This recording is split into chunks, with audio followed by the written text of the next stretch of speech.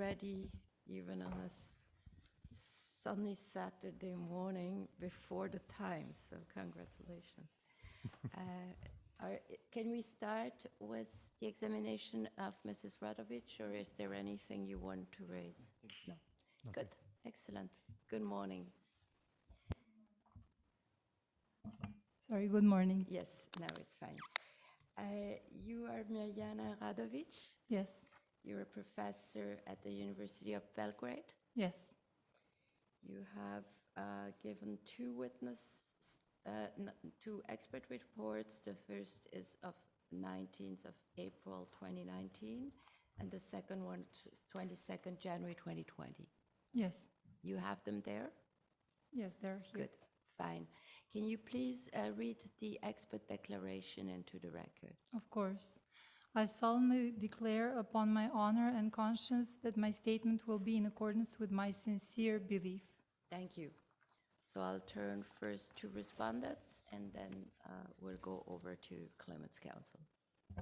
Thank you, Mr. Madam Jeric. President. Good morning, Professor Radovic. My name is Vladimir Jeric, and I'm counsel for respondent. Well, let me start with asking you a question that was sort of raised yesterday.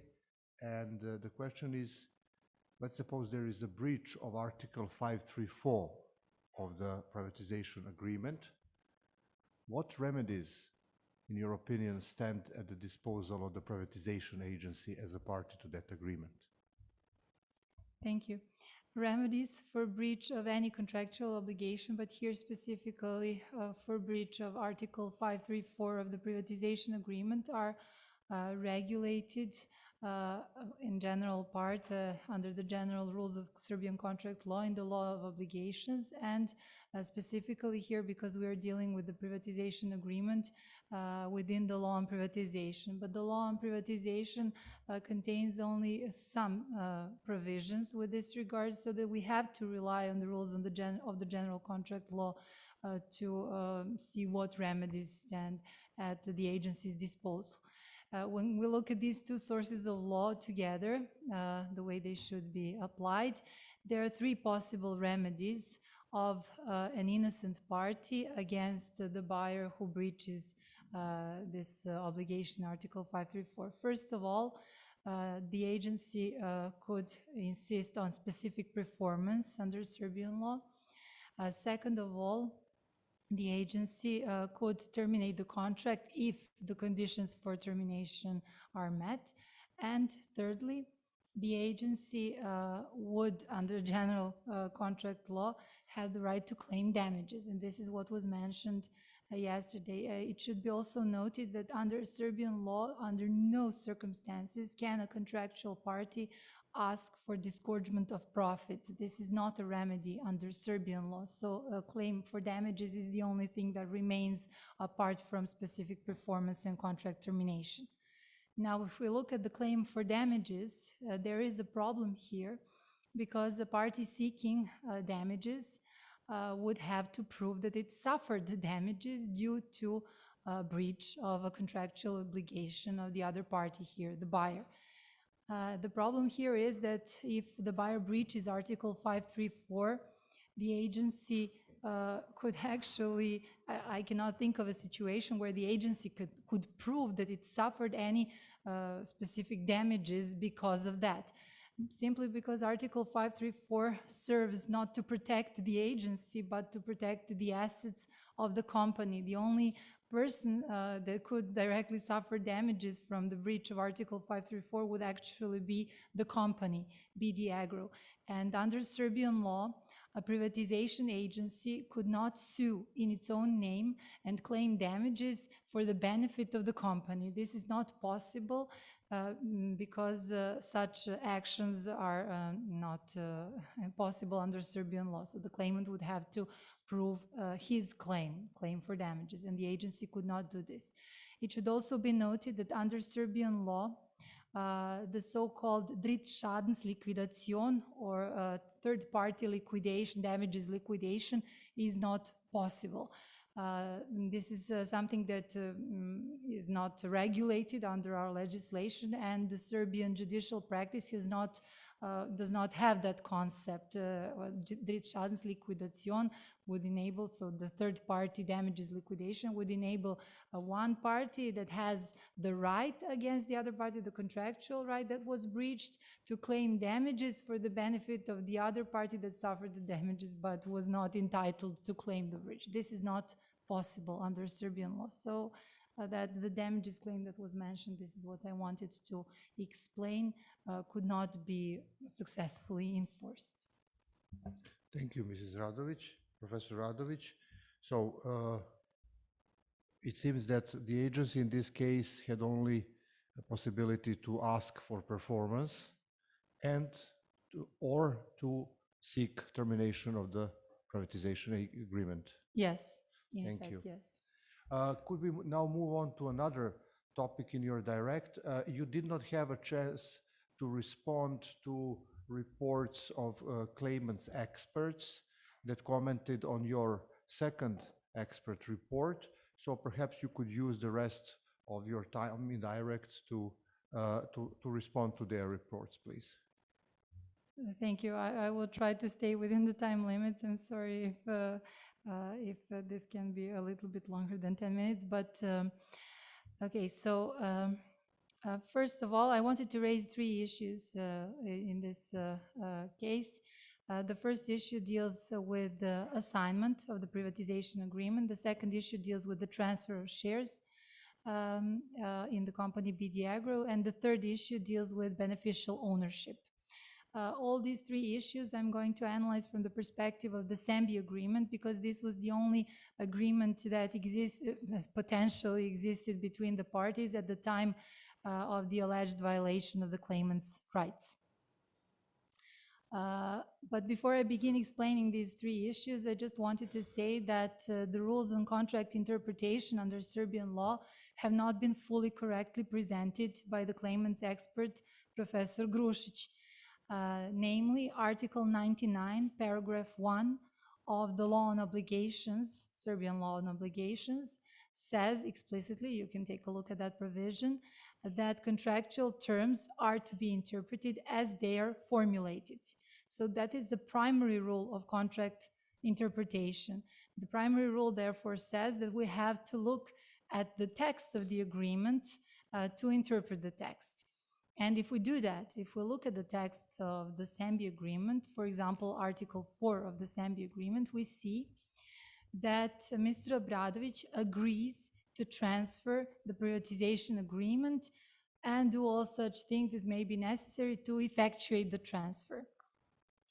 Such obligations, the way they are formulated, fully correspond to the main obligations of the assigner under the assignment agreement according to the general rules of the Serbian law on obligations. Therefore, this is why I interpreted this Article 4 as being an attempt to assign the privatization agreement. However, such an attempt to assign the privatization agreement could not be successful because it is in contravention of Article 41J of the law on privatization from 2001, which article states that in order for an assignment of the privatization agreement to be valid, there needs to be a prior consent of the privatization agency. Prior meaning before the agreement is entered into. Here, there was no such prior consent of the privatization agency, and therefore my conclusion was that such an agreement cannot exist, and such obligations of Mr. Obradović never came to existence, were not created. However, Professor Grušić claims that Article 4 of the SAMBI agreement should be interpreted differently, that it was actually a preliminary agreement creating an obligation of Mr. Obradović to subsequently enter into an assignment agreement. Even if this were the case, this obligation would be treated as an obligation in the state of coming to existence. In German, we would say a schwebend wirksame Pflicht. So it is an obligation in the state of coming to existence. It has not yet arisen, it has not yet been created, but can be created if the condition precedent, and this condition precedent is the prior consent of the privatization agency, which has to happen before the conclusion of the subsequent assignment agreement occurs. Unfortunately, in the present case, the consent or the prior consent of the privatization agency never was obtained, so that the obligation that was in the state of coming to existence never came to existence, and therefore the obligation of Mr. Obradović to assign the privatization agreement could not have been enforced against him. So it was not created, it did not exist, and could not have been enforced against him. This is what I wanted to explain, that the outcome in both cases is actually the same. The second issue I wanted to raise regards the transfer of shares under the SAMBI agreement. Again, if we look at the text of the agreement, we see that Mr. Obradović, according to Article 4 of the SAMBI agreement, undertook an obligation or agreed to transfer any assets, which in particular mean shares in the company BD Agro, together with contract assignment, together with assignment of the privatization agreement. From this provision, I draw a conclusion that a transfer of shares was meant to happen, or the interpretation of the contract leads us to conclude that transfer of shares was only meant to happen together with contract assignment and not independently thereof. Nevertheless, the claimant's expert, Professor Grošić, claims that this was not the idea, that this was an independent obligation. And now I will just give a brief analysis. If we were to accept the qualification given by Professor Grošić that this was indeed an independent obligation, I will now explain how that would work out. If this obligation to transfer the shares was meant as an obligation to transfer the shares as it is formulated, then under Serbian law, that would be a contract creating an obligation to transfer the shares for a certain price, which is what the SAMBI agreement says. However, an obligation to transfer the shares in such a contract would qualify for a certain price, would qualify as a sale of securities, trade in securities, which means a contract creating an obligation to transfer shares for a certain price. The sale of securities, the contract containing an obligation to transfer securities, was against overriding mandatory rules of Serbian law, which is confirmed also by the claimant's expert report, Professor Grošić, and namely that such a contract to transfer shares in an open joint stock company concluded outside the stock exchange is null and void. Therefore, such an obligation cannot exist and cannot be enforced against Mr. Obradović. That is the second point I wanted to raise with regard to the transfer of shares. And now, the tribunal should also bear in mind that if we have a contract containing an obligation to transfer the shares under Serbian law, only one additional step would be needed to effectuate the transfer. That means to perform that obligation. The obligation to transfer the shares is effectuated or performed by initiating the transfer in the Central Securities Registry.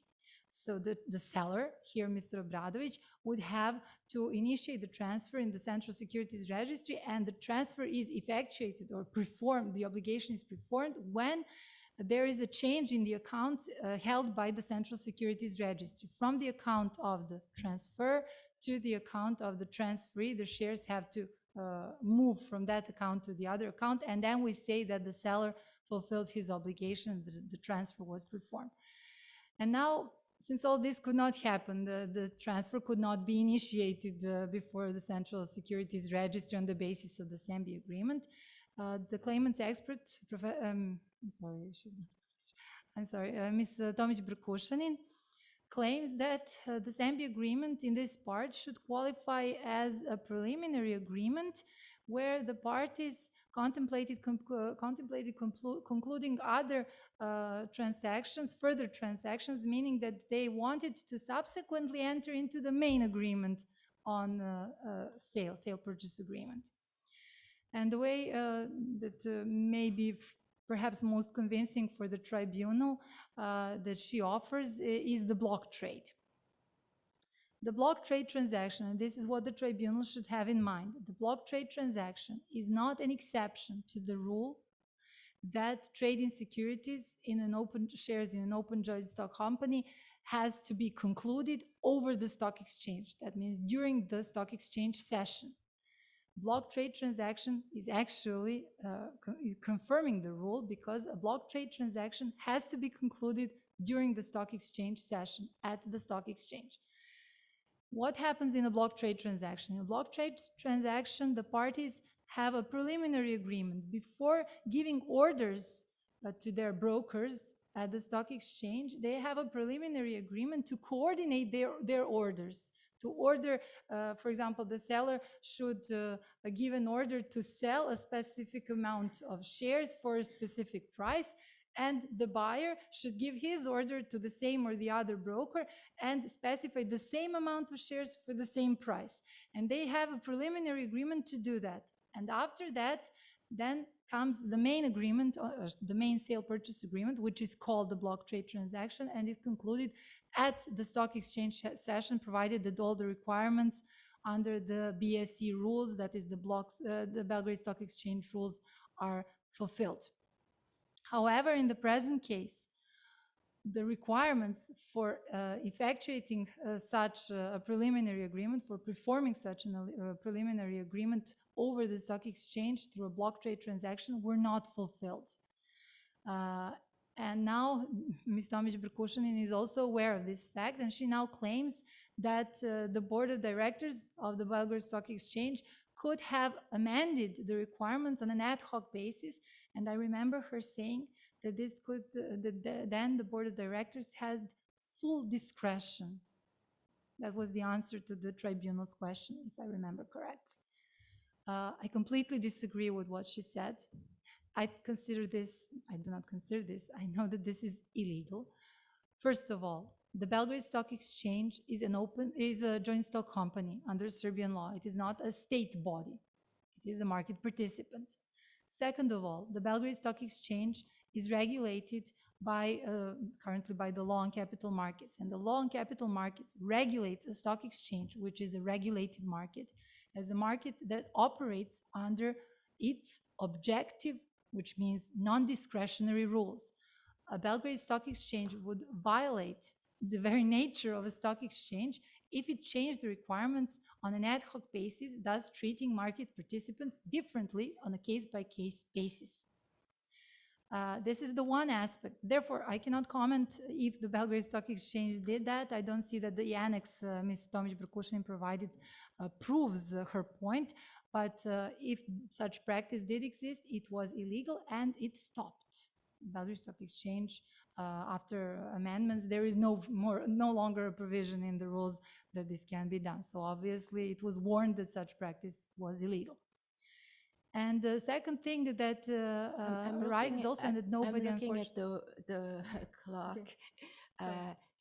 It is true that it's, as a rule, it says in the procedural order, it's 10 minutes, but now you're well beyond. So I'm not cutting you off. I'm just saying it would be good if you get to a conclusion. This would be the last point, actually. The last point I wanted to say, and nobody raised that, unfortunately, in the expert reports, is the way the price was agreed under the SAMBI agreement. It was not agreed that the price would be transferred to the seller in exchange for the shares, but differently. There were some other stipulations that some debts would be assumed, etc., etc.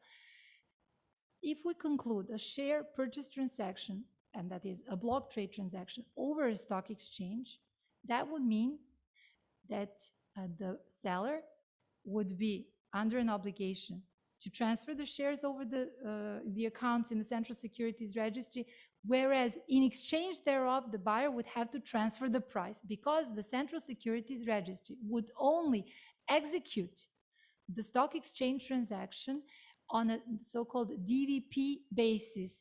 DVP principle means delivery versus payment. So the Central Securities Registry, when deciding to settle the transaction. This is what the term is used in the capital markets law.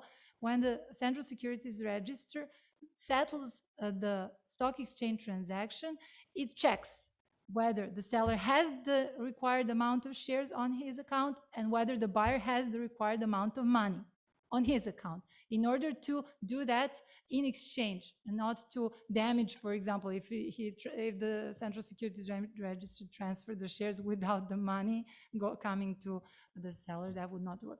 So that, in my opinion, and this is my conclusion, the way the price was agreed upon under the Serbia agreement clearly shows that the parties never intended to execute this agreement through a stock exchange transaction.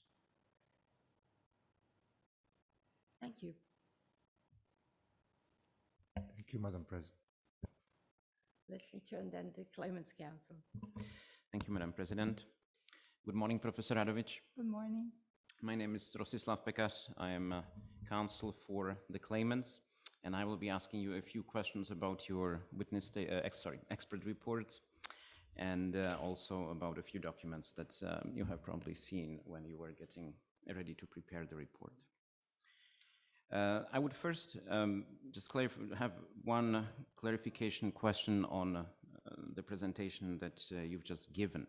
At the very beginning, you were asked about the remedies which are available under Serbian law in case of breach of a privatization agreement. And I just wanted to know whether under Serbian law, it would be possible to agree on what is called sometimes liquidated damages, sometimes contractual penalties. Are you familiar with this concept?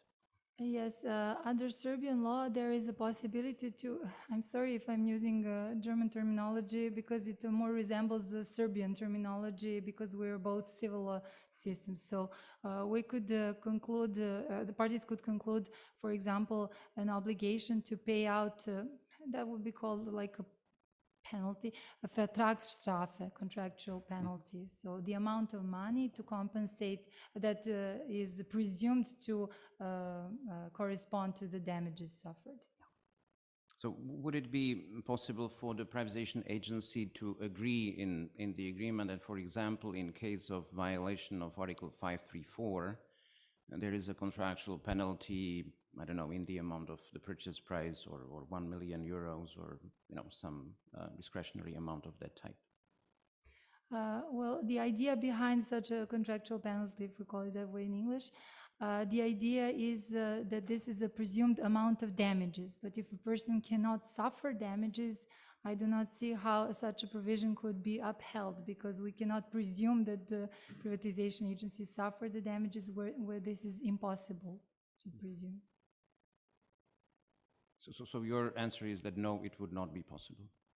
I do not think that would be possible, but I'm not now, I'm trying to think of whether there are cases that decided on this issue, but from the logic of the penalty, anything can be agreed upon if that is what you're asking, but the question is whether that would succeed before a court. Mm-hmm.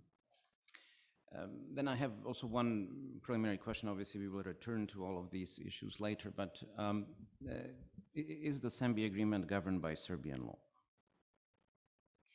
The Serbia agreement, I'm sorry, I have to first give a short explanation of my competencies. I'm not Professor an expert in Radovic, private international law, and I did not give an opinion in my reports. I did not give an opinion on the applicable law to the agreement. I was instructed by the legal representatives of the respondent to give my opinion on the basis of Serbian law. I know that there is a provision in the agreement saying that this agreement is governed by the Cypriot law, and I did not go into that. I just provided analysis on the basis of Serbian law as I was instructed, and this is for other persons too. And so when you use the Serbian rules of contract interpretation to the interpretation of the Serbia agreement, that also stems from the instruction that you received to apply Serbian law, correct? Could you please repeat? I'm sorry. You apply Serbian laws of contract interpretation to to your interpretation of the Serbia agreement, correct? Yes, I did that for two reasons. As I said, because I was instructed to do that, to give my analysis on the basis of Serbian law. And second of all, now in my reply to the second expert report of Professor Grušić, I did that because he quoted Article 99 of the law on obligations, but only partially. He quoted paragraph 2 and said something, so I wanted to reply and said that there is also paragraph 1 of the same article, which is the primary rule on contract interpretation. So this was a reply to the second expert report of Professor Grušić. Okay, now let's clarify one issue which actually may be quite important for this arbitration. Please go to page 14, footnote 41 of your first report.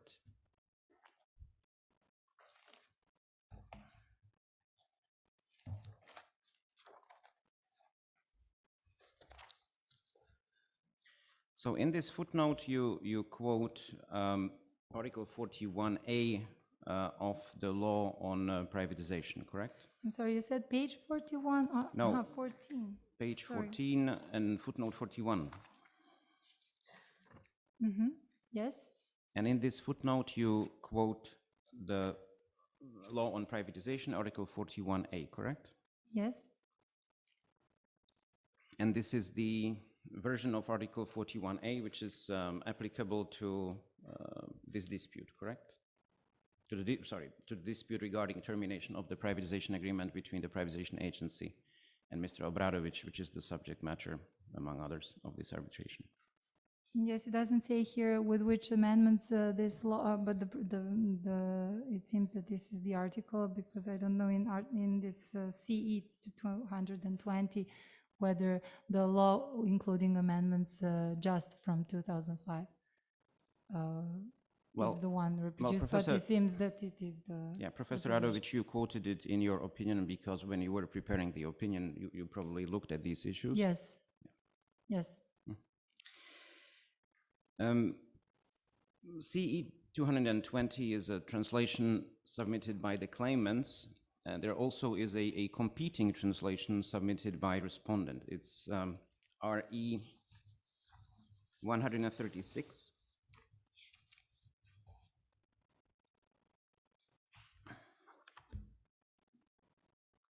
Mm-hmm. Okay. Yeah, I'd ask you to review the English translation there. The English translation, you can just concentrate on the first two lines, what I would call, if I can reciprocate for your use of German, I use a bit of French, the chapeau. And this is also okay. Yeah. The agreement on sale of the capital or property is deemed terminated for non-performance if the buyer, even within the additional deadline, fails to remedy his breach of contract regarding, just these two lines. And now I would ask you to look at the Serbian original. Maybe we can leave the English version on screen and you can look at the Serbian original in your hard copy. And again, just the first two lines.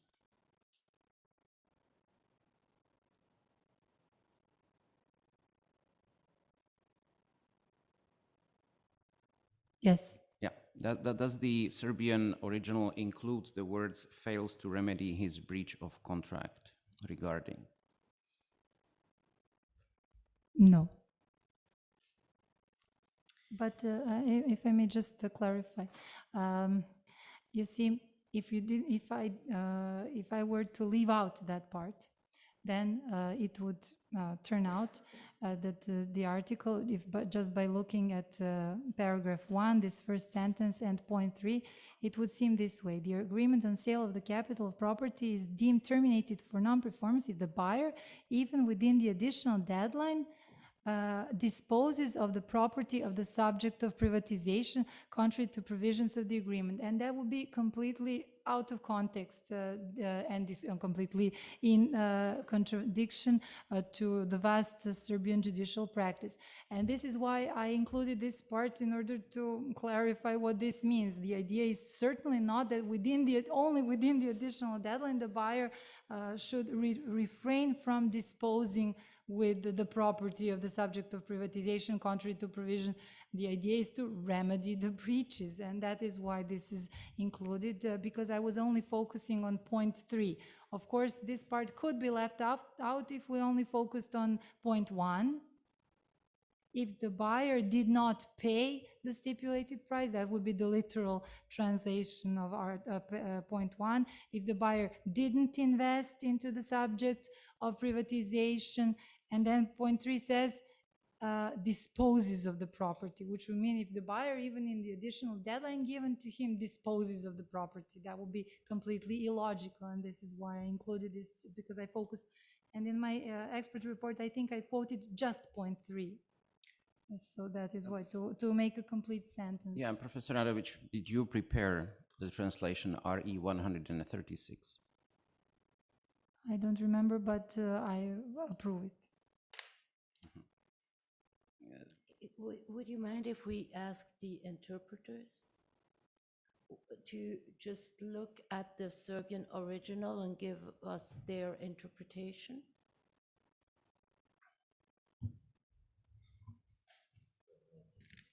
No, but we ask for interpreters to be here. Yes? Oh, sorry. They're Sorry. there. They're a little hidden, but they're there. Yeah.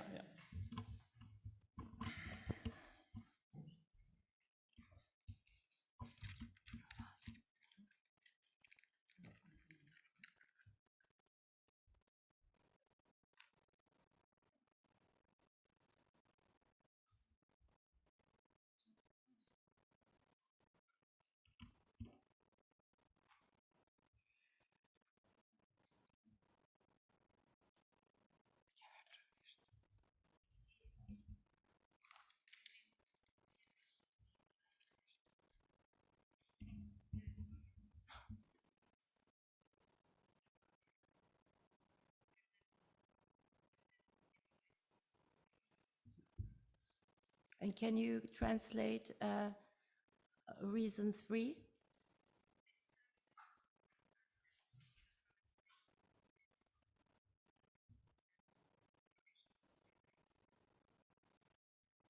Fine, so if I understand this correctly, it's in line with the respondent's translation, and claimants. it is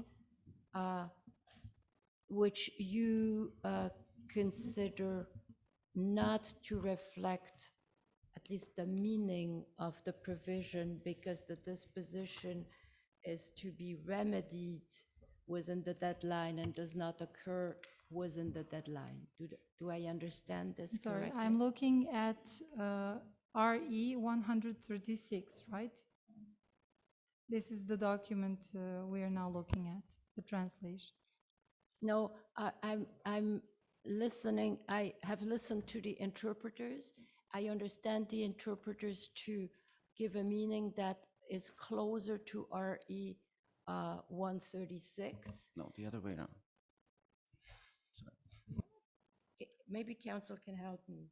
Yes, Madam President. So the interpreters were reading the Serbian original from Yes. RE 136. This is the Serbian document. Yes, They confirmed that the words fails to remedy his breach of contract are not there. yes, This is the translation, the incorrect translation in RE 136, which we have on screen right now. yes, And now we will put on screen claimant's translation in 220, which is also the translation that Professor Radovic referred to in footnote 14 of her report, and which is the one that the one which she considers correct. well, But you no. can say. But this is the one that the interpreters consider correct, I would say. I'm sorry, then this is the one that Professor Radovic was using, so I'm not sure. I'm using I the see the original in point. Serbian, I'm sorry. I'm not even reading these translations. Okay, so we can read this. The agreement on sale of the capital or property shall be deemed terminated due to non-fulfillment if the buyer, even within an additionally granted term for fulfillment, disposes of the property of the subject of privatization contrary to provisions of the agreement. This, the way this is formulated is completely different from the meaning of this article, now the way this is written here. But The meaning is not that within the additional deadline, the buyer should not make new dispositions. I mean, this was not the idea here. And that would not be the grounds for termination. If the buyer in the additionally granted term disposed of some new property, then there would have to be set a new additional deadline to remedy that breach. I do not know if do you understand what I am trying to say? It's clear. That's what I had understood. Maybe I have not well expressed it. however, this is what corresponds to the Serbian original, right? Word by word, this is literal translation of the Serbian original, correct? Yes.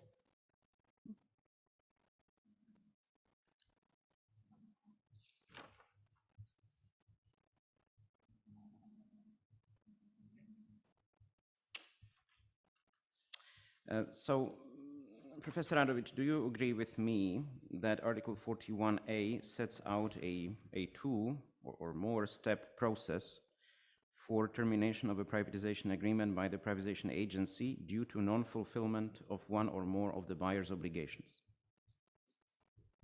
Could you please repeat the question? I did not Yes, hear Article the beginning. 41A sets a two-step process for termination, correct?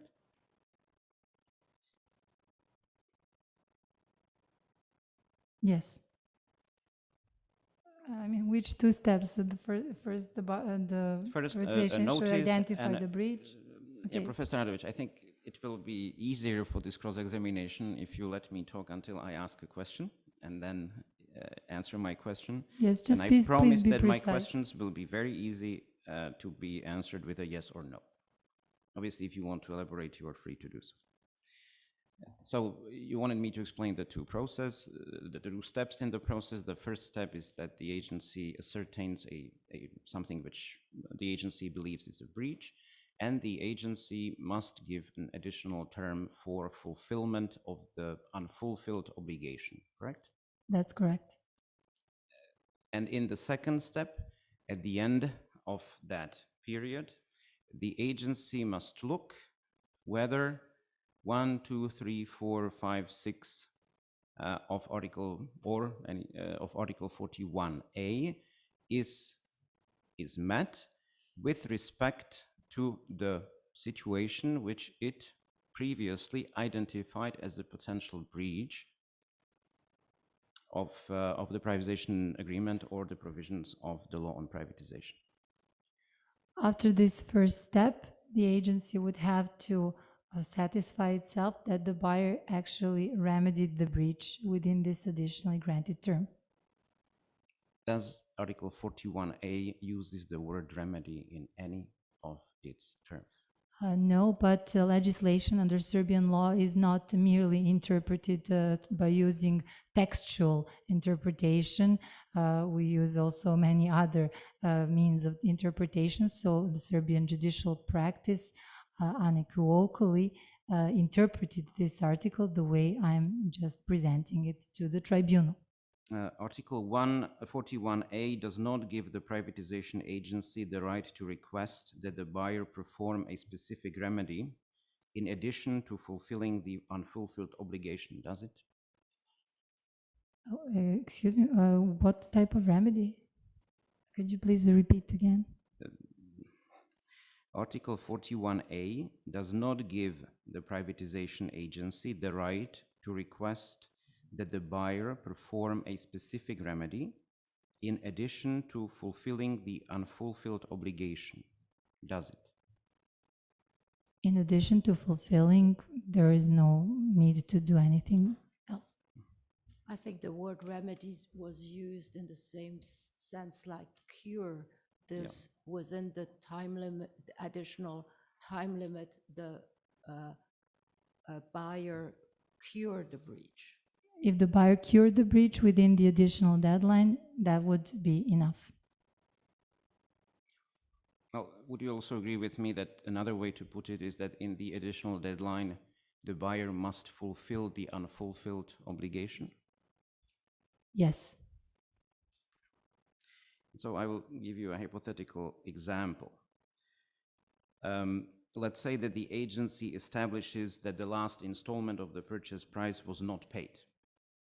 That would be a non-fulfillment of a contractual obligation to pay the purchase price, correct? Yes. And now, to use the language in the chapeau of Article 41A, the privatization agency must give the buyer an additional term for fulfillment of that obligation, correct? Yes. And then, to use the language of Article 41A(1), if the buyer fails to pay by the end of the additional term for fulfillment of the payment obligation, the privatization agreement is terminated ex lege, correct? That is correct. Can the agency insist that the buyer approve the payment by providing an auditor's report confirming the payment, rather than, for example, simply sending a statement issued by the buyer's bank showing that the amount of the last installment was transferred to the privatization agency's account?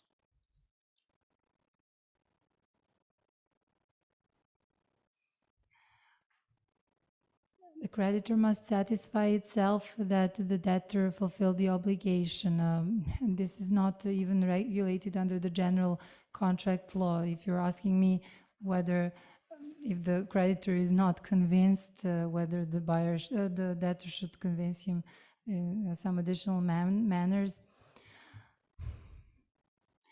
I would say that if a dispute here arises, that would have to be settled by a court. Under this Article 41A, this is not prescribed, but it is also not prescribed under the general contract law. Would you agree with me that if the amount was sent to the privatization agency's account, then the privatization agency ipso facto knows that the payment was made? Yes, I would agree. And therefore, can you answer my question whether the agency could actually insist that this is not enough and we can terminate simply because an auditor's report was not sent to us which would confirm the payment? I do not think that would be necessary to insist on that if the privatization agency received the money. And if the privatization agency terminated on the basis that it did not receive an auditor's report, but having received the money, that would be an unlawful termination, would it not?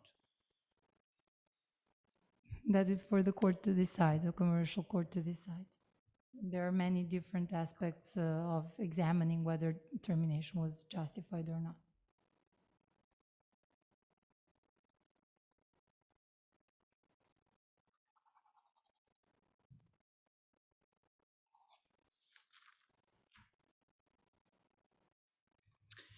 Would you agree with me, Professor Radovic, that what Article 41A requires the privatization agency to do is to check at the end of the additional term whether the reason for termination identified in the privatization agency's notice granting that additional term is still present, correct? Whether the breach established during the term of the contract was remedied. No, it's still present. It's still present. This is what, yes, this is what the agency should determine. Professor Radovic, can the privatization agency terminate the agreement if the unfulfilled obligation, which led the privatization agency to grant the additional term, ceased to apply in the meantime before the end of the additional term? The relevant moment for looking at this matter is when the breach happened. To my understanding, in the present case, the breach due to which the agreement was terminated happened when this obligation was still existent and in force between the parties. So this breach needs to be remedied. This was not a subsequent breach after the term of the agreement, but during the term of the agreement. This is how I understood the facts of the case. I believe, Professor Radovic, that we established a while ago that what the privatization agency has to do is to look at whether the breach or the unfulfilled obligation is still present. But I will give you a hypothetical which may clarify my point. So let's assume again that we have the situation we had before. There's only one violation. The last installment of the purchase price was not paid. The privatization agency provide an additional term of 90 days. And then in the meantime, the privatization agency and the buyer actually agreed that the privatization agency would waive the last payment. So the contract changes, and the non-payment of the last installment, which was a violation of the contract as it stood at the time when the non-payment, the payment was to be performed, is suddenly no longer a violation of the privatization agreement because the privatization agreement changed and the payment is no longer required. Can the privatization agency terminate the agreement in this hypothetical scenario? Okay, from a contractual law perspective, the agency could not terminate the agreement because it waived its rights. However, I cannot imagine this case happening in practice because the privatization agency has certain duties. It needs to either complete a certain privatization process successfully or terminate the contract. These are two ways of ending this whole situation. And the privatization agency does not have an authority. This is not within her tasks she was set upon to fulfill when she was established. It is not within her powers to let go of a particular contract, to forget about it, to waive rights. This is something that, but strictly looking from a contractual law perspective, if one contractual party waives its rights, it's done. Mm-hmm. And if the rights cease to apply by operation of the contract,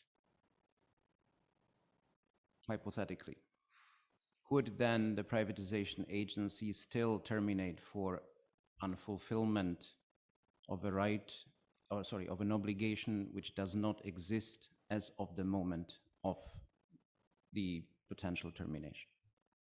I'm sorry, there are so many ifs. Can you please repeat the if question? Yes, hypothetically.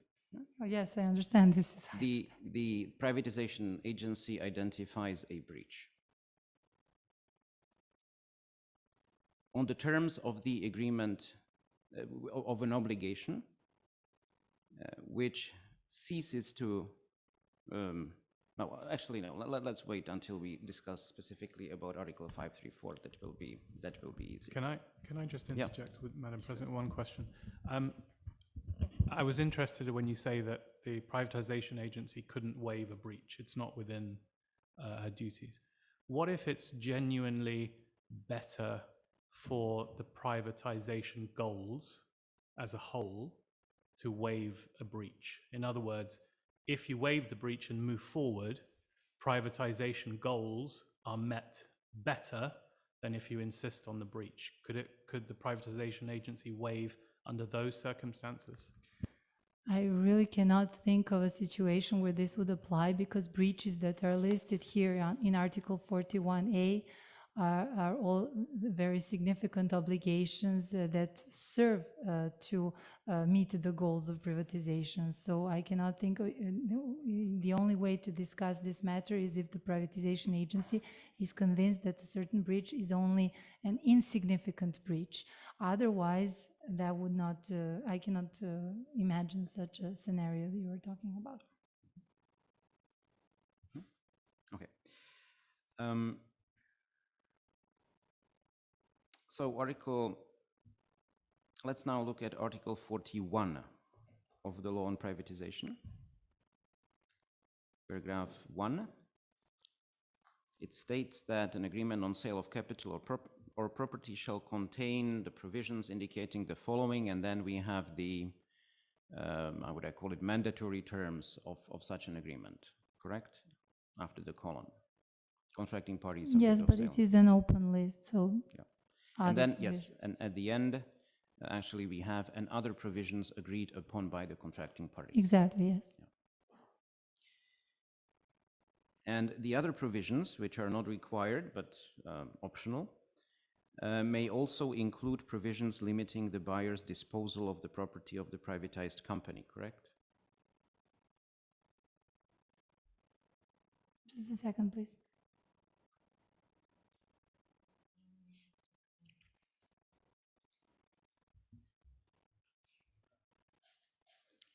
Yes, which dispositions of the property are prohibited, yes. Also can be included in the contract. And are the privatization agency and the buyer free to agree that breaches of such contractually agreed limitations would not constitute grounds for termination of the privatization agreement?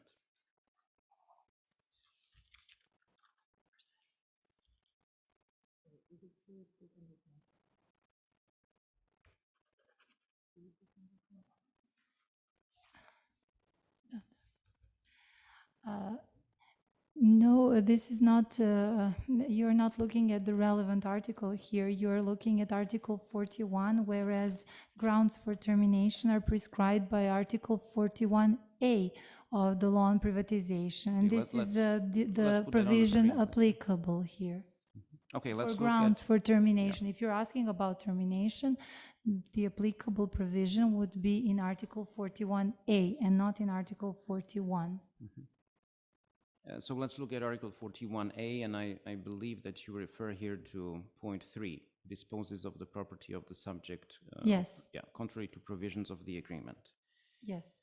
Article 41A3 refers to the provisions of the privatization agreement in plural, correct? Provisions in the plural. Yes.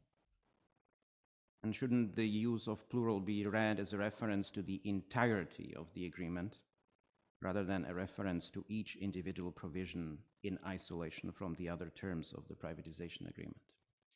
Yes, all provisions that prohibit dispositions of the property. Oh, that was not my question. I was not limiting my question just to provisions limiting disposition of property. My question related to the entirety of the provisions of the privatization agreement. Would you agree that proper application of Article 41A3 requires the privatization agency to look at the entirety of its own agreement? Only the entirety with regard to prohibited dispositions of the property.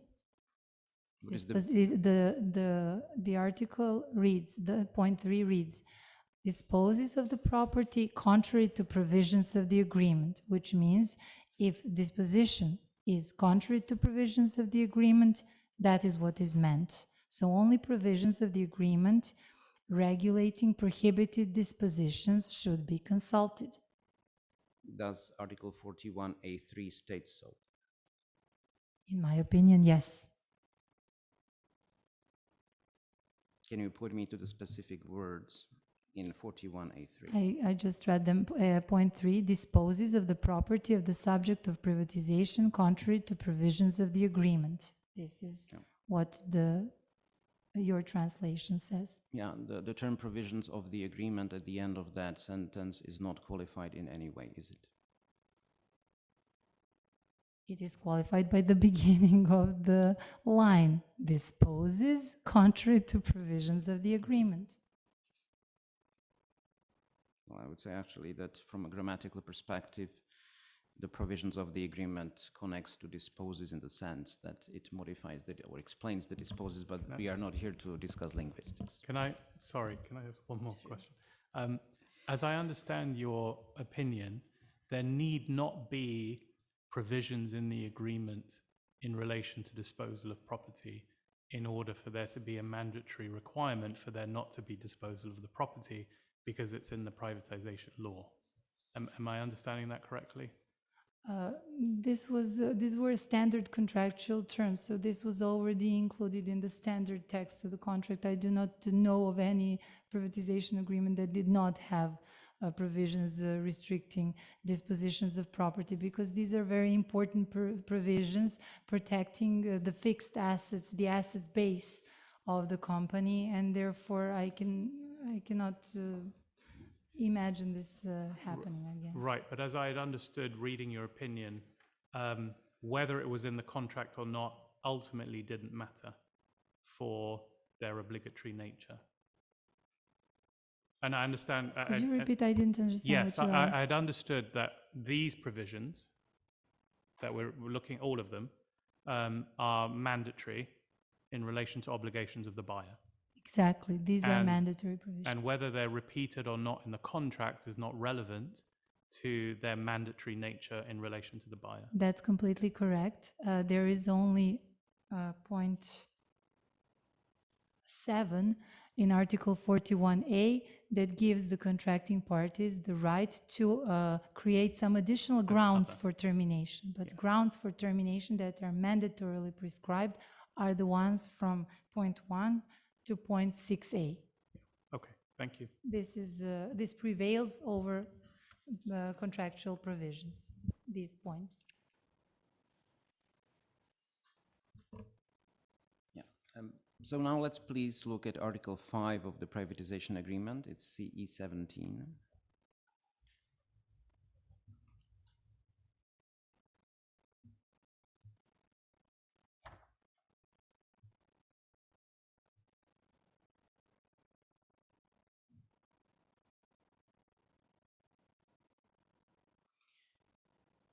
Um, 5.3, please. No.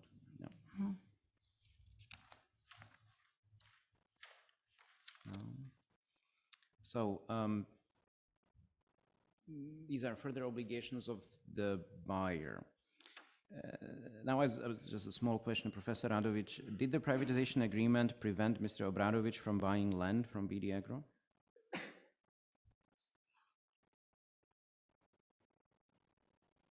To buy land from BD Agro? Yes. Well, there were some restrictions on that possibility. Which restrictions do you have in mind? Article 533. The buyer will not sell, assign, or otherwise alienate any of the fixed asset within certain limits. Yes. So within the limits set in this paragraph, Mr. Obradovic was able to buy land from BD Agro. Okay, this is now a much wider question than you are asking. Namely, Mr. Obradovic was a controlling shareholder of the company. Controlling shareholders of a company under the Serbian Companies Act have specific duties towards the company, and their contracts with the company are under scrutiny, whether, for example, the duty of care, the duty not to be in a conflict of interest, etc., are met. So this whole transaction would fall under the scope of the law on companies, and it depends. This is why I cannot give a decisive answer, but if everything is under market terms, the assets were bought for a price that is a fair market price, and it comes within these limits here, then I would say this is allowed. Sale of assets, yes. And then Article 5.3 also states the time period during which each of the obligations that it sets out must be fulfilled, correct?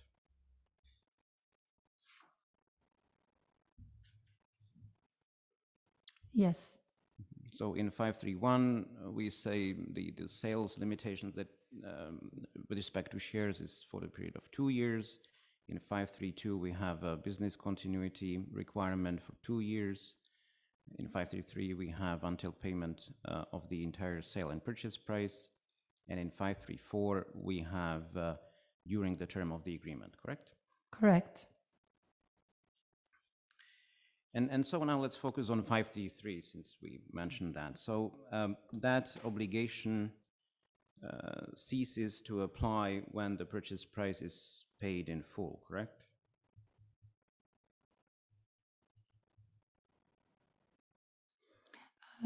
This Article 533 differentiates between two situations, but if you're referring to the first paragraph of this provision, yes, that is correct, until the payment of the purchase price in full. Yeah. But there is a separate paragraph too. Yeah. Okay. And in the separate paragraph, it's 1 year after conclusion of the agreement in case the purchase price was paid in one installment upon conclusion of the agreement. Yes. Are you aware, Professor Radovic, that the purchase price was paid in full on 8 April 2011? I didn't question that. It was an information given to me. And therefore, after that date, neither the privatization agreement nor the law on privatization prevented BD Agro from selling all of its assets, correct?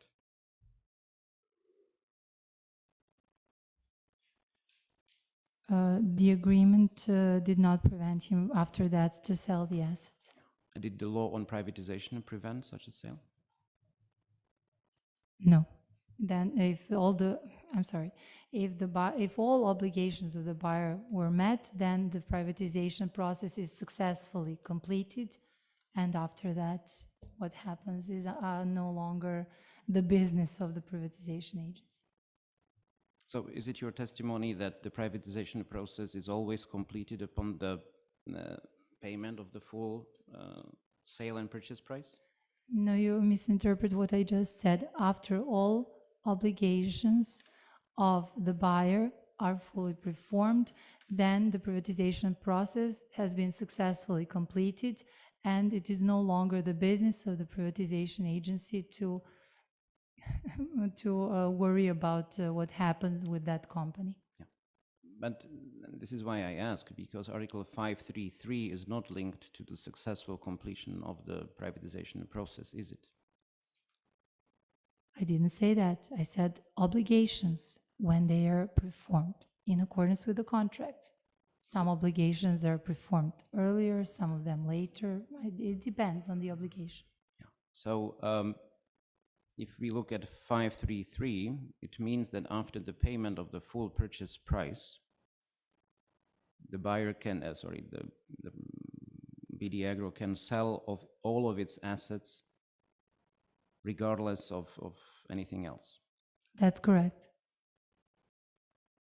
And was BD Agro also free to sell assets that had been contributed to BD Agro in fulfillment of the buyer's investment obligation under 521? Could you please repeat the question? Yes. Was BD Agro also free under this provision of 533 to sell assets that had been contributed to BD Agro in fulfillment of the buyer's investment obligation under 521? Again, it is complicated the way you're asking me these questions. First of all, because we're talking hypothetically, and second of all, because I'm not talking hypothetically. Because you're saying, is it free? The company is not completely free to do anything everything, because there is the law on companies, and the directors cannot enter into any transaction. So it depends on the transaction. Yeah. We would have to look at the specifics of a particular case. Some transactions need to be approved by the shareholders meeting of the company. I mean, it depends on the transaction. I do not feel comfortable answering just generally and say, is it free? As regards the privatization agreement, it is free. Yeah, thank you. That. Yeah, As that regards other legislation, I'm not sure. Yeah, that was my mistake, Professor Radovic. Please assume that all of my questions look only at the privatization agreement and the law on privatization. Just be precise. Yeah. Well, thank you for that. This is very helpful.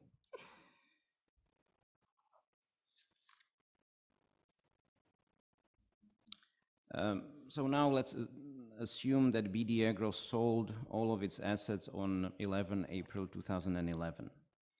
Did the privatization agreement and/or the law on privatization, just these two, prevent BD Agro from then donating the proceeds for a good cause completely unrelated to Serbia?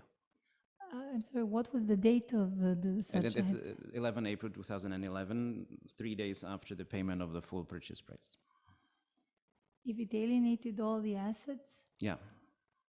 And then we already established they were able to sell all of the assets. And now were they able, again, just under the privatization agreement and the law on privatization, to donate all of that money to, I don't know, fight deforestation in sub-Saharan Africa?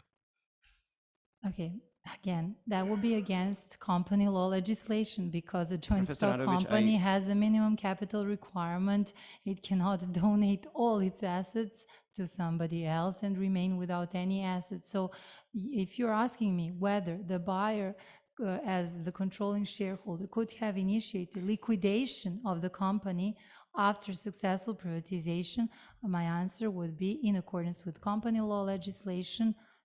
Probably yes. Professor Radovic, that was not my question at all, and I would kindly ask you to answer my questions. I'm sorry, I did not understand the question. Yeah, my question was limited, and I think we discussed that before, to the privatization agreement and the law on privatization. So did the privatization agreement and or the law on privatization prevent BD Agro from donating all of the proceeds from the hypothetical sale of its assets to deforestation, to fight deforestation in sub-Saharan Africa? The privatization agency only had the right to control fulfillment of this obligation until the expiration of the term of this obligation. The obligation, Article 533, paragraph 1 says that the term of this obligation lasts until full payment of the purchase price. After that moment, according to the agreement, this was not possible to control. Well, was it not possible to control, or was it allowed, or rather not prohibited by the privatization agreement? Those are two different things. The privatization agency controls breaches, and if this obligation was not breached during its term, I do not see what confuses you.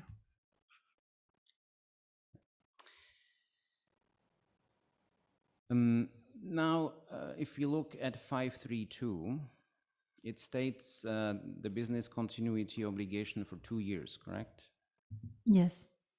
So that means that after 2 years, BD Agro actually could have discontinued its business operations, correct?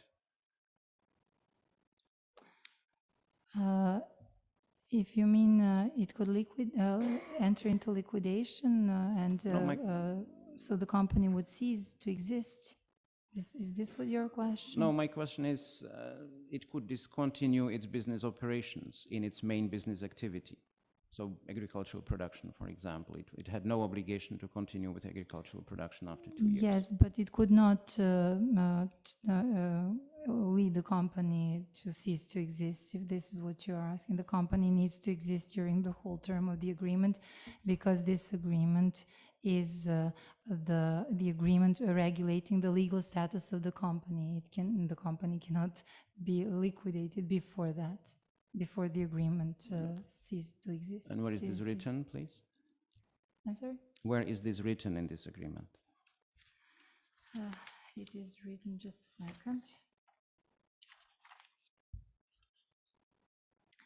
In Article 2.1 of this privatization agreement, it says, by concluding this contract, which has the force of a founding act of the subject of privatization. So it is therefore an act on the basis of which the status of the company is regulated. And as long as this act is enforced, the company needs to exist. I'm sorry, I somehow don't see it written Article in this 2.1. Yes, it says, with conclusion of this agreement, which has the effect of the articles of incorporation of the subject. Yes, I said the founding act. This is a literal translation given here, Osnivački Act, founding act, or articles of association. Yeah. Yes. The buyer acquires the right of management, participation in profit, and the right to a part of the liquidation mass, proportionately to the amount of purchased capital.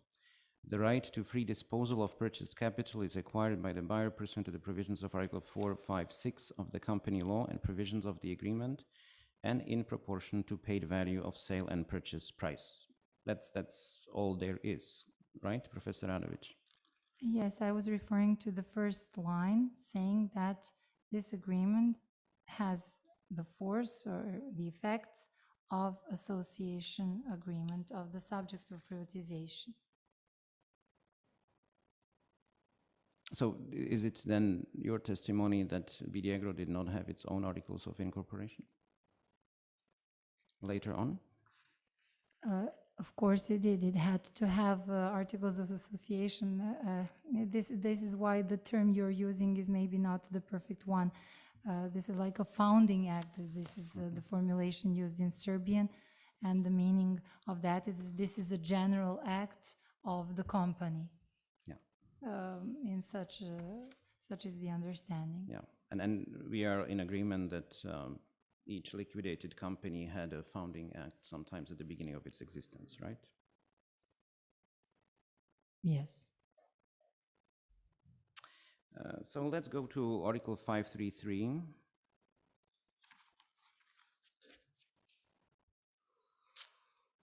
It mentions alienation.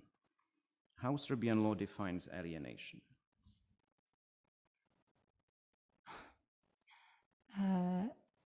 Alienation means, in just a second, let me concentrate to give you a precise definition. Alienation means to transfer one's ownership rights to another person. If I can say if this is precise, I hope it is. Yeah. So does a pledge constitute an alienation? No, a pledge is encumbering assets. Both alienation and encumbrance constitute dispositions of assets. Alienation means the transfer of ownership, and encumbrance means burdening certain assets with, for example, the pledge. Does entering into a call or put option constitute an alienation?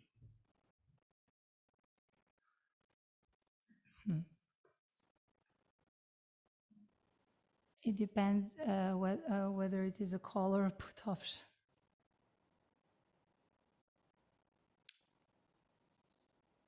So this is interesting, actually. So if I, as a seller, so you state, so which one is alienation and which one is not?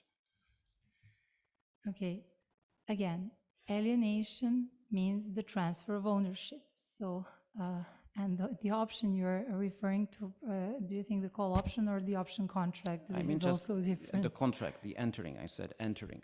Into a contract. Okay, an option contract is a contract containing an obligation if it is if it is a call option giving the purchaser the right by unilateral statement of intent to create the share purchase agreement. So if it is a call option, then such an option agreement only creates an obligation on the part of the seller to transfer shares if the other party exercises the call option. But this is, again, in German, Verpflichtungsgeschäft. This is a contract creating obligations. Such a contract would have to first, the main contract first has to come into existence. Therefore, the call option has to be indeed exercised, and then the contract, the share purchase agreement comes into existence. After that, it needs to be performed. So the alienation would happen at the end? At the end, yes. I'm sorry, just a second. No, I'm sorry, you just highlighted the word, but I forgot to read the whole sentence. I'm sorry. Professor Radovic, we are discussing the concept of alienation under Serbian law in general. We are not specifically talking with 533. Yes, but it needs to be read together within this context. The buyer shall not sell. This is how the whole sentence begins, which actually assign, etc., which actually means that even the contract creating an obligation to do so, because selling is a contract on sale. So I would just like then to correct myself, because you just highlighted the word alienate. Then even within this context, it would mean also the contract creating an obligation. No, I was asking about alienation in general. So alienation in general, could we agree that it does not include options until they are exercised? Yes. But creating an obligation to transfer, if you are the seller under a call option agreement, this already fulfills this scenario given here. Selling means taking on an obligation to transfer, and then also a call option agreement means taking on an obligation to transfer if the call option is exercised. Yeah, However, if and- it is not, then the obligation is not created. And when the privatization agency controlled that provision, what did it look at? Do you know? I'm afraid that the privatization agency is a third party with regard to contractual relationships the buyer enters into. So, in my opinion, the privatization agency probably would not even know that such a contract was concluded until it is performed. So, the only point I can imagine where the privatization agency becomes aware of such alienation would be when this was actually performed. But the privatization agency could certainly ask to be presented with all sale contracts entered into by the entity, couldn't it? Yes, then it would be informed. Yes. And do you know whether the privatization agency whether asked about sales agreements which were not performed? No. So let's now look at document CE 98.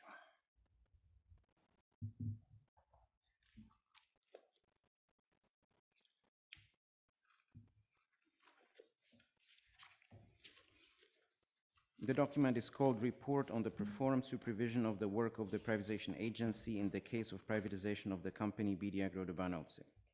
Professor Radovic, are you familiar with this document? I don't think I have quoted it in my reports.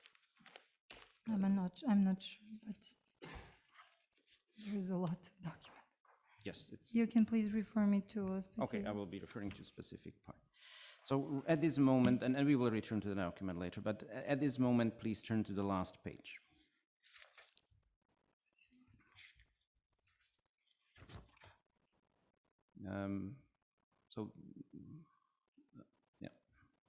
So in the first paragraph, after the bullet points, the document explains that the privatization agency had requested instructions and directions for further proceedings. Can you see that? Just a second, it differs from the Serbian version. Just let me find the paragraph. Okay, just let me see it.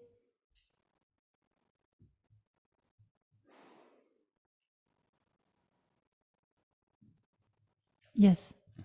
And in the second paragraph, the Ministry of Economy states that the privatization agency instructed to : That the privatization agency instructed. is instructed to, and then : Yes. and the immediately following paragraph speaks of sending a notice to the buyer. Can you see that? It starts with Yes. send the yeah. And in the paragraph below, it's the penultimate paragraph of the entire report, the Ministry of Economy states that since the contractual provision of 534 is as follows: the buyer will not encumber with pledge the fixed assets of the subject during the term of the agreement, except for the purpose of securing claims towards the subject accrued based on regular business activities of the subject, that is, except for the purpose of acquiring of the funds to be used by the subject, as well as that the longest deadline from the agreement is set by payment of the sale and purchase price, and that it was entirely paid on April 8, 2011, and interest was then paid later. Limitations from this provision should be considered concluding with April 8, 2011. Can you see that? Yes. Do you agree with me, Professor Radovic, that the Ministry of Economy instructs the privatization agency that limitations from Article 534 should be considered concluding or concluded with 8 April 2011? Yes, this was interpretation of how the law should be applied. And the ministry's reasoning seems to focus on three things. First, the text of Article 534, right? Then the fact that the longest deadline from the privatization agreement was for the payment of the purchase price. And then third, the fact that that payment was made on 8 April 2011, correct? Yes.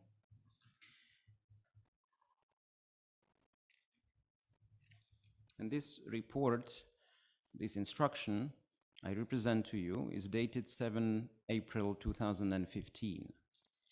So that would be at the time when both the privatization agency and the ministry were well aware of the allegations of violation of Article 534, 533, and other violations of the privatization agreement, correct? I'm trying to find the date. I'm sorry. Yeah. 7th April 2015. Correct. So that would be at the time when the Ministry of Economy was aware of the alleged violations of 534, 533, and other provisions of the privatization agreement by the privatization agency. I mean, allegations by the privatization agency. You're now mentioning different violations. In this last paragraph, only 534 is mentioned. Okay, so let's limit it to 534 then. Yes, it was aware, obviously.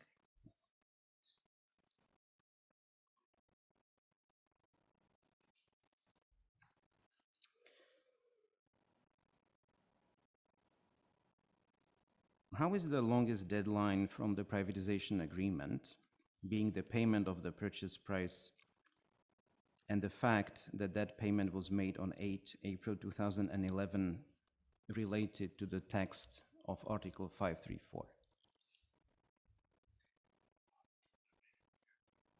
You have the text. You have the text here in the okay, in the you. paragraph. I hope this corresponds to the agreement. It is related because 534 is an obligation that should be fulfilled during the term of the contract.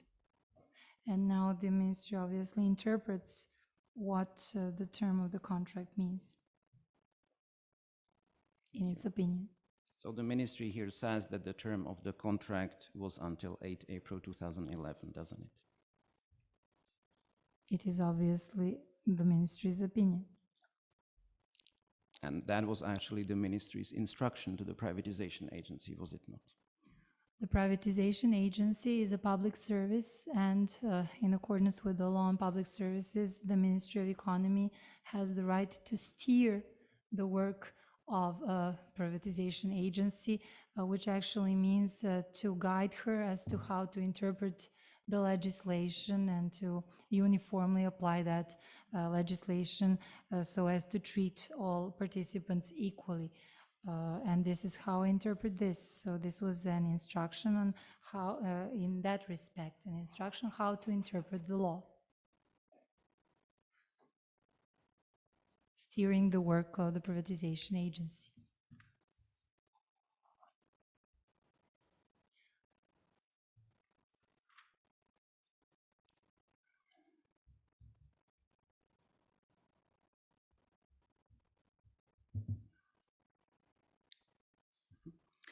So now let's look at document CE 348. This is a letter the privatization agency sent to the buyer on 27 April 2015, a few days after the privatization agency received document that we have just seen the report. Professor Radovic, are you familiar with CE 348? Just a second, let me see what this is. This is, as I said, a letter that the privatization agency sent to Mr. Obradovic on 27 April 2015. Giving an additional deadline. Am I correct? Correct. Yes. And then so on the first page we have point 1, where the agency says, in line with the Ministry of Economy's report of April 7, 2015, so the document we've seen, they send this letter. And then what I'm interested in is the first bullet point on page 2,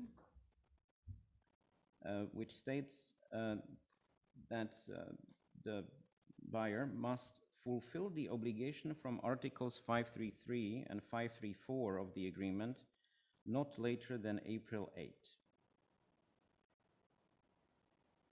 as well as submit evidence that all the payments from the sale of fixed assets have been received and used for the needs of the subject.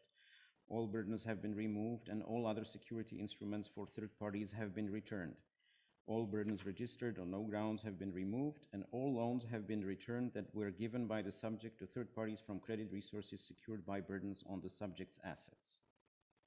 You know, when I read that, I just could not figure out how the buyer in 2015 could fulfill the obligations under Articles 533 and 534 not later than, or concluding with, 8 April 2011, as the privatization agency seems to require. Do you have a view on this?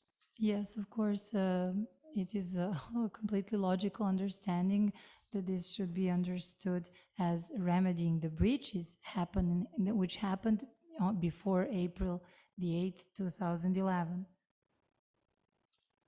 But this is not what this bullet point states, does it? Again, you're only focusing on the textual interpretation, but the meaning is the more important than just looking at these words.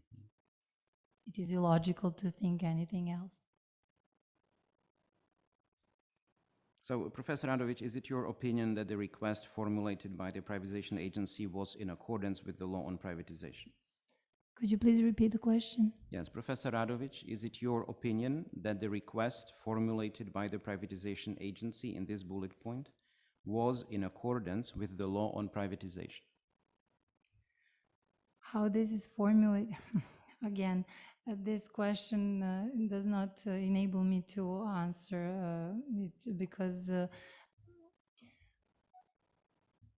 whether such a notice, in such a way formulated notice can be given, an additional deadline with such a notice, of course, yes.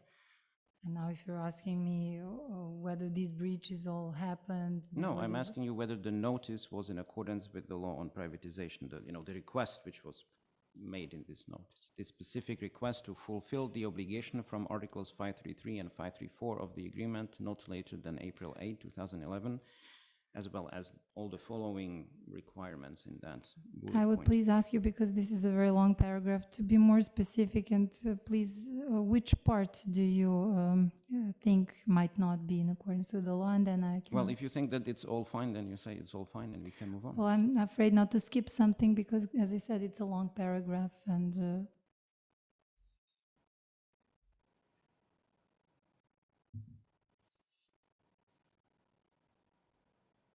Well, if you are not sure, you can answer that you are not sure that it is all fine. I would like you to be more specific if possible. No, my question relates to the entirety of this bullet point.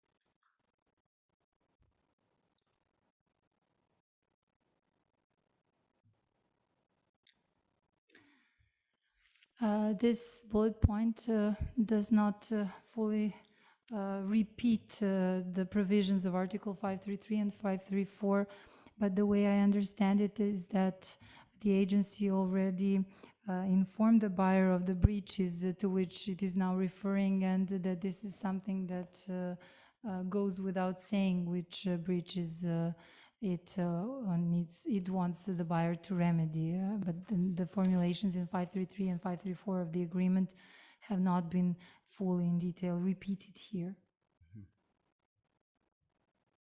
But isn't it here that the agency is requiring the buyer to submit proof that obligations from Articles 533 and 534 had not been breached before April 8, 2011?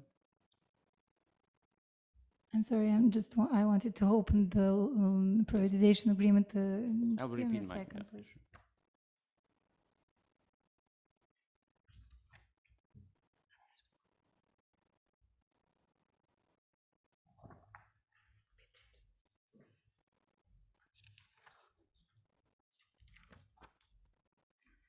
Okay, now, please again, the question. Isn't what the privatization agency requires here for the buyer to submit proof that obligations from Articles 533 and 534 had not been breached before April 8, 2011. No, I would not understand this that way. I would understand this in a way that the privatization agency thinks that these obligations were breached and now wants them remedied, because it says here to delete all pledges. So it wants the buyer to remedy the breach and not to establish that there was no breach. The assumption on the basis of which this whole paragraph is written, that obligations were breached and now the remedies are sought. And specific performance is sought, requested. And so if you focus now on the first part, fulfill the obligation from Articles 533 and 534 of the agreement not later than April 8, 2011. What does that mean? As I said again, if you're looking just word by word, it sounds completely illogical and insane. Of course, that the buyer cannot fulfill an obligation not later than 2011 if we're in 2015. So this is not what any sane person would think that the privatization agency is requesting. How I understand this is that the privatization agency specifies now, in accordance with the interpretation of the law, the guidance given by the Ministry of Economy, that these obligations, that the buyer could only be in breach with regard to these obligations until the 8th of April 2011. After that, the privatization agency would no longer control whether there was an additional new breach, because this is the last date until which. But however, as I understand in the present case, the breaches did happen.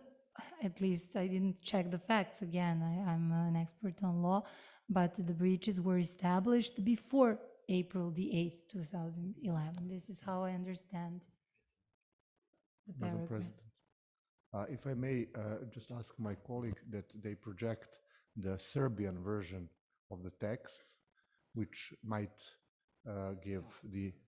help the expert. Yeah, I think it's much clearer in the Serbian version. Thank It's not a problem I have with the Serbian version. The expert is working off the Serbian version already. Excellent.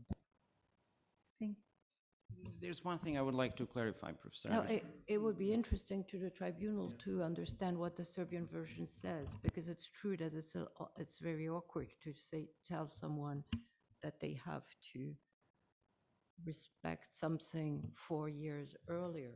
So should we ask the interpreters? Yes, please.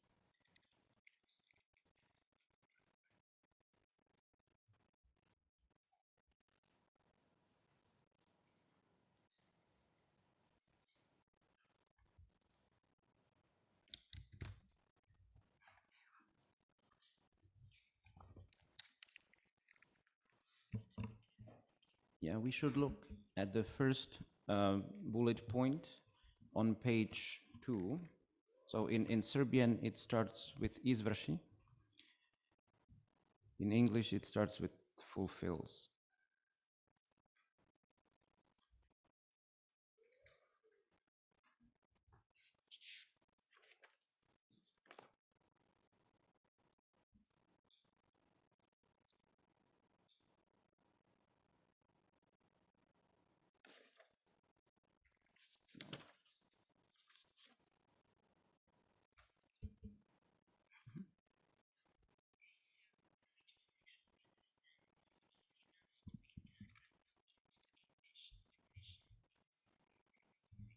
Correct.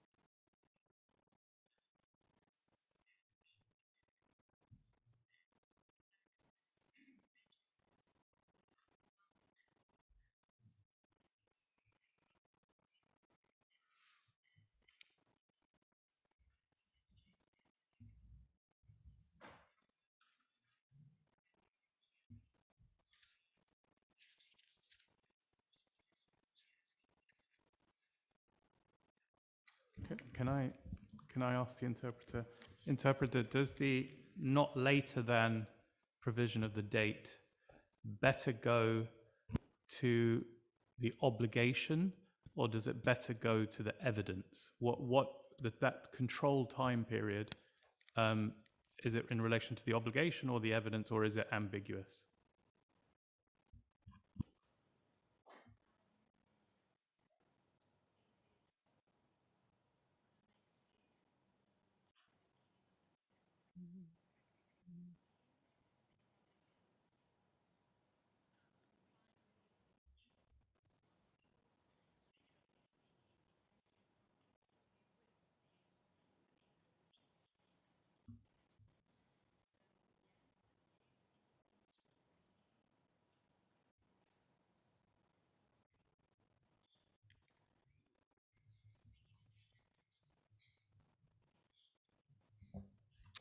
Excuse me, Madam President, if I may intervene, could we ask the translators to read the sentence as a whole, meaning this is only just one bullet point, which is necessarily connected to well, not the previous paragraph, but to the text before the semicolon in the line above. So to read the whole sentence as it stands. No, I understand what you want. Yes, we can do that.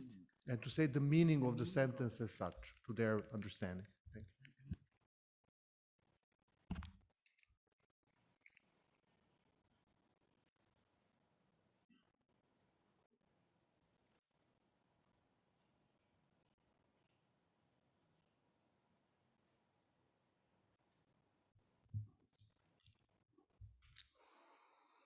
Yeah, well, that is the line start, well, wherever the sentence starts in paragraph 1. If you read from the very beginning, you probably don't have to translate everything, but you translate what you think is necessary. But if you start with number 1, you will have the whole sentence which finishes with the first bullet point, I would say. Thank you.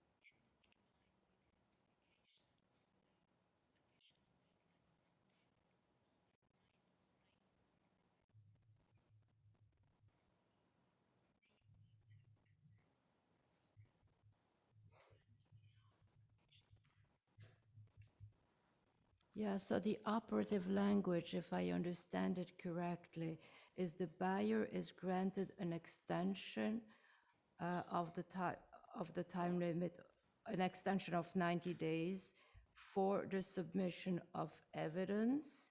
And then it says namely to, and we get to the bullet points. Can the interpreter confirm that this is correct?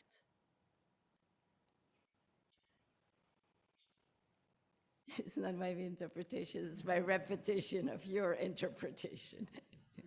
Yeah, thank you. No, that's fine, thank you. Mr. Becker, Yeah, I Madam think you can President, it continue. might be a good time to break. Absolutely, yes. So, Professor Radovic, during the break, please do not speak to anyone. Should I stay here? No, you can walk around, but just no communications. Thank you. Good, let's take 15 minutes.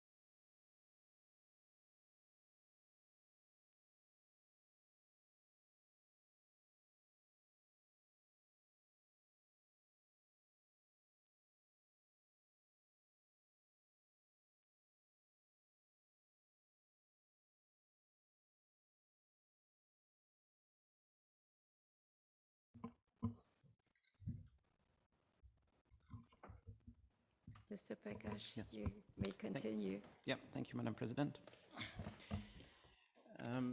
Professor Radovic, before the extensive linguistic considerations and questions, we were discussing the Ministry's instruction to the Privatization Agency of April 7, 2015, document CE 98. You recall that? Yes. And we established that as of that date, the Ministry of Economy believed that the term of the agreement had occurred on 8 April 2011. Do you recall that? Yes, that was the interpretation of the law.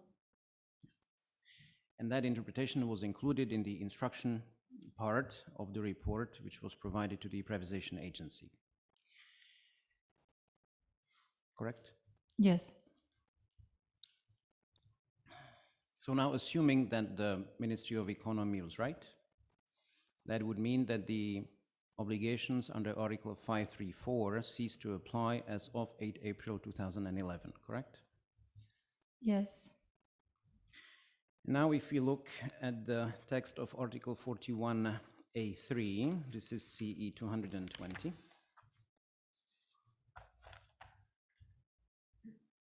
If we look at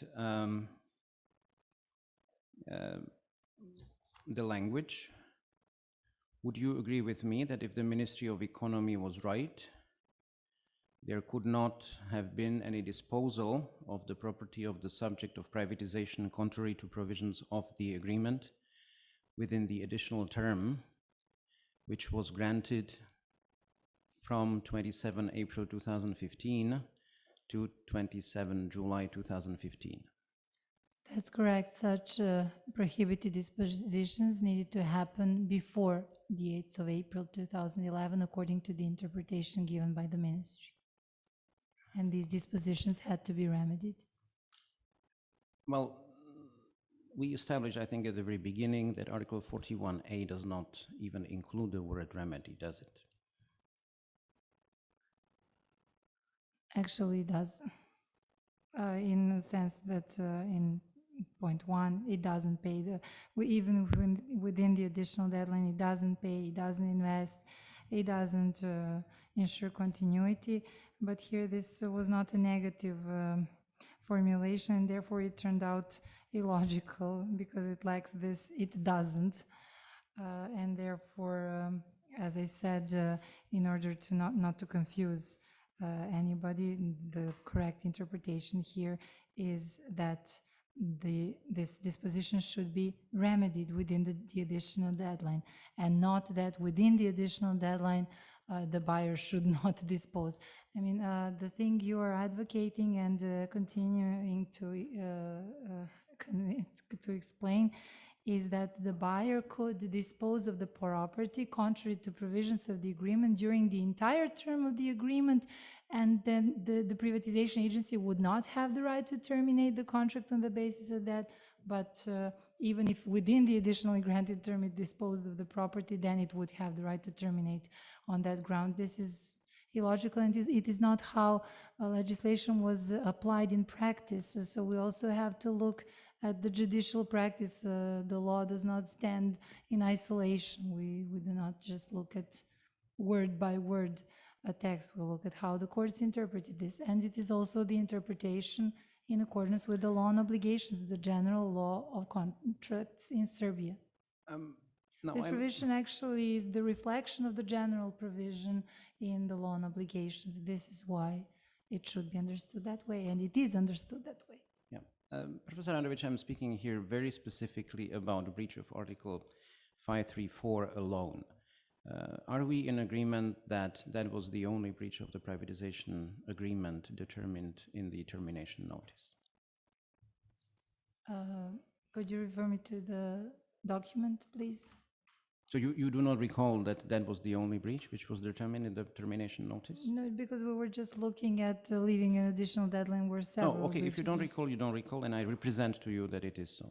I believe that it is so. So in the specific context of a breach, of the only breach which occurred prior to the term of the agreement being a breach of Article 534, I still don't understand how the continuation of such a non-compliant pledge could be deemed a breach of the privatization agreement after Article 534 ceases to apply on its own terms. So to illustrate my point, we are on June 30th, 2015. Can, at that moment, BD Agro pledge its land to secure a loan taken by me? I believe that we're now playing with words here. Just let me explain how I understand this, if you would allow me. Professor Branovic, this is a cross-examination, not a colloquium. I asked you a question, and I would kindly ask you to answer to my question. Can BD Agro, or could BD Agro, on June 30, 2015, pledge all of its land to secure a loan taken by me, and only from the perspective, obviously, of the privatization agreement and the law on privatization? Yes, it could.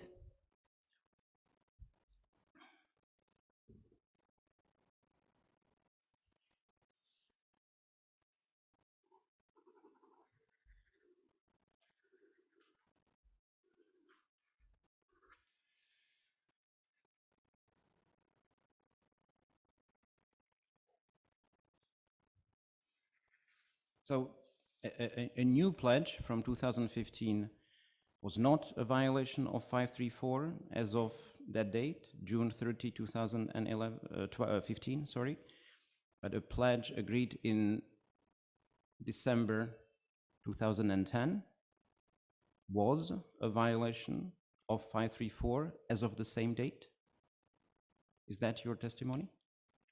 Excuse me, what does as of the same date mean? Well, we are today is 30 June 2015. And the question is there, as of today, as of 30 June 2015, a violation of Article 534 of the privatization agreement? I believe I already answered that question. The interpretation given is that it is not a violation. So just to make sure we understand. So I am now asking you about two pledges. Yeah? One pledge was established today to secure a loan that I have taken to buy a fancy house. And this is not a violation, correct? According to the interpretation given by the ministry, no. And then we have a pledge from December 2010. Is, as of today, as of 30 June 2015, that pledge a violation of Article 534?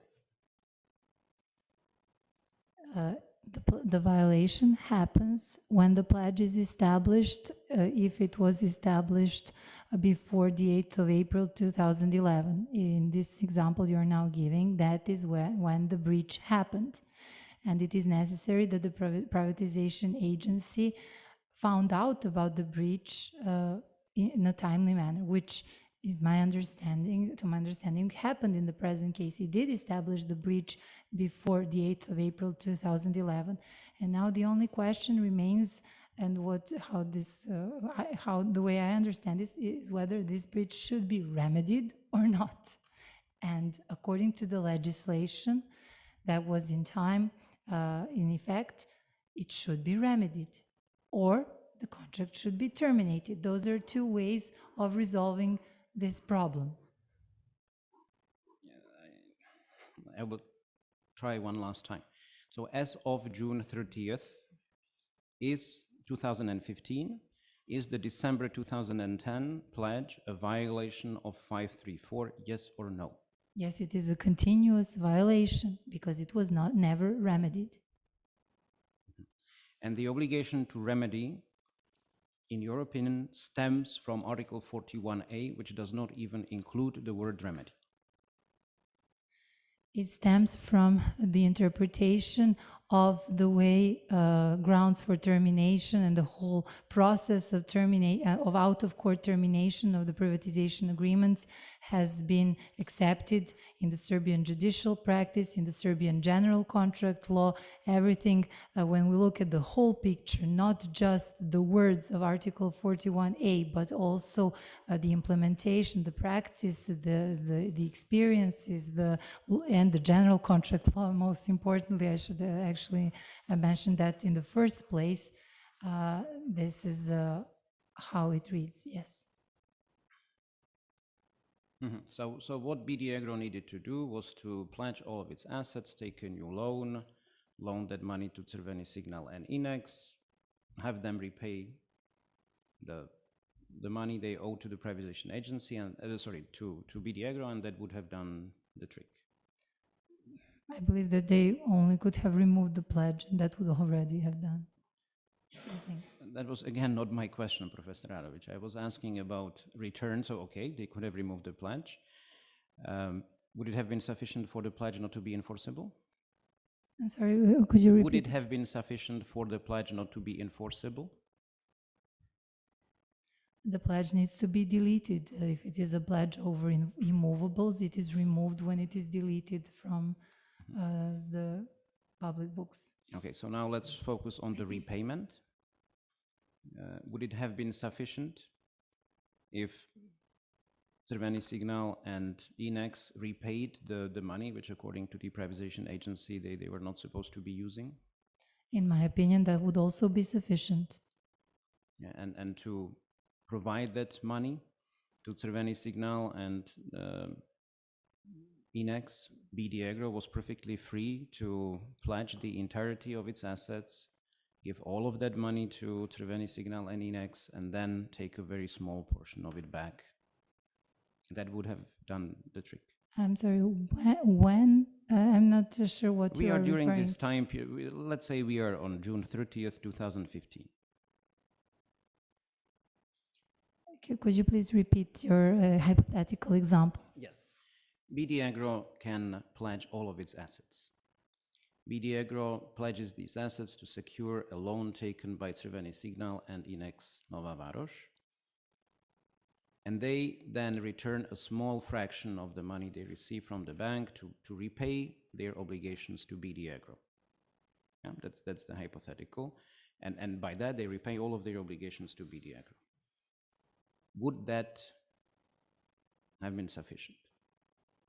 Sufficient for what? To remove the alleged breach of Article 534. So if I understand you correctly, could the buyer have encumbered all the assets of BD Agro in order to raise a loan? Correct. To satisfy the claims against the bank? No. And release the pledge? I'm not sure I understand your example. It's very complicated. I didn't understand it completely. I'm sorry. BD Agro takes a loan secured by a pledge on all of its assets. It provides all of the money to Crveni Signal and Inex, or alternatively, actually, Inex and Crveni Signal could take the loan and secure it with BD Agro's assets. It doesn't make any difference. And that money is then used for repayment of Crveni Signal's and Inex's obligations to BD Agro. I'm sorry. No, such a number of transactions are contrary to so many mandatory rules of Serbian law. I'm not Professor even sure Radovic, that would be all only for valid to do that to the a question company. is simple. If we just now will look at the privatization agreement and the privatization law and not at other provisions of the law of companies or otherwise, can BD Agro take a new loan for that, give security, then give this loan to Crveni Signal and Inex for them to use this money to repay the loan that was deemed a breach prior to the term of the agreement? Okay, thank you. Just by looking at the privatization process, that would be possible. Otherwise, it would be illegal for so many reasons. Yes. Yep. Yeah, thank you, Madam President. Professor Radovic, let's look again at document CE 98, the instruction that was given by the Ministry of Economy to the privatization agency. So on page, I would like you to focus on page 1.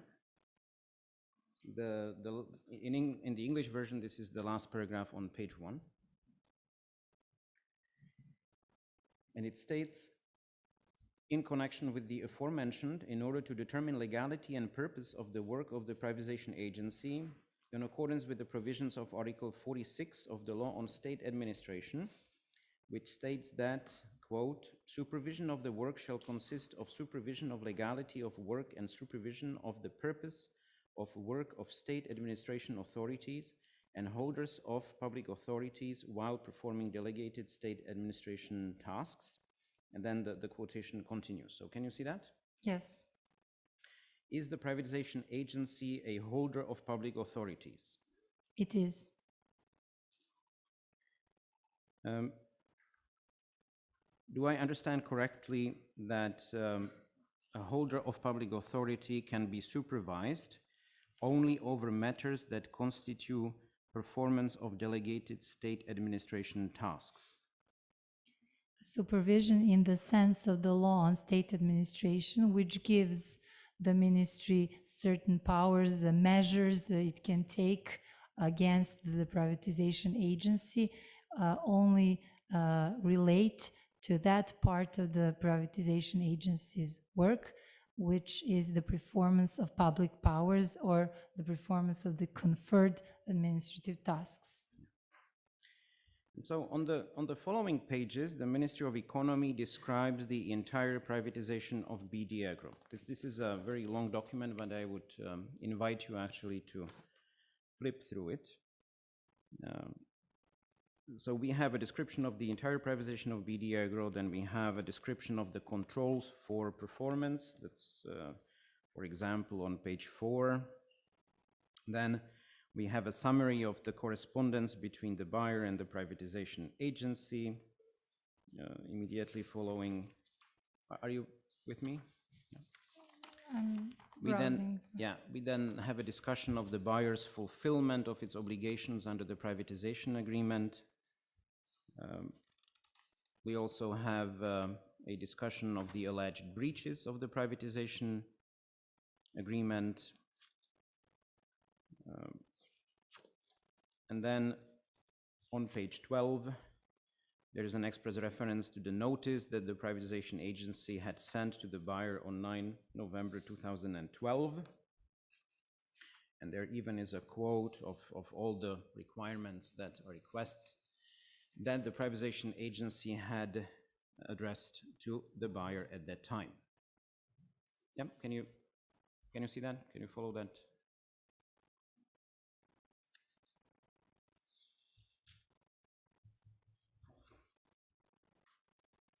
Now, I would like just to draw your attention in passing to page 11. It states that in respect of the statement regarding delays in payments of the salaries, the following was determined.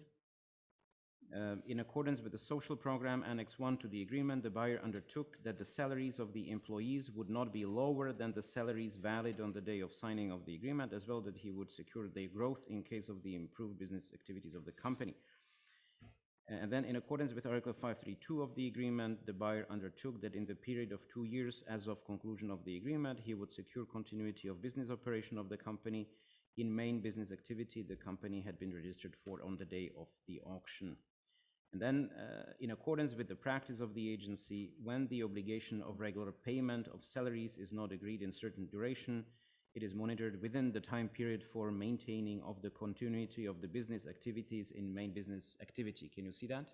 Yes. Yeah, so that would actually suggest that the obligations included in the social program, which do not have their own term, would be tied to the obligation of business continuity for 2 years, which is set out in Article 532 of the agreement, correct? This is the interpretation of the ministry, but I'm not sure how the commercial court would interpret the same contractual provision.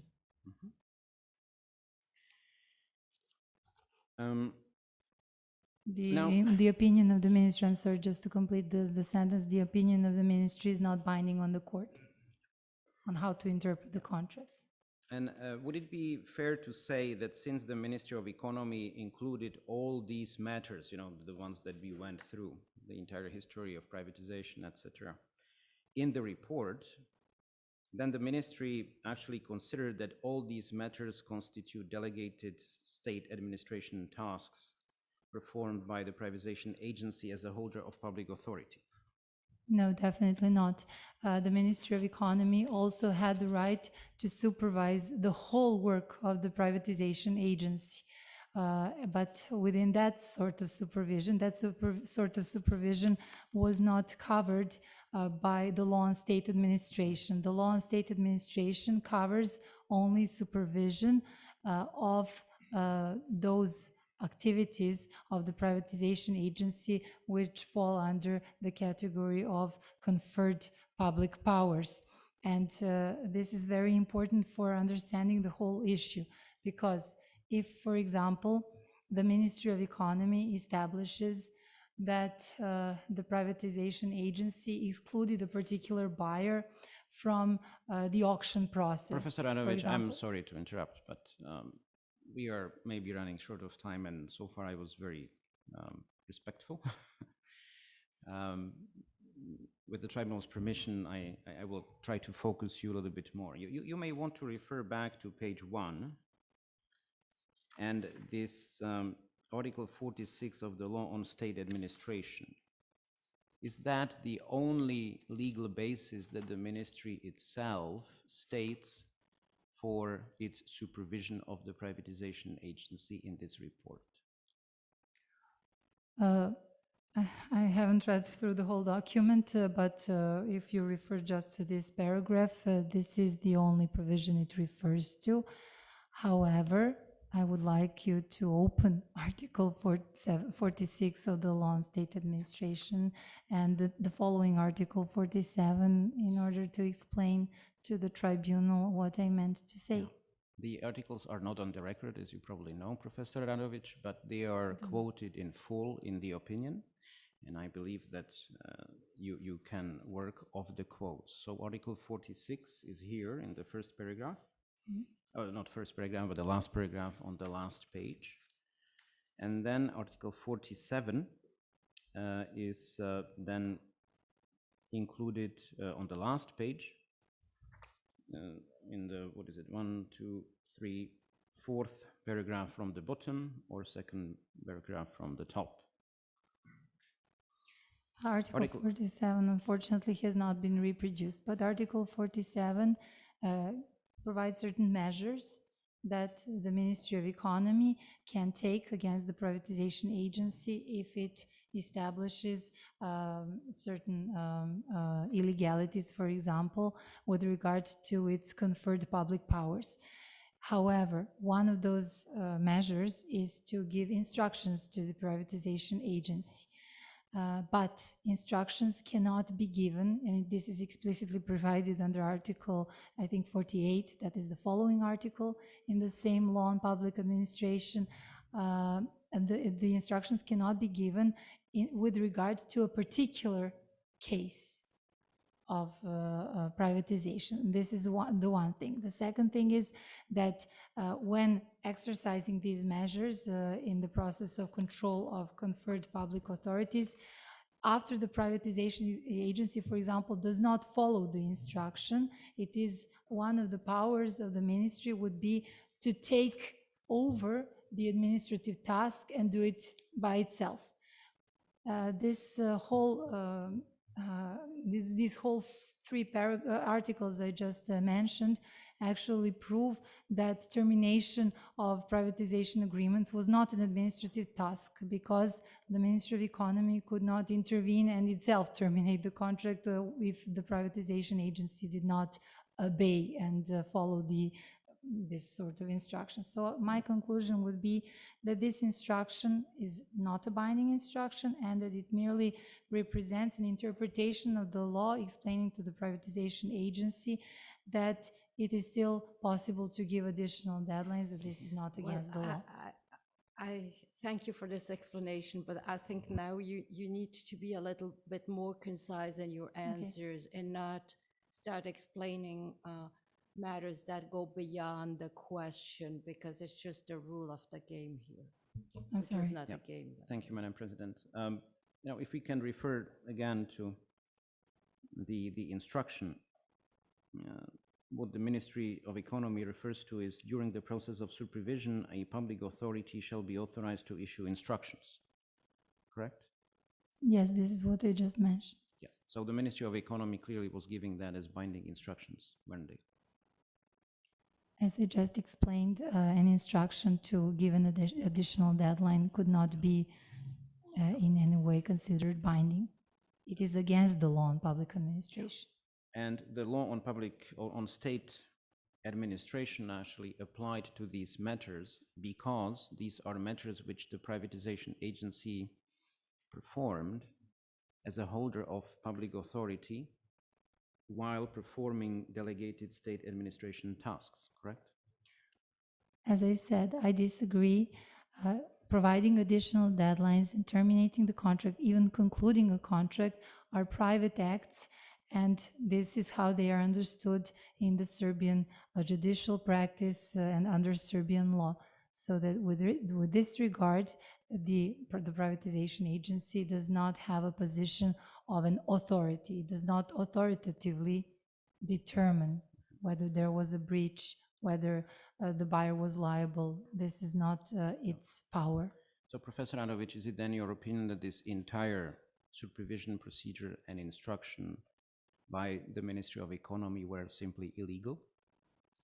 No, I say that they were not binding, that they were merely interpretation of how the agency could proceed in this case and in all other cases, because it has to act uniformly. It stems actually from the law on public services. Okay, I think we can leave this topic and move to paragraph 44 of your second report.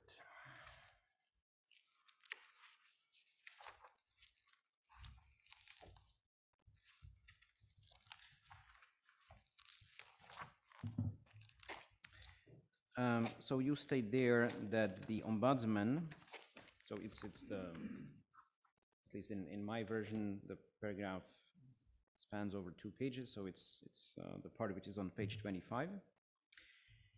You state there that the ombudsman was authorized to control the legality and proper work of holders of public authority, such as the privatization agency. Can you see that?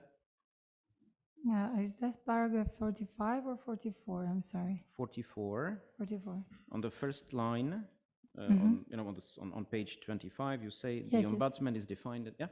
Yes, I found it. Yes, Yeah. thank you. And my question is the following: is the ombudsman? So actually, I will read that. So you italicized here that the ombudsman controls the work of organizations entrusted with public authority, emphasis added. And as I explained in my first report, the ombudsman was expressly authorized to control the legality and proper work of authorities, including holders of public authority, such as the privatization agency. And my question is the following: is the ombudsman authorized to review all activities of holders of public authority, or only their activities that constitute delegated state administration tasks? I would say only activities that where the public authorities decide on the rights affecting parties like citizens, for example. I'm sorry, I don't. Maybe you answered my question and I did not realize that. My question was, is the ombudsman authorized to review all activities of holders of public authority, or only their activities that constitute delegated state administration Yes, tasks? not all activities, only activities that where the public authority acts as an authority. Thank you.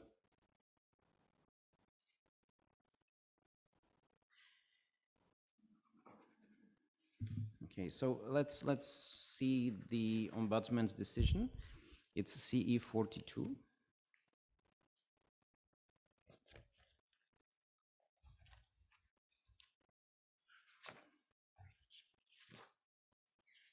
Are you familiar with this document?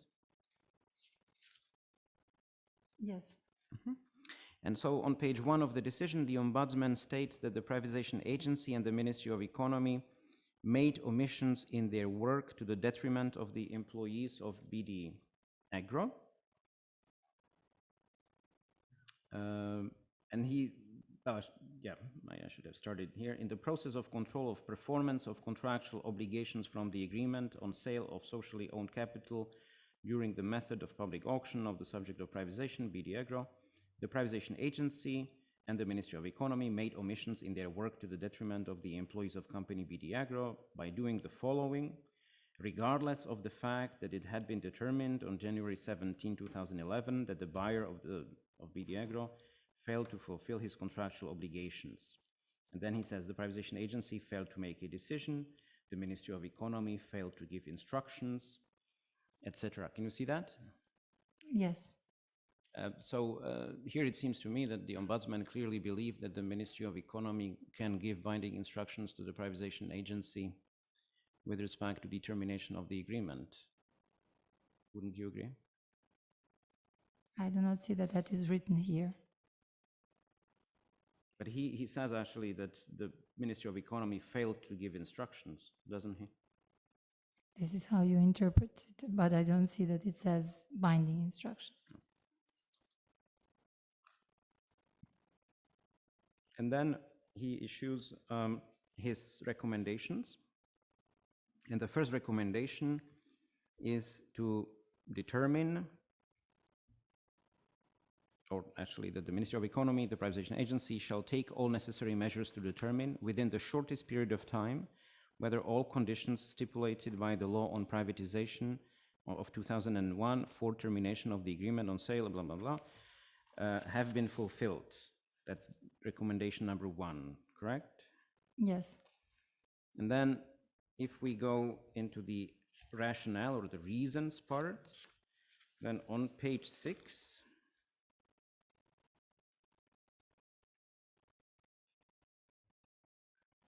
in this big paragraph, which starts around 1/3 of the page, in the middle of the paragraph, there is a sentence, during the control performed on January 17, 2011, at the seat of the subject of privatization, BD Agro, the privatization agency determined that there was a violation of the agreement.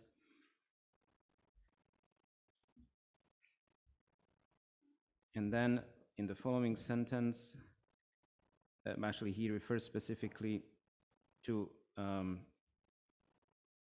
the obligation not to alienate assets over the agreed percentage and the obligation not to encumber the fixed assets of the subject of privatization with pledge for a third-party benefit. Yeah? Yes. And then he says the first circumstance constitutes a condition for termination as per the agreement on sale, and the second one constitutes a condition for termination as per Article 41A of the law on privatization of 2001. Yeah, can you see that? Yes.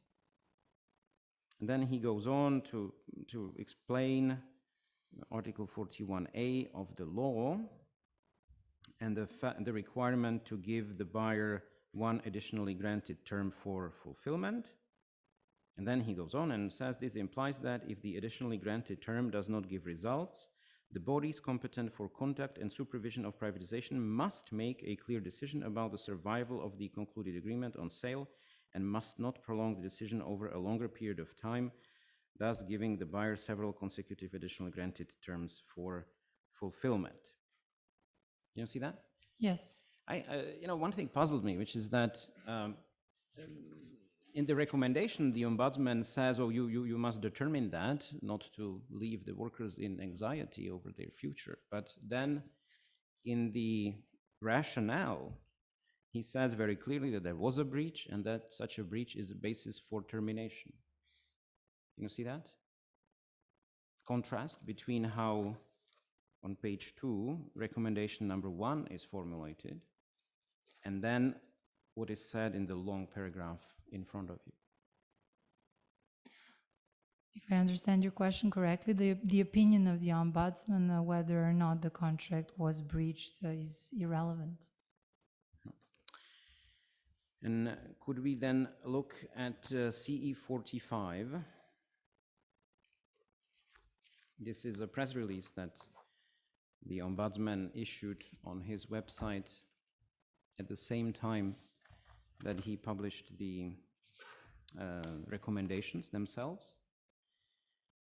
And it states, the ombudsman has determined that despite the fact that several years ago it was ascertained that the buyer did not fulfill its contractual obligations in the privatization procedure, the privatization agency and the Ministry of Economy have not terminated the agreement, but rather have prolonged rendering of the final decision and thus breached the rights of employees of this company. You see that? Yes. Is it a proper comment to make for the ombudsman? Here, the rights of employees were obviously, in the opinion of the ombudsman, indirectly negatively affected. And again, we're returning to what I already explained. It is that the privatization agency, either has to satisfy itself that the privatization process has been successfully completed or terminate the agreement. It cannot forget about the agreement. This is its legal task, the reason why it was established. And this is actually what the ombudsman wants, for the privatization agency not to forget about this privatization process, but to act upon it.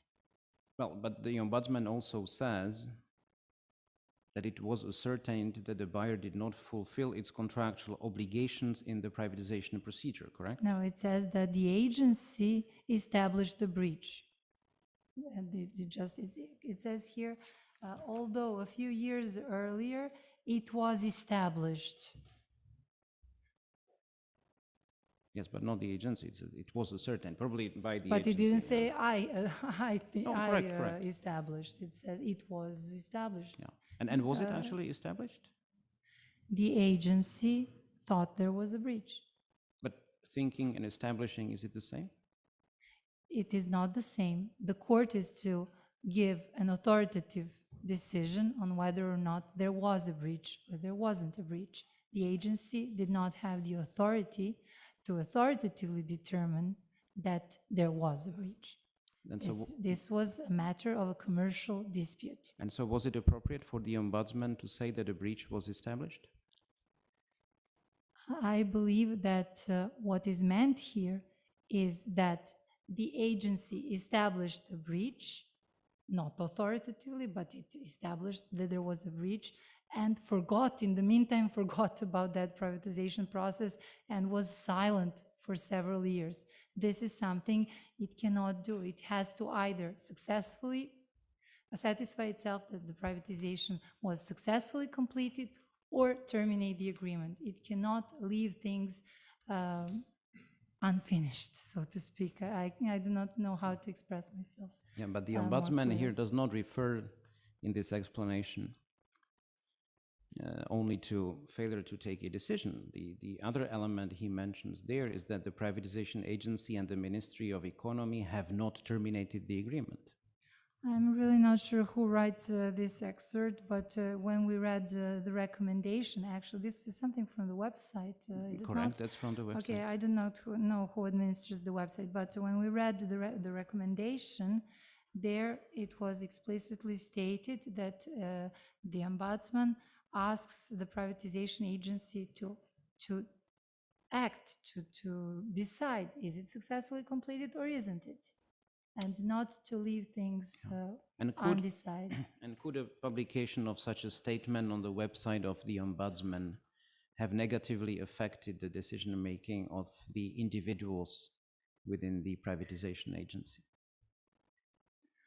Well, I already explained in my expert reports that the ombudsman's recommendations, and I don't know if they consulted the websites, they are not binding. So if the privatization agency thinks it acts fully in accordance with the law, then it should not fear the recommendation. But obviously, and in my opinion, the privatization agency was wrong to do nothing. It had to either give another additional deadline or terminate the agreement. It had to continue following up on this privatization process.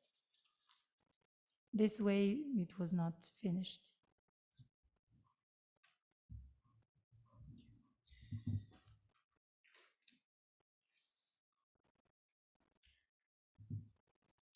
Okay, now I would like to ask you to go to paragraph 72 of your first report.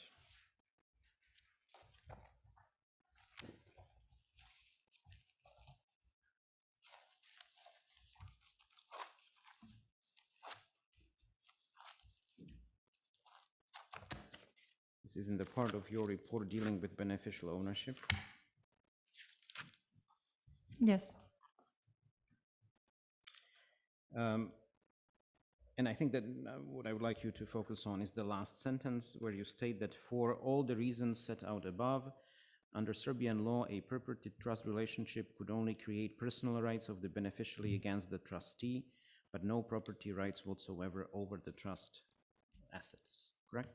Yes, correct. Okay, so you agree that under Serbian law, a person other than the nominal owner of shares may have personal rights against the nominal owner relating to such shares. Of course. But I wouldn't use the term nominal owner, I'm sorry. The owner of shares, yes. A contracting party can have certain personal rights against the owner of shares. So now please go to paragraph 64 of your second report, where you discuss the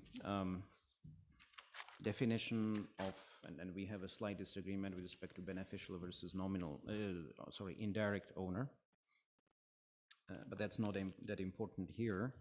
The part I would like you to focus on is the sentence.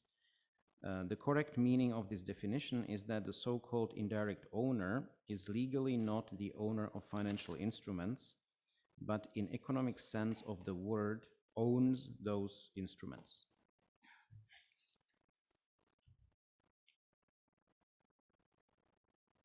Yeah, can you see that? Yes, Yeah. that was not, the word owner was not used in its legal meaning. Yeah.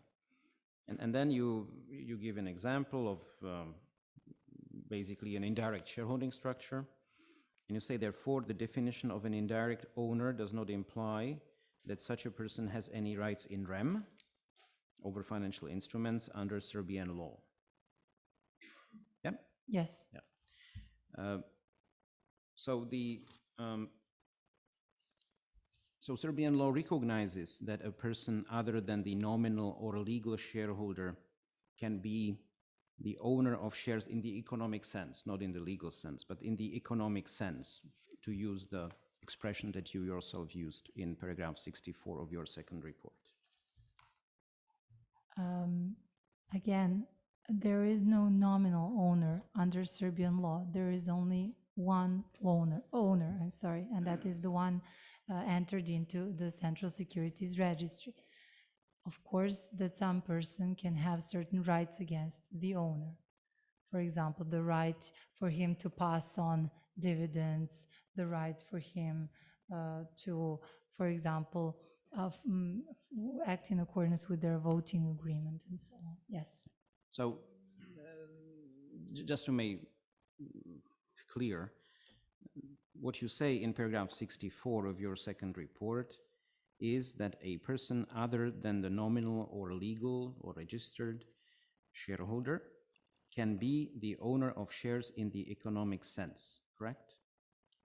Again, not the owner in an economic sense. The word owner is not a correct term here, but yes, economically it can have interest in those shares. Yeah, and as an example, you used, I would say, classical corporate structure where we have the direct owner and then the indirect owner. Yeah? Actually, the example I gave you is not, this is not the indirect owner. I mean, the owner of shares, you mean? Yes, but this is all that discussion occurs in the context of the definition of indirect owner under the 2011 law on capital market. Yes, but you should bear in mind again, because there is a problem of terminology here. The law on capital markets defined this term indirect owner solely for the purposes of that act.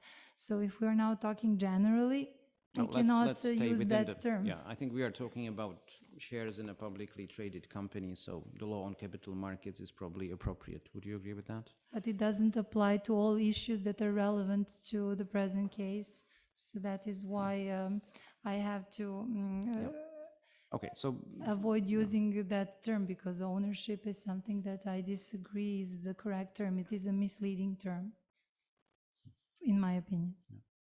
and but would you agree with me that this misleading term used in the 2011 law on capital market of indirect owner would apply the same regardless of whether the indirect owner's connection to the registered owner stems from ownership as between the indirect owner and the direct owner, or whether it stems from contract, for example?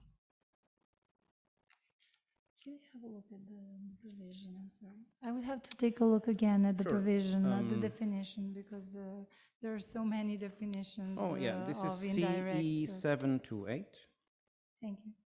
Article 2, 34.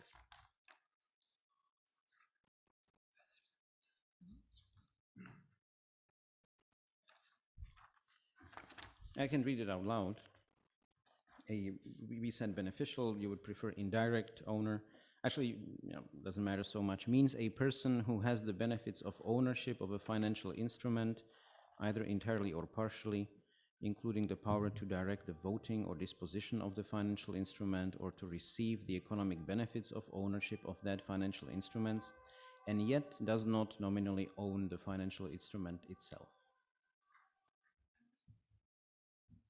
You may also refer to the Serbian version if you prefer. Yes, the Serbian version is a little bit different. That's why I was confused, but okay, yes. This can be also based on a contractual relationship, yes, but as I explained, this does not. This definition is used within this act, the law on capital markets, in order to impose certain obligations to expand supervision given to the Securities Exchange Commission over different persons connected with market participants. And the beneficial owner is by no means, this definition you see here gives the beneficial owner no rights and not any kind of protection. He's not specifically protected. So if he has contractual rights, that would be his protection under a contractual law. But he doesn't have any specific protection under this law. This law only imposes duties and wants to encompass beneficial owners in order to enable the Securities Exchange Commission to expand its supervision also to those persons. So connected with I think what you have in mind here is that if we take your example from paragraph 64, where you have this chain of ownership of company A owning B and then B owning C, I believe what you're trying to say here is that company A does not have the standing to bring a claim, for example, if I don't know, it doesn't work that well with the shares, but let's assume that shares can be stolen, right? From so shares in company C were stolen from company B. Yeah, and so you were saying that under Serbian law, company B can claim for protection, and company A cannot. Is that what you're... because there are no rights in rem of the company A in this example. No rights directly over shares in the company C. And they cannot be protected against, for example, compulsory enforcement by the creditors of the company B. They do not constitute separate assets of the company B, but part of their entire assets. Okay, so now another question. Does Serbian law allow put and or call option agreements regarding shares traded on the Belgrade Stock Exchange? Put and call options are allowed. And Professor Radovic, are you aware, are you not, that Serbian government has used the block trade procedure to effectuate transfer of shares in Serbia under terms agreed with foreign investors outside of the stock exchange? Yes, but to my understanding, in such cases, the option was exercised through the stock exchange. So could we please go to Article to Exhibit CE 533?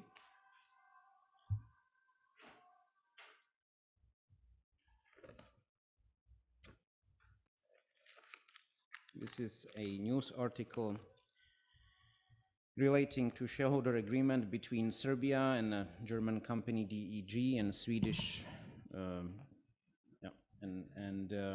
a Swedish company and EBRD and the IFC with respect to shares in Komercijalna Banka. Are you aware of that transaction? I would just like to remind myself.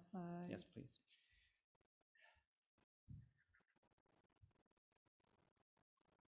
So I will read it out loud, actually. International financial institutions which own a total stake of 41.47 in Komercijalna Banka have activated a clause from previously executed harmful agreements with the government of Serbia, according to which the state is obligated to pay them 252 million euros to purchase their stakes. It was confirmed for insider by the Ministry of Finances. Can you see that? Just a second, yes. I'm reading it in Serbian. Oh, sorry.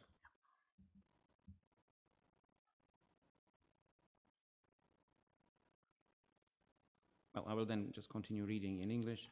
According to insiders' research, in accordance with those harmful agreements executed 10 years ago, so that would be in 2009, foreign shareholders were given the right to sell their stakes to the state for a previously guaranteed price if the bank is not sold or if they are not satisfied with the price. Considering the current value of the bank, payment for stakes of foreign co-owners in the amount of 252 million euros will drastically reduce the state's profit from the ongoing privatization. So my first question is it your understanding that this describes a put option? I'm sorry. This goes beyond something I investigated in detail. I cannot give an opinion on this case. This is a news article. This is not an official document, and there are so many unknown facts. So then we can turn the page. And there it states that foreign shareholders have activated the put option on March 26, 2018. It is stated in the reply from the Ministry to Insider. Can you see that? Yes. Is it your understanding that the put option was activated on the stock exchange? I cannot testify to this case. I'm not prepared to testify on this case. And the news articles often use language that is not strictly legal language. So when a newspaper article says activated the option, that can mean something else. These are often not educated lawyers that write such articles. Okay, I will just draw your attention to one last point and then we will leave the document if you're not able to comment. On the following page, the penultimate paragraph says, from 2008 to today, the situation in the bank market has changed drastically. Thus, Komercijalna Banka was valued at 1.5 billion euros on the Belgrade Stock Exchange in 2007, while its current value is around 400 million euros. Since foreign shareholders have activated the put option, Serbia will lose most of its profit after the bank is sold. Would you agree with me that this suggests that the put option was exercised at a price which was quite different from the price of the shares at the moment the put was exercised? I'm sorry, again, this is yet another case. There are two things you should bear in mind when we talk about options. One possibility is to conclude an ad hoc option agreement, a non-standard option agreement. This is what happened in our present case. The MDH agreement is such a non-standard option agreement. On the other hand, sometimes options can be issued as standardized agreements. And in that case, those are financial instruments that can be traded over stock exchange, etc., etc. So I'm not in a position now to comment on this case because I don't know whether here the stock options were issued as standardized financial instruments or as a non-standard option agreement, as is in the present case, the situation. So without knowing all the facts of the case, I cannot comment, especially because this is, again, not some official document, but if you have more documentation, I can study it in detail Professor and Radovic, just give an opinion. on page 3 at the very beginning. As the research of our editorial staff has shown, agreements executed in 2009 and various subsequent annexes have enabled international financial institutions to exercise the right to activate the so-called put option during the privatization process if the state decides not to sell the bank or if they are not satisfied with the manner of sale or with the sale price.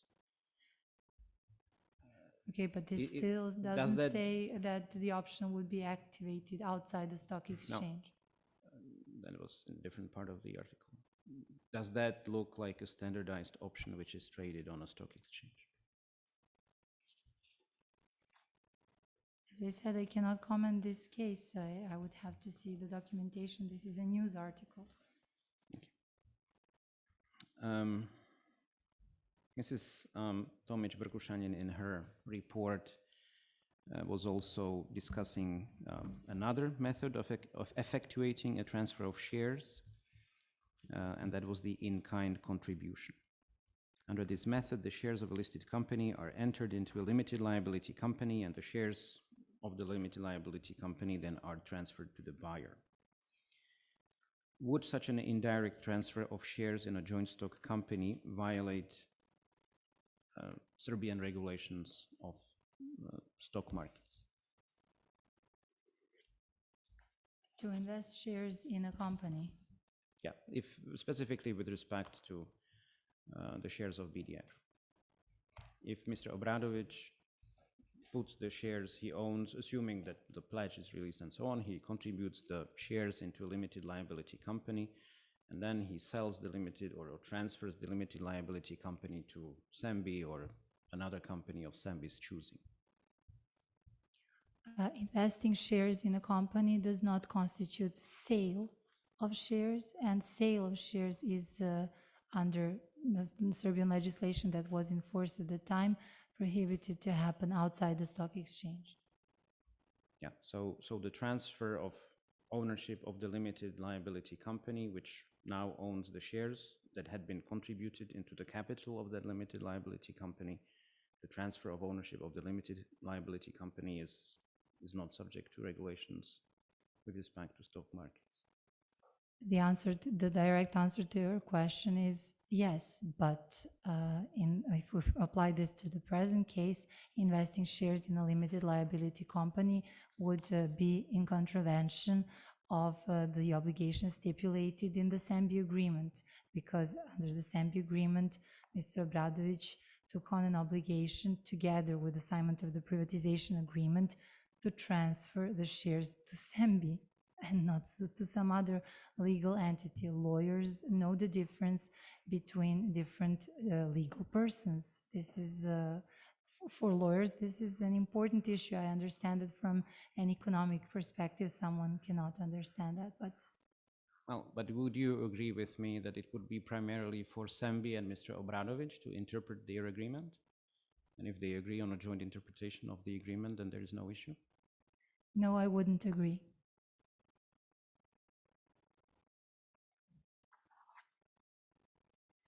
and I can explain. Doesn't seem to be needed for now. It is not needed for now, I understand. Do you want Professor Radovic to No, explain her this answer? is not I needed. thought No, you no, do no, no, not no, want no. to explain. I beg your pardon for like 1 minute. We've covered a lot of That's ground. I fine, would that's need fine. to consolidate my notes.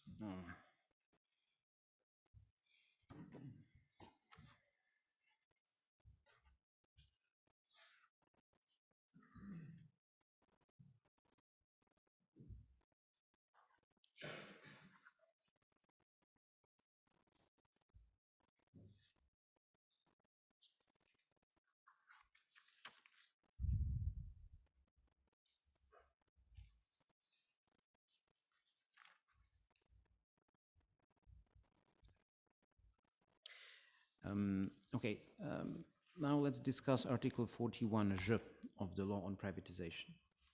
Okay. This is a provision which makes assignment of any privatization agreement subject to consent of the privatization agency, correct? To prior consent, yes. And Professor Radovic, you agree, do you not, that the privatization agreement was never assigned to Sembi within the meaning of assignment under Serbian law, correct? As I explained in my introductory remarks, the contract concluded, in my opinion, under Serbian law corresponds to an assignment contract. Okay, so first of all, yeah, well, actually you were instructed to assume that the contract is governed by Serbian law, right?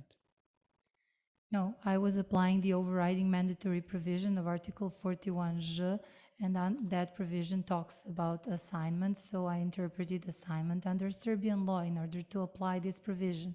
I thought that I cannot interpret assignment under any other jurisdiction in order to apply the Serbian overriding mandatory provision. Mm-hmm. And does Serbian law define assignment? Assignment is regulated. No, sorry, I haven't finished asking my question. Sorry, you thought there was a question. No. Does Serbian law define assignment as essentially the replacement of one party to the contract with another party of the contract? No, assignment takes, again, two steps. First, you conclude a contract where you take on an obligation to transfer a particular contract. You conclude it with a third party. And then the second step would be to perform this obligation or to effectuate this assignment. Assignment under Serbian law is effectuated either by notifying the party to the contract being assigned or by obtaining its consent. In the present case, there should have been prior consent of the privatization agency in place, and then after concluding an assignment contract, the performance of an obligation to assign would mean just to notify the privatization agency that the contract on assignment was concluded. That's the moment when the contract is definitely, the privatization agreement is definitely transferred from the privatization. This, everything I explained right now is regulated in the law of obligations. Yeah. I believe it may be clear if we go to paragraph 113 of your second report.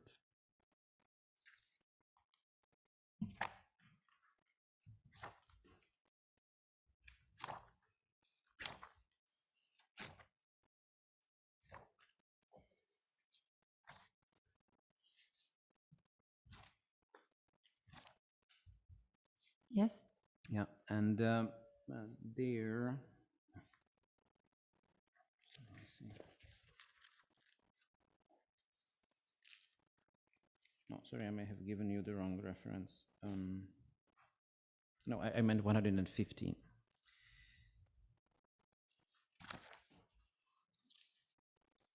In the last sentence, you state, however, the privatization agreement was never assigned to Sembi, and therefore the necessary precondition for transferring shares was not met. Can you see that? Yes. So that's your opinion. The privatization agreement was never assigned to Sembi, correct? Yes, in the meaning that the assignment obligation, the obligation to transfer was not performed.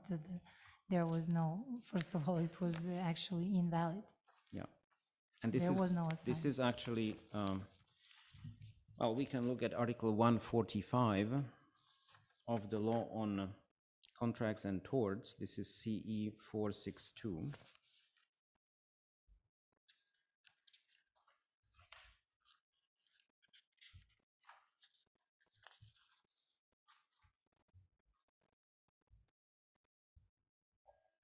And in paragraph 2,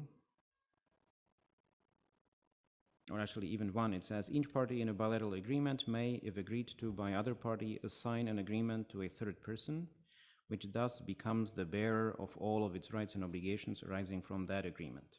And then in 2, by assignment of an agreement, the contractual relation between an assignor and the other party is transferred to the assignee and another party at the moment when the other party agreed to assignment, and so on. Can you see that?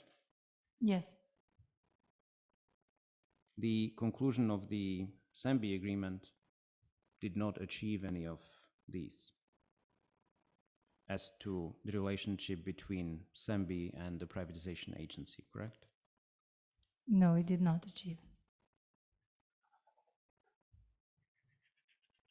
Mr. Obradovic remained the privatization agency's sole contractual counterparty even after the SAMBI agreement was signed, correct? Yes.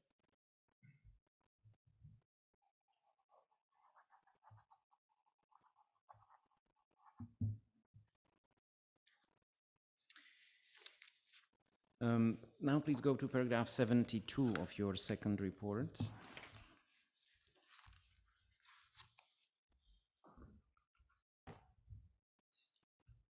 And there you state that the fact that Mr. Obradovic would not bear any risk regarding his investment in BD Agro would be contrary to the idea and purpose of shareholding, since shareholders are inherently the persons most interested in the well-being of a company. Do you see that?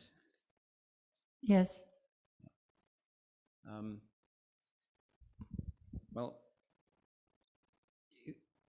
I'm now thinking about the financial institutions which were able to exercise the put option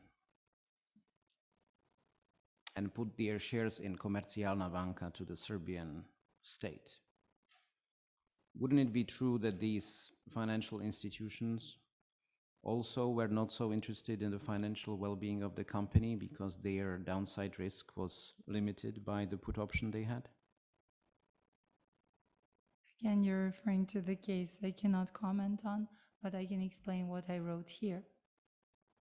So here, Mr. Obradovic was the controlling shareholder.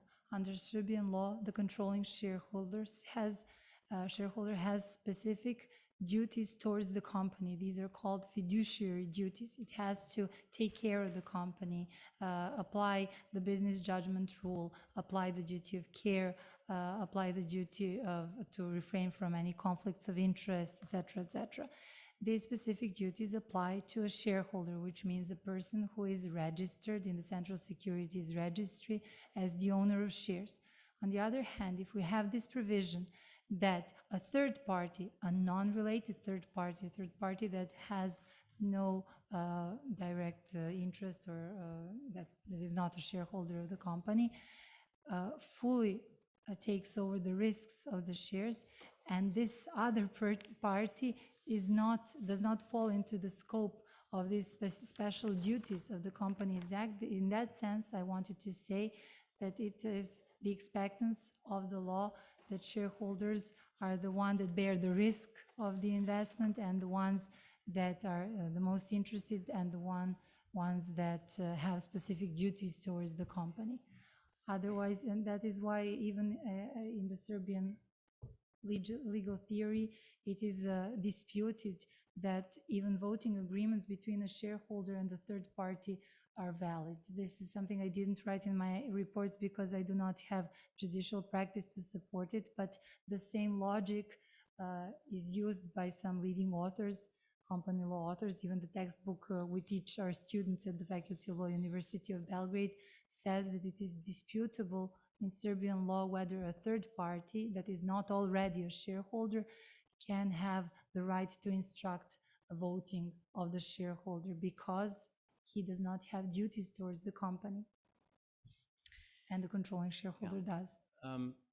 Well, I would put to you the example, right, of an internet, going back to the example of company A, which owns company B, which owns company C. Okay. Yeah.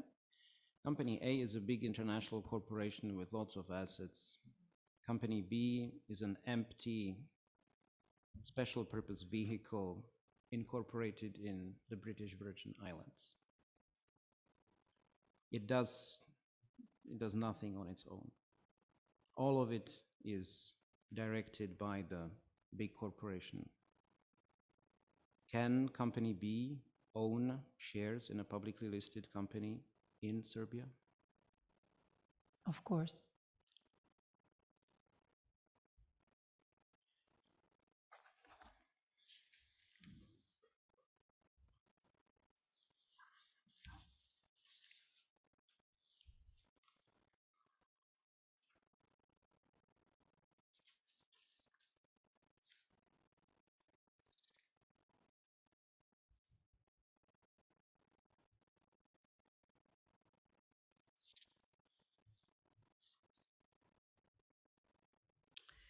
Okay, now I would like you to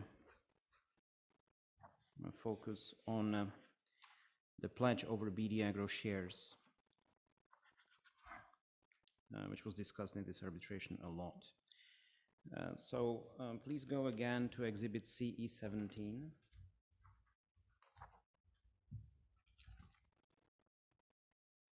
And the pledge agreement, I believe, is Annex 2 there too.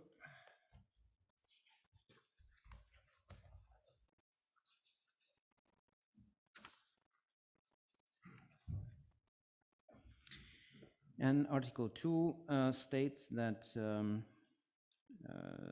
the pledge is for the period of 5 years as of the day of conclusion of the sale and purchase agreement. That is until final payment of sale and purchase price, correct? Yes. Professor Radovic, would you agree with me that the meaning of these words for the period of 5 years, as well as until the final payment, is absolutely clear and without any ambiguity? Well, it does need interpretation in the present case because the term was not extended. My question was whether the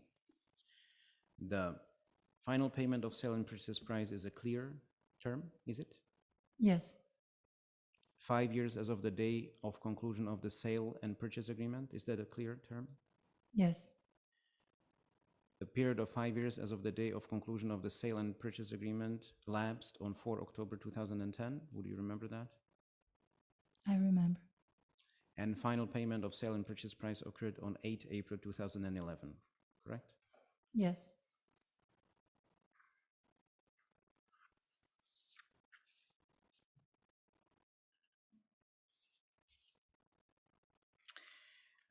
Could we please look at Article 99 of the Law on Contracts and Torts? It's CE 865. This is the one article actually which was disputed with Mr. Grušić, I understand. And Article 99.1 states, these are the rules on contract interpretation under Serbian law. And Article 99.1 states the provisions of the agreement shall apply as they are worded, correct? Yes. And so that's the primary rule of contract interpretation under Serbian law, is it not? Yes. But there is a paragraph 2 that your expert cited. This is not the only. Well, this is the primary rule, is it not? Yes, this is the primary rule.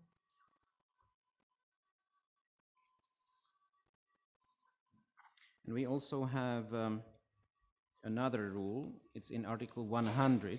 We don't have it translated into English, but we have the Serbian original. Yes, that is the rule, contra stipulatorem. We will put it on the screen. And could perhaps the interpreters, apologies, interpret that provision into the record?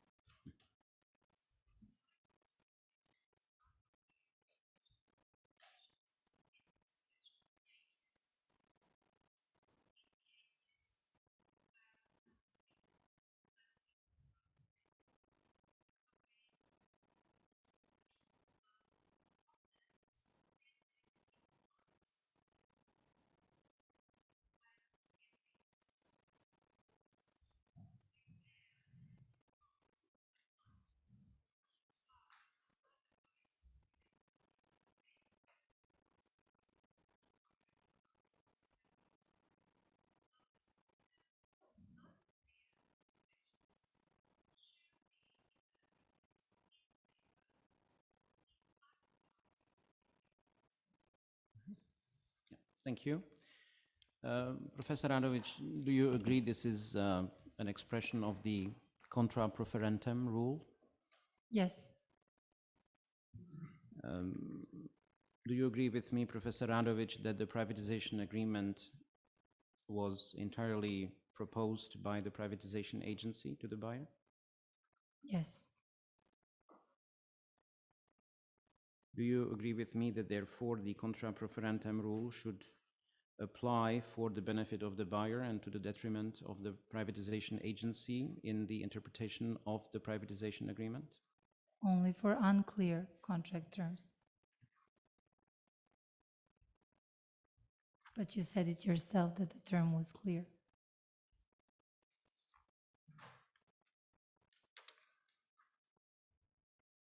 And it clearly covered the term of the privatization agreement, in my opinion.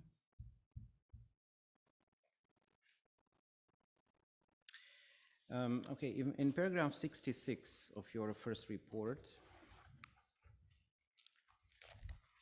you state, if I may paraphrase, that even if the agency would otherwise have to release the pledge over the privatized shares after the full payment of the purchase price, it could refuse to do so based on the buyer's alleged breach of Article 534 of the privatization agreement. Is that a fair summary?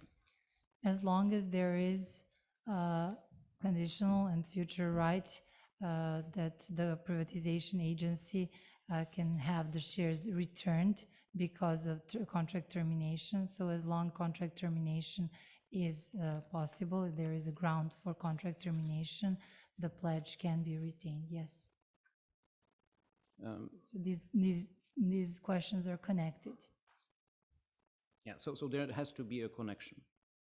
There has to be grounds for contract termination, or until it is possible to terminate the contract, the pledge should be retained. When it is no longer possible to terminate the contract, or for example, all obligations have been performed fully in accordance with the contract, then it cannot keep the pledge no longer. But the term of the pledge, as we just saw in Article 2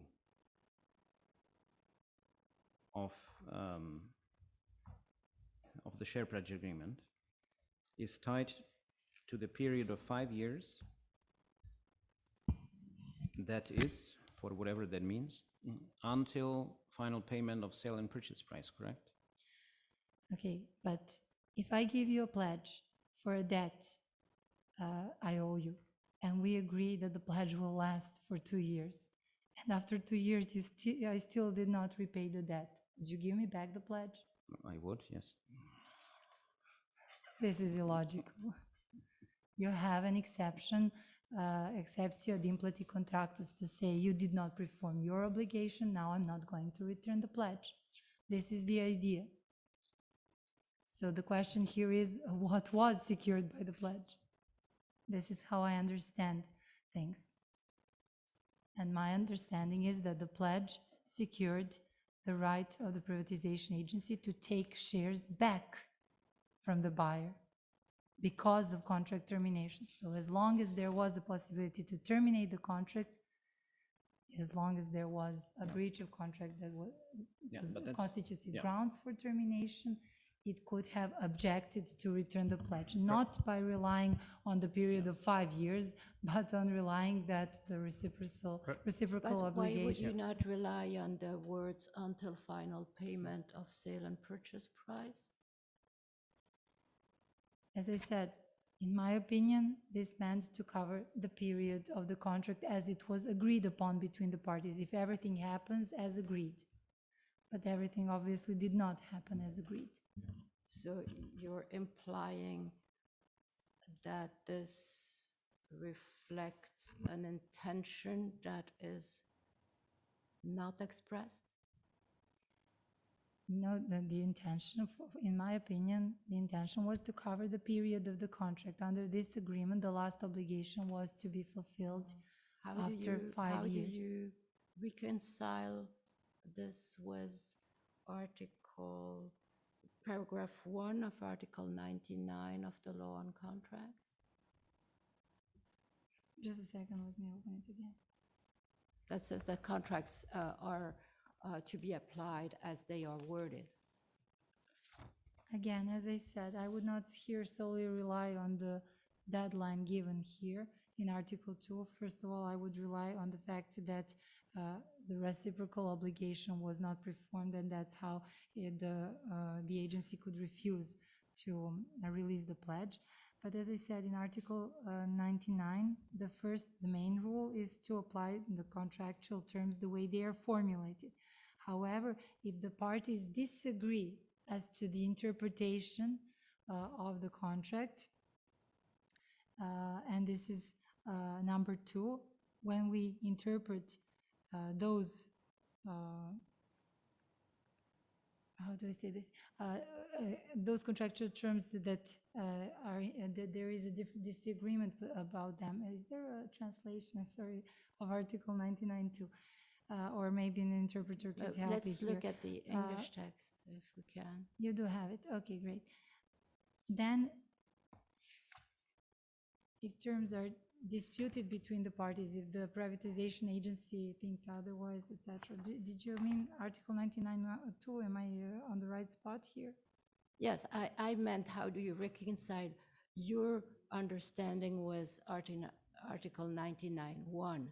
I understand 99(2) to be a situation not where the parties dispute the meaning, but where there is a genuine lack of clarity.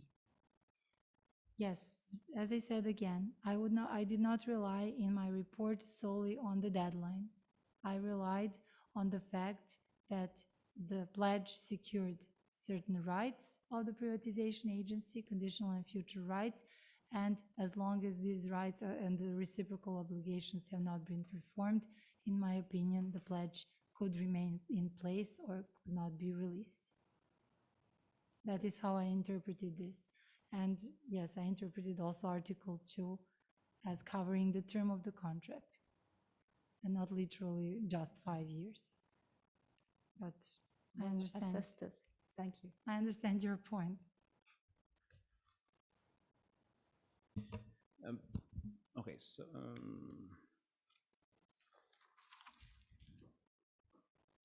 so to summarize your position, you are of the opinion that the pledge secures all obligations arising under the privatization agreement for the buyer? No, only those obligations that constitute valid grounds for contract termination.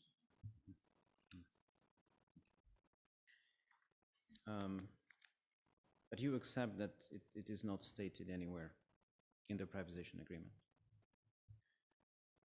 Expressly? Expressly, no. Could you now please look at Article 8.6 of the privatization agreement?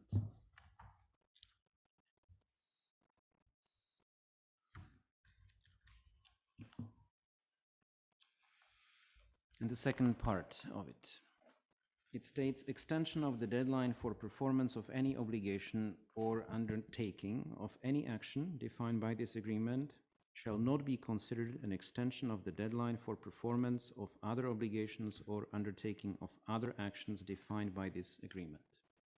Can you see that? Yes.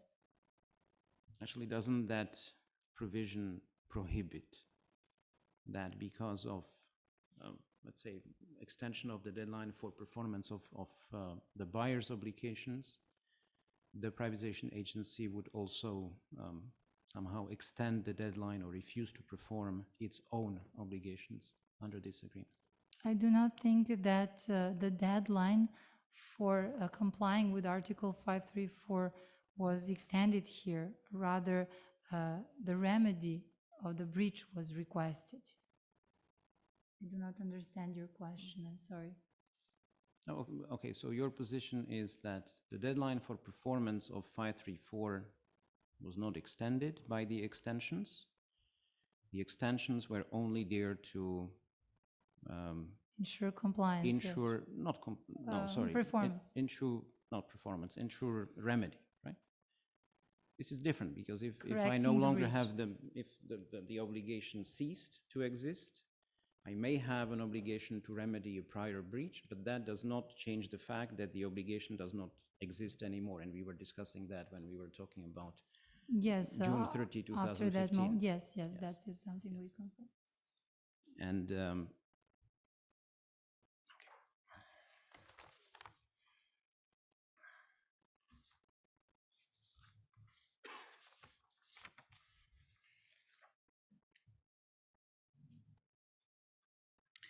now, please look at Articles 1 and 2 of the Share Pledge Agreement again.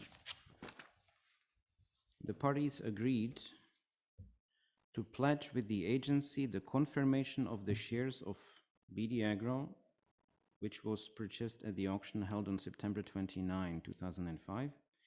And then in Article 2, they state confirmation of the shares referred to in Article 1 of this agreement is pledged, and so on. I'm somewhat puzzled by this language because I believed that the shares in BD Agro are immaterial. They are dematerialized, yes. Yeah. So how can dematerialization started in Serbia? I'm sorry. Yeah. So what is this confirmation of the shares of BD Agro, which has to be Well, this is with the another agency? proof. I'm sorry. Yeah. What is that, please?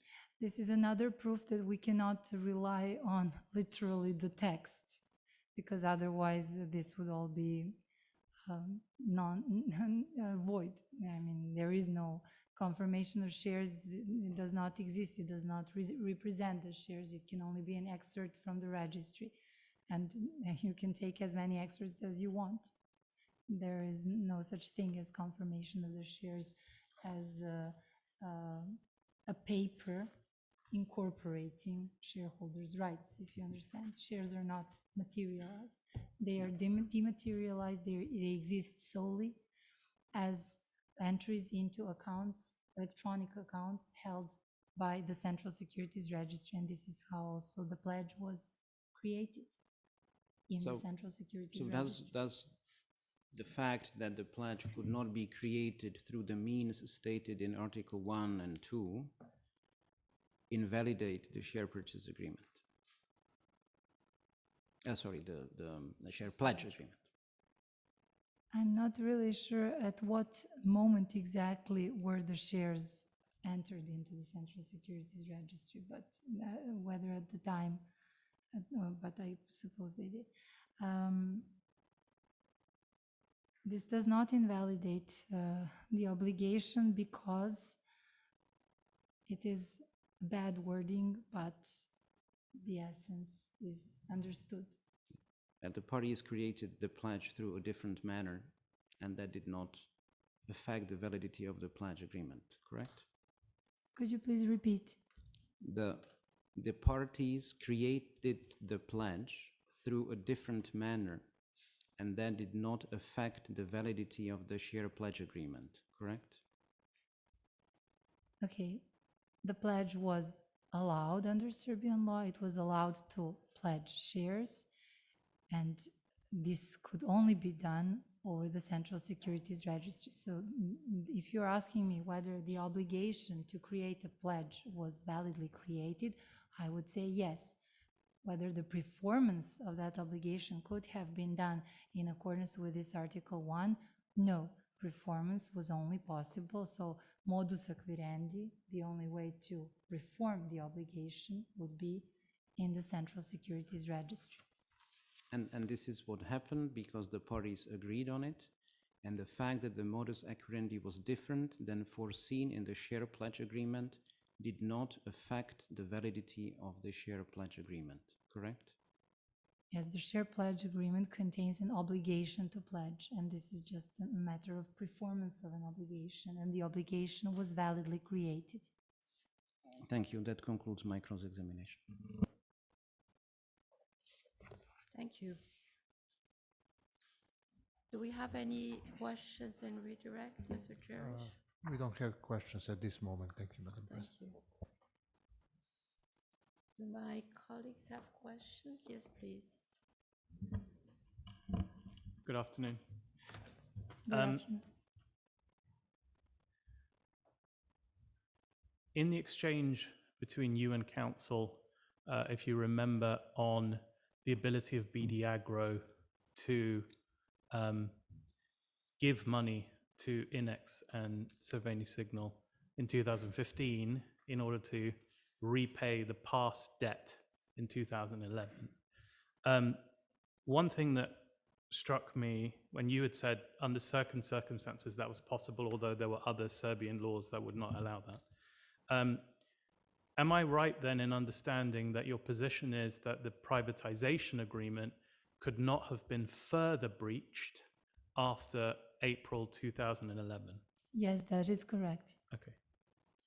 So the only reason that the privatization agreement stayed alive was in order to cure or remedy the breach that you consider to have crystallized prior to April 2011.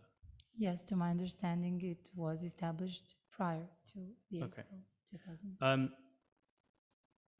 Can we go, please, to your second opinion at paragraph 24? If someone could pull that up, thank you.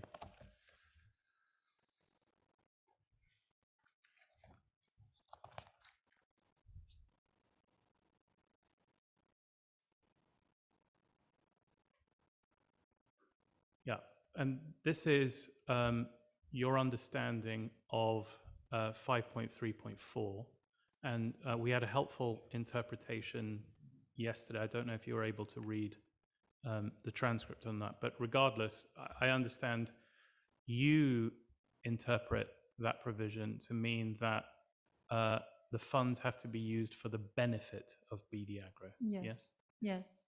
Now, claimants say that Inex and Cerveni Signal were related parties, creditors in past. They had done favors or done good things for BD Agro in the past, might have done good things for BD Agro in the future.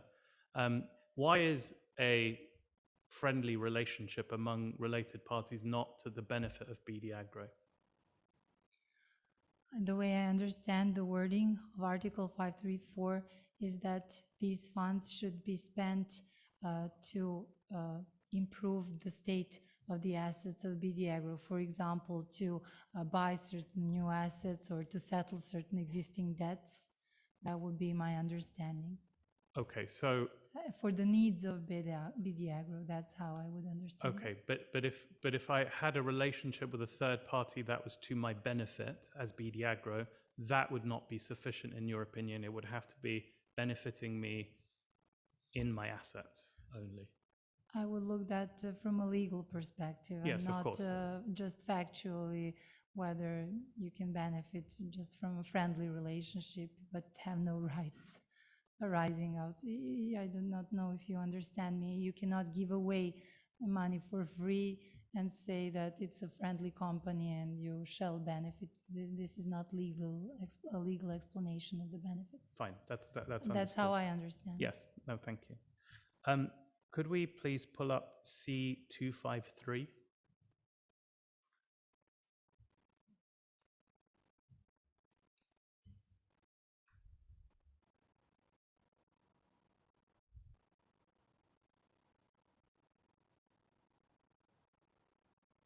And this is a June 2014 Supreme Court of Cassation case. And if we go to page 3, second paragraph, and if you could please read that. And this was quoted in Mr. Milosevic's statement, or his opinion. Would you like me to read the whole paragraph? Yeah, if you could just read the paragraph. I just want to ask. The second instance court, right? You don't have to read it out loud, okay. please, just to yourself.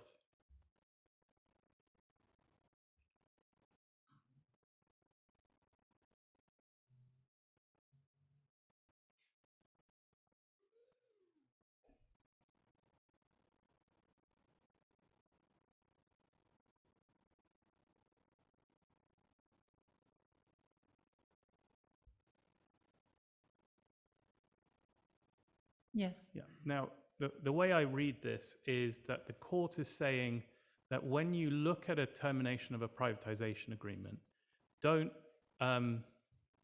just look at laws of obligation and breaches. Look to a greater purpose, which is privatization. Am I reading the court's interpretation correctly? You're completely correct, because the law on privatization is the lex specialis. So this is the first law to be consulted, and only subsidiarily you can consult the law on obligations for all the issues, contractual issues, that are not explicitly differently regulated within the law on privatization. So this is completely correct. Okay. And the law on privatization regulates the purpose, and this is how we draw, interpret and draw conclusions. Yeah.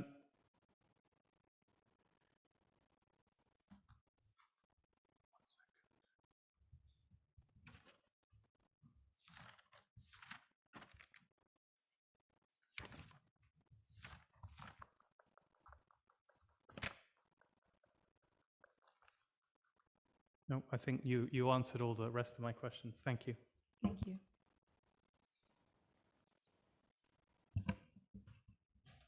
Good afternoon, Professor Radovic. Good afternoon. I have a number of questions on different topics. I will start with the introduction you made when you referred to the role of the privatization agency, and you analyzed the socially owned, I would say property, but you criticized this term, or company, indeed, you criticize, and you refer to a socially owned enterprise. So I can understand that the state can privatize its own property. So a privatization of a state property. But with regard to this socially owned capital, we saw that the court employed this terminology, and if I'm not mistaken, also the ombudsman. So who is the owner of this socially owned enterprise, to use your words? This is an issue that cannot be explained to a lawyer of a developed legal system. I come from South America, by the way, but you can consider that my country is developed, if you wish, no problem. Okay, social property was an idea created under the socialist regime that existed in Serbia and started being introduced after the World War II. First we had state property, and then all state property was turned into social property. There was no private property at the time. Social property meant that everyone, the whole society, is the owner of means of production. It's the capital, as you said. So no one and everyone, that would be the answer, was the owner of social property. And this is what I tried to explain also in the report I gave you. For example, if the company was a social enterprise, it could not be the owner of, for example, a building. It could only have the right to use social property. That was a very complicated concept. There was no ownership, private ownership, but just the right to use socially owned property. But you said it didn't belong to anyone. To everyone, actually. It belongs to everyone. Yes, the society as a whole. But the workers in a particular enterprise were given the rights to manage the company. The workers as a whole, so they decided on what to do with the company. It was they were given the right to manage socially owned capital. Okay. Well, That is how they were. This worked. The socially owned enterprises were very complicated to understand from the perspective of one lawyers. could assimilate, there was no, strictly speaking, there was no difference for the work of the privatization agency, whether the enterprise was state property or socially owned property in that case. So there was no difference. There would be a slight difference because you see, under the Constitution of Serbia, social property never was turned into state property. We still have in our Constitution both types of property. We have state property, this is the one thing that belongs to the state, and social property that belongs to the whole society. So this has never been done in Serbia. For example, in our neighboring country, Croatia, they decided after the reforms, after turning to market economy, they decided to turn all social property into state property and then conducted privatization.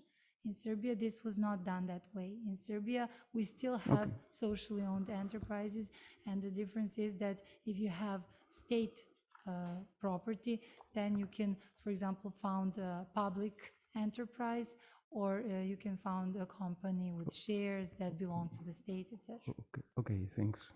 Now, with your explanation about the difference between the Croatian practice and the Serbian practice, I understood the point. I move to a different topic, which is termination of contracts or agreements. Can we say that a privatization agreement can be terminated in the same manner as a private contract?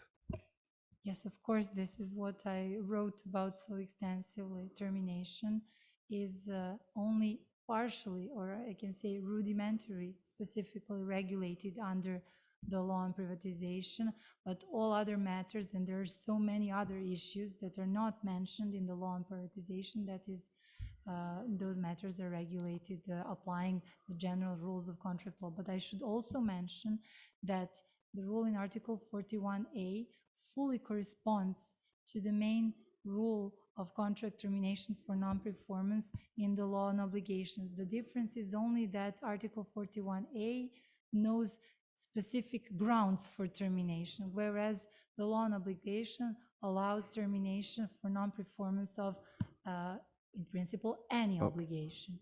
Okay, so this explains probably what you say in paragraph 44 of your first expert report.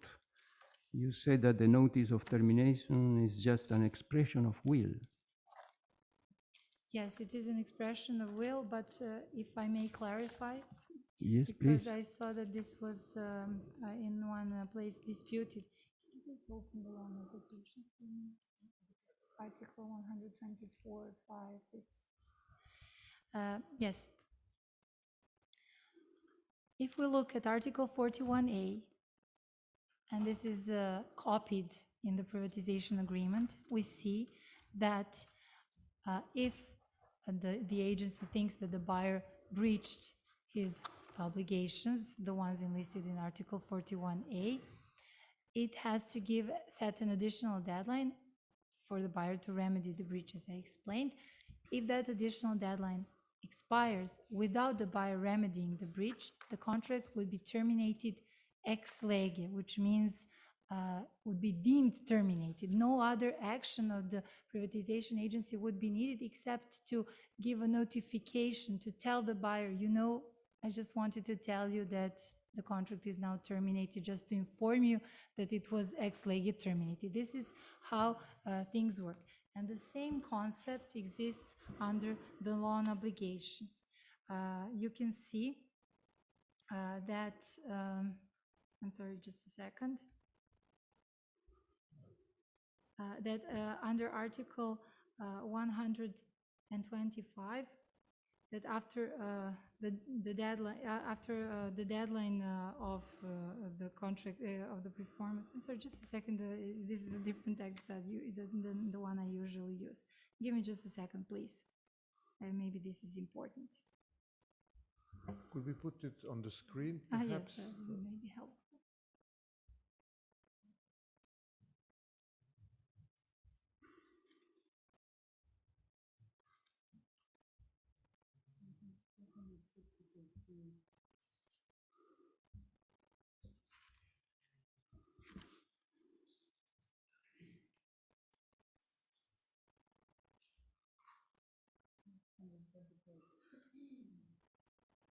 I'm sorry, not all paragraphs are here. Does anyone have the loan obligation and the full text?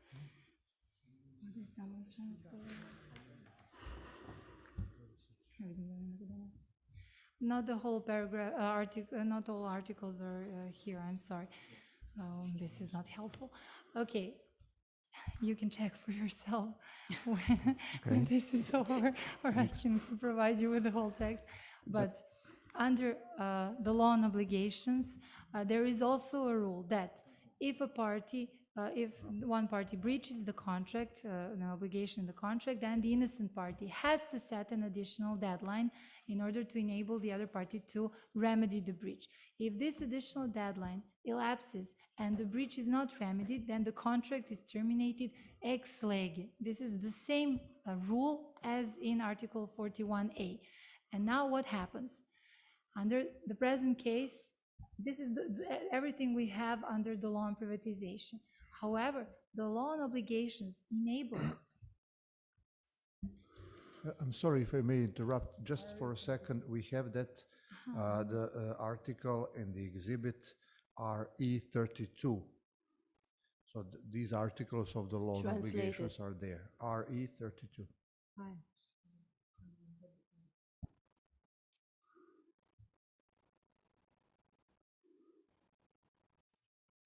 So the law on privatization is silent as to what happens next if the first additional deadline elapses and the buyer has not remedied the breach. And that's where we come to the law on obligations, because we could not go further on the basis of the law on privatization. This is what the Serbian judicial practice did. It consulted the general law of contracts. And the general law of contracts says, this is Article 125, paragraph 2, that the innocent party can keep the contract in force by notifying the party that it still is interested in specific performance, that it still wants performance. And this is what the privatization agency did. It gave a new additional deadline, and a new one, and a new one, and a new one. So it kept the contract in force. And under Serbian law, if this was done, if you give more than one additional deadline, so if you show the intention to keep the contract in force, then if you want to terminate the contract, the termination does not happen anymore ex lege, but you need to give a statement of intent saying there will be no more deadlines, this is it. It's the end. So this is how it works under the law of obligations, and this is also confirmed in the privatization cases. The Supreme Court of Cassation has a judgment where it says that when giving more additional deadlines, you have to give a statement of intent saying this is the end, and there will be no more additional deadlines. Yeah, we want to terminate. Probably it's a question of terminology, but I have some difficulty in following you when you say it's the notice of termination is just an expression of will. It means it doesn't terminate. the relationship. It does in Serbian If law. it is an expression of will. Expression of will that leads to contract termination. It But this expresses is, so if we have a contract and I can say that it is termination, but it is my expression of will only. It's, this is why I have some difficulty in following you. If you put on the screen, please, Article 41A, that was of the law of privatization that was mentioned many times this morning. And even we had the assistance of the interpreters.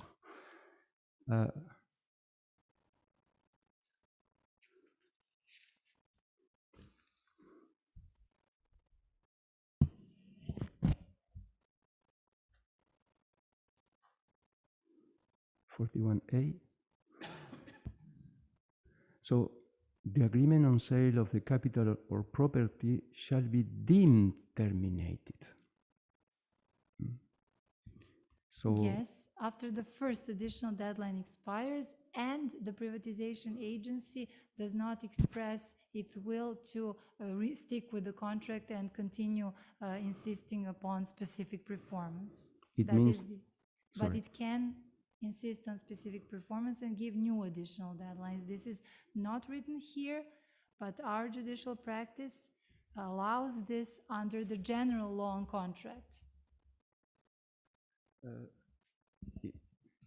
In your first expert report, paragraph 44, probably we can also put it on the screen. Oh, sorry, 36.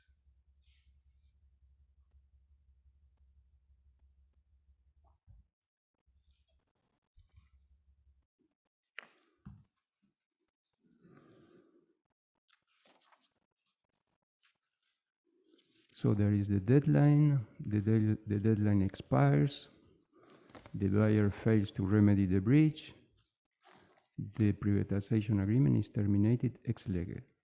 Yes. Without the need for any further additional act. Except to inform the buyer that this happened. This was a contractual obligation under Article 7 of the privatization agreement. Okay, well, maybe it's a difference of a kind of interpretation of a mere expression of will and termination ex lege. Here ex lege means ipso facto. Yes, yes, it's deemed terminated. That's it, upon on the basis of the law itself. It's a consequence of the law. Of the law itself, yes. The termination. After the deadline expires, the first deadline expires. Okay. So my further and last question is with regard to the overriding mandatory provisions. You said that you are not a specialist in private international law, but this concept goes beyond private international law, I think. Do you believe that the law of privatization contains overriding mandatory provisions?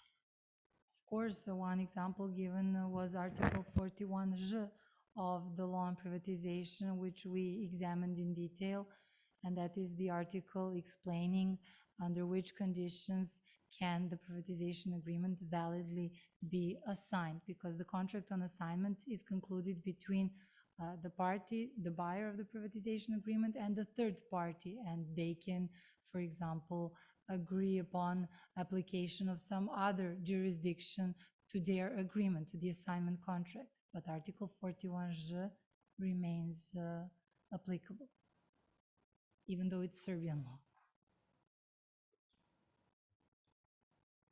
Thank you. Thank you.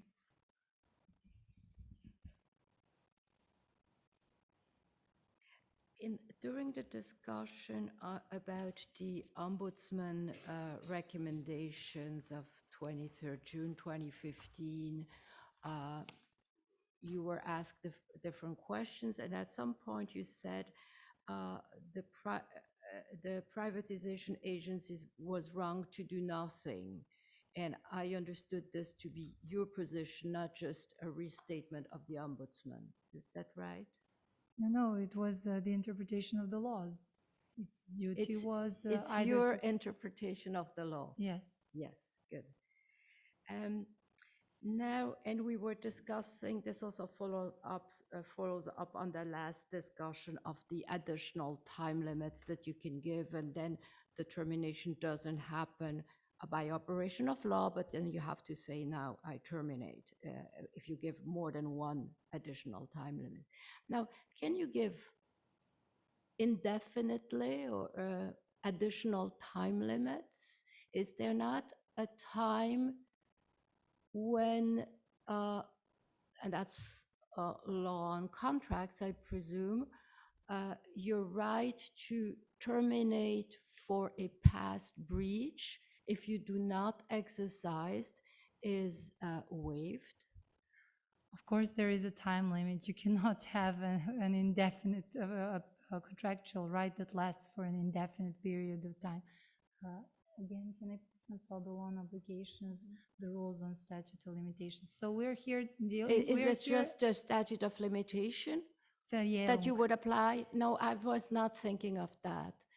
I would rather think of some kind of good faith principle that means that at some point you need to say what you want to do with this contract, because you have on the other side your contract partner who relies on your behavior.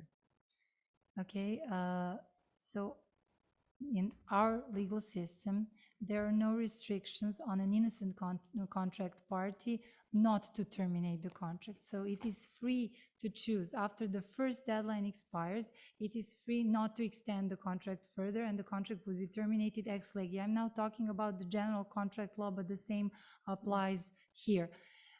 It is completely free to decide to give another opportunity to the buyer, as long as it has interests to insist on specific performance.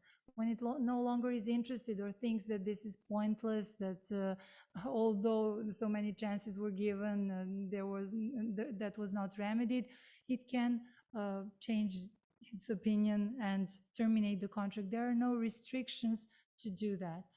And you cannot find any rule under Serbian general contract law or the law of privatization that would prevent the agency from, or any other contracting party from doing that.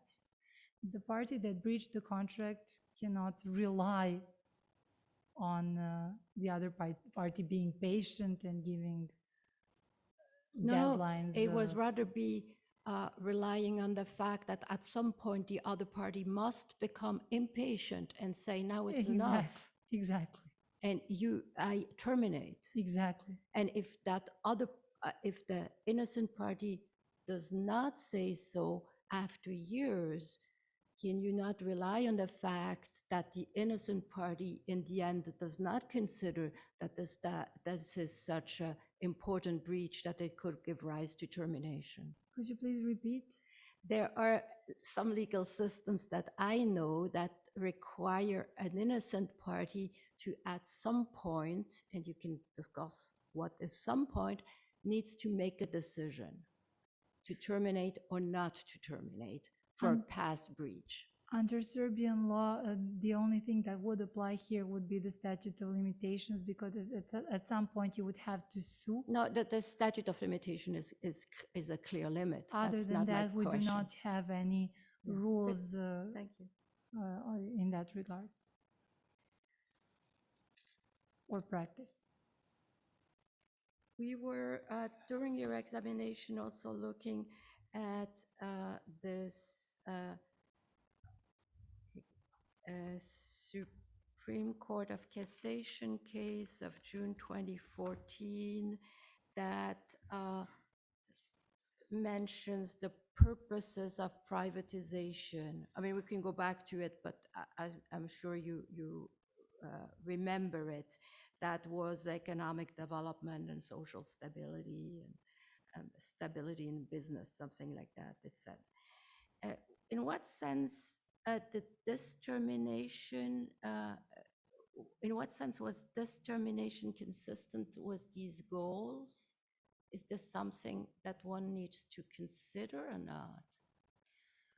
I believe that if you mean the breach of Article 534, whether it's... I mean the termination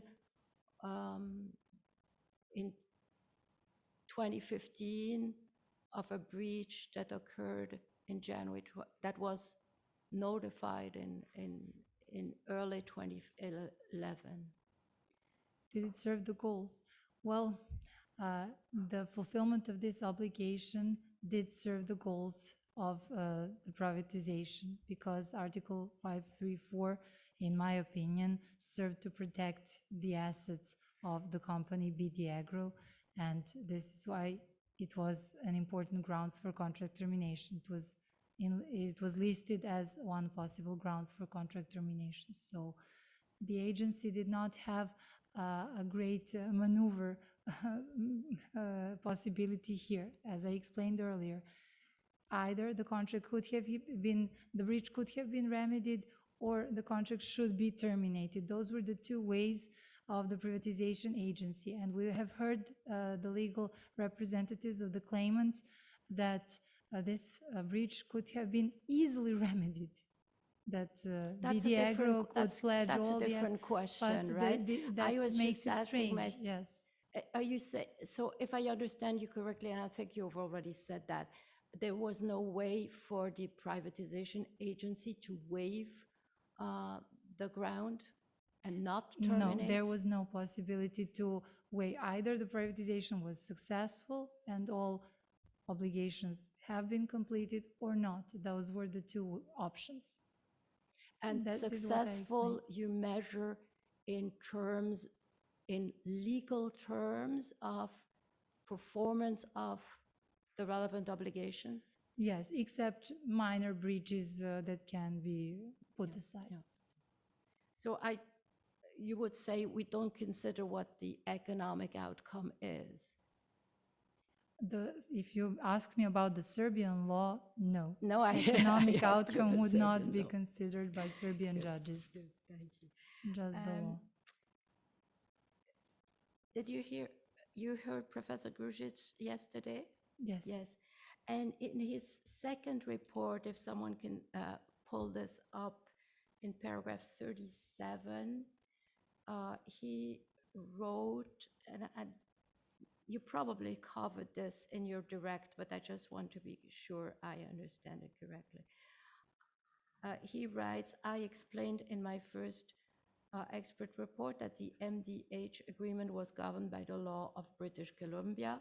This part of my report is not contradicted by Professor Radovic. This point alone is sufficient to refute Professor Radovic's opinion on the validity of the MDH agreement under Serbian law. Now, do I understand you correctly that the reason why you did not contradict this was simply your instructions not to look into private international law issues, or? I was not analyzing the law applicable to the contract. I was just analyzing the overriding provisions of Serbian law and also the applicable law, the applicable company law, the lex societatis. In the present case, and this is what I can say, although I'm not an expert in private international law, but I do know to identify what the lex societatis of the company BD Agro is, and I hope we can all agree, and even Professor Grušić did not comment on that, is that the lex societatis here is Serbian law, because this is a Serbian company founded in Serbia, registered in Serbia, has its activities in Serbia, everything. So those are the two things that I commented on. The first part, I commented on the transfer of shares, and I identified provisions. No, you don't have to repeat all this. So you made no analysis of private international law, but for applying the private international law notion of overriding mandatory laws. So you Yes, if did some private if I international did law make analysis. certain observations, I did that on the upon the instruction to analyze things under Serbian law. But I do not have an opinion on what law is applicable to this agreement. Somehow you do, because when you say you have to disregard foreign law and apply a rule of Serbian law because it is a mandatory provision, that is a determination of applicable law, isn't No, it? it means even if foreign law were applicable, these provisions would nevertheless apply. That was I'm sorry if I didn't express myself clearly enough, but that was the idea. I did not analyze which legal system is applicable to contract. I was instructed to give an opinion under Serbian law, as if Serbian law would apply. Yes. So do I consider that you have made determinations on which provisions of Serbian law are mandatory overriding provisions, or you simply applied Serbian law? No, I did not expressly say that in the first report, but I Yes. think that I cannot remember, it's not, but Professor Grušić and I finally agreed that provisions regarding transfer of shares over the stock exchange, provisions regarding Article 41Ž, the assignment of the privatization agreement, are all mandatory rules of Serbian law, overriding mandatory rules, so I didn't think this is under dispute here. I'll have to check, yeah. In your second report, in paragraph 14, and I think following, you discuss the powers and the performance under the from the perspective of the performance of administrative tasks, yes? And you say that determination is not an administrative task. It's an act of a contract party like any commercial party could do. Yes. And I was asking myself, I think you say the same also later on for the enforcement of the termination and the share transfer. Yeah, that follows in paragraph 19.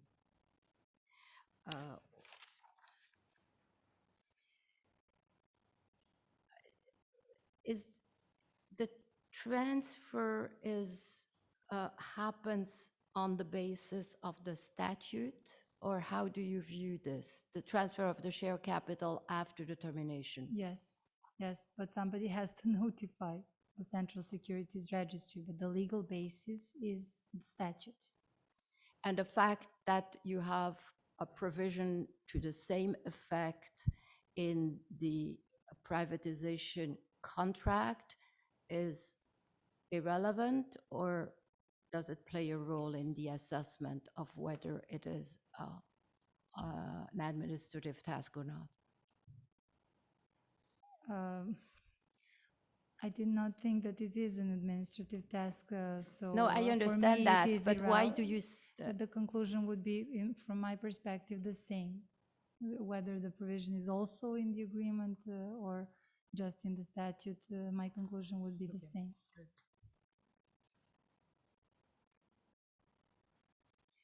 Then in paragraph 19, and I'm still on your second report, it's still about the same issue of the unilateral enforcement. And you give an example of Stornorecht. And then you say towards the end, in the present case, the provisions regarding transfer of shares because of termination of the privatization agreement were known to the buyer at the time of concluding the contract. And I was asking myself, does knowledge have anything to do with this? Would it be different if they had not known?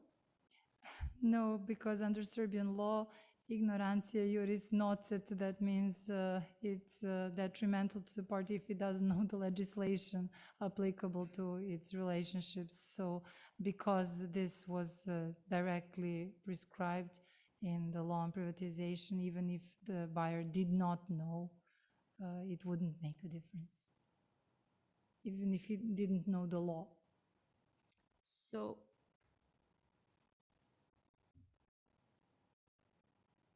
how then, if that is not the reason for considering it a commercial, you say this is commercial because, or it's not a public act because the buyer knew. Now, if we say the knowledge is irrelevant, what is the reason for saying it is a commercial act?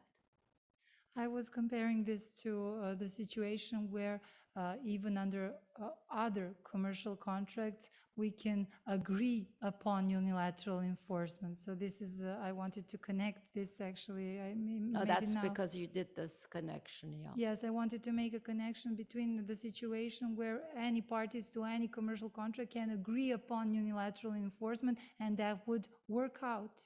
That would be possible. And then I just drew a parallel with that. And so this here does not seem any different to me. Yeah, I see why you did it, yeah. Good, I have no further questions, no clarifications needed. Madam President, I will have... I don't think the claimant has any. Sorry, I had the mic off. We do not have any clarification Thank you, questions. that's what I understand. I have one very short question following up on your questions, Professor Coens, and I know you said the prescription is clear for you, but I think it would be useful if Professor Radovic would say what was the statute of limitations under Serbian law for seeking a remedy and then termination of the breach of Article 534 in our case. Yes, so this is regulated, as I said, under the law of obligations, and the statute of limitations says that contractual rights can be enforced only until the elapse of 10 years after the right was created, after it started existing. And giving notices to the other party and urging the other party to perform the obligation is not sufficient to stop the lapse of time. So the deadline continues regardless of setting, for example, additional deadlines and trying to obtain. After 10 years, it would no longer be enforceable and you could no longer do anything with the claim. Thank you. Legally. Good. So that ends your examination, Professor Radovic. Thank you very much for your assistance this morning. Thank you. And that is a good time for us to take the lunch break. Should we start again at 2 o'clock? Yes? Good.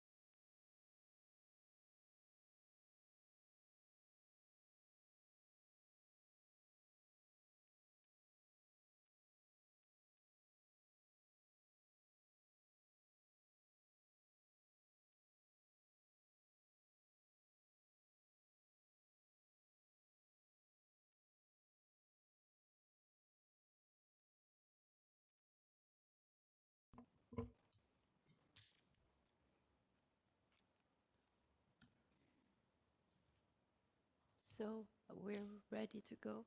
Yeah, you've been ready for a few minutes and I'm not ready. Good afternoon, sir. Thank you for being with us. Can you please state your name? It's Agis Georgiadis. Georgiadis. could Yeah, spell that's it- what I figured out, but I was not sure, so I thought I'd rather ask you to pronounce it. You're an advocate in Cyprus, Yes, is that right? At the law firm Christos Georgiades. Is that how you pronounce it? Yes. In Nicosia. yes, I am based in Nicosia, yes. Thank you. You have provided 3 expert reports dated 16th January 2019, 3rd October 2019, and 5th of March 2020. Correct, yes. Yes. You're heard as an expert. As you know, you're under duty to make statements only in accordance with your sincere belief. Can you please confirm this by reading the expert declaration? Yes, thank you. I solemnly declare upon my honor and conscience that my statement will be in accordance with my sincere belief. Thank you. So I'll first give the floor to you, Mr. Pekash, Yeah. for direct questions. Thank you, Madam President. Good afternoon, Mr. Georgiades. Mr. Georgiades, I represent to you that Article 41J of the Serbian law on privatization enables the buyer of privatized shares to assign the privatization agreement to an assignee subject to prior consent of the privatization agency. Please assume that Article 41J is a mandatory provision of Serbian law. Does that affect your analysis of the validity and effects of the SAMBI agreement? As explained in my reports, and especially in my 3rd report, I have read the provision of 41J, and I think that it is irrelevant to the issue of validity of the equitable assignment vis-à-vis the assigner and assignee. Thank you. No further questions. Thank you. Professor Juntis. Yes, thank you, Madam President. Before we start, there is a matter of binders on the experts table. Is this? Yes, yeah. We would need the clarification on the documents that the expert has with himself. I have a clean copy of C29, which is the SAMBI agreement. And then I have all the exhibits that were presented through my reports. Most of them are authorities on Cyprus and generally English law. And there are also some documents which relate to the corporate structure and the details of SAMBI. So I think you can put those aside. I had not seen that you have your own documents. Of course, I understand that it's always nicer to have one's own documents, but you will be given copies when questions are asked about specific documents. And if you want to check something, you just tell us and we'll take it from there. Thank you. Yes, so Mr. Georgiadis, good afternoon. My name is Petar Jundic. I'm here on behalf of respondent in these proceedings. Your reports, obviously, they deal with the effects and validity of the SAMBI agreement according to the Cypriot law. But before we go on, I'd like a small point of clarification. The SAMBI agreement, under the rules of Cypriot law, an assignment, or is it a sale of shares, or is it maybe both? One does not negate the other. It is an agreement by which the two parties agreed to sell certain things. The effect of this agreement on some of these things was that they were assigned from one party to the other. So it is, I can say that it is both a sale agreement and an assignment agreement. So both of those things at the same time?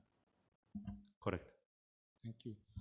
The reason I ask is because from the second report, I understood that you argue that SAMBI is a voluntary assignment, SAMBI agreement. And then in paragraph 223 of your third report, you are discussing the issue of sale between Mr. Obradović and SAMBI.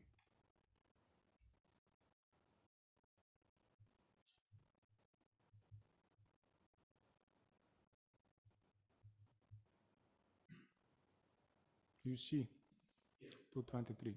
But this is clarified now because, as you say, one agreement covers both qualifications, as I understand it. Yes, I explained that, I think in my second report, where I state that assets that were the subject of the sale by the SAMBI agreement, that their transfer was not conditional upon something, were effectively sold. They were transferred using the SAMBI agreement. Other assets, like the shares, that were not, their transfer was conditional upon something else, were in effect assigned by the SAMBI agreement, pending their transfer of legal title later on. Understood.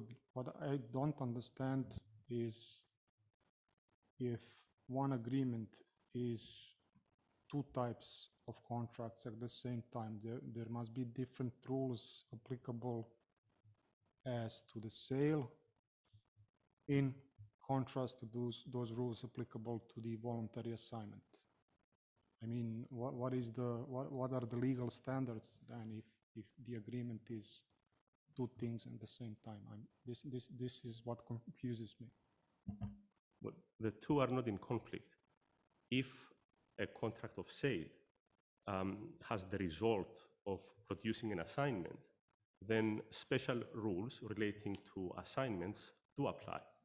But these do not negate the application of the general rules of contract and the general rules of selling something under Cyprus law.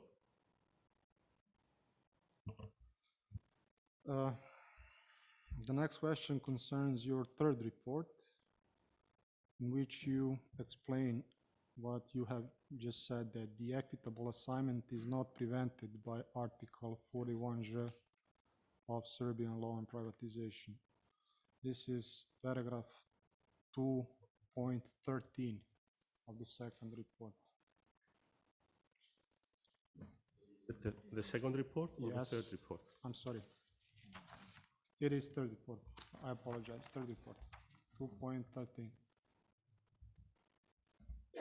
Yes. So there you state, as you see, Article 41J imposed certain requirements that had to be met for an assignment to be performed.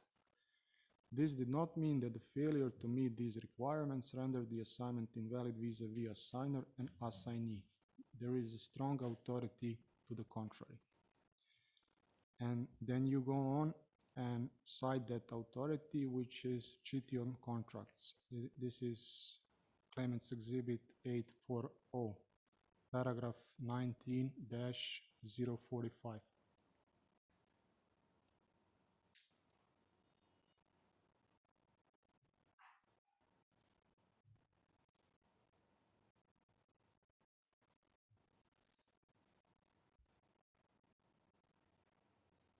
Oh, here we are. However, it seems that the prohibited assignment can be effective as between assigner and assignee. This is the thing that is clear.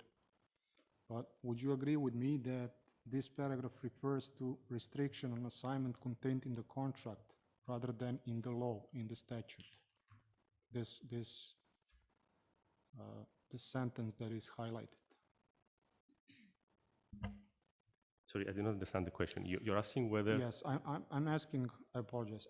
I'm asking whether this sentence refers to the restriction on assignment contained in the original contract, or does it refer to the restriction or prohibition on assignment that is contained in statute, in the law? I read it as a prohibition to assign the underlying contract. So that is exactly the case that we have before us. It's the same situation. Yes, this is a restriction. I don't dispute that. Yes. But does this authority speak about the restriction contained in the original contract, which mean, for example, in our case, that would be the privatization agreement? Or does it refer to the restriction contained in some statute or law? I read this as a prohibition which can be imposed by law. But further down in the same report, I also deal with restrictions that could be imposed contractually on assignment. Can we just scroll up to 19.043?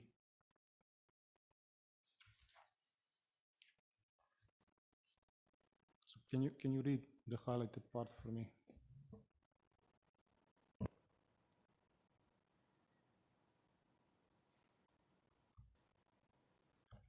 It's on the screen. It's a bit difficult because of the microphone. It's easier this way.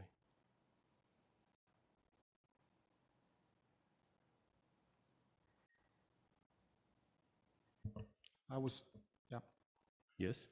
So these are the rights declared, or this section refers to rights declared by contract to being capable of assignment, not in the statute or by the statute.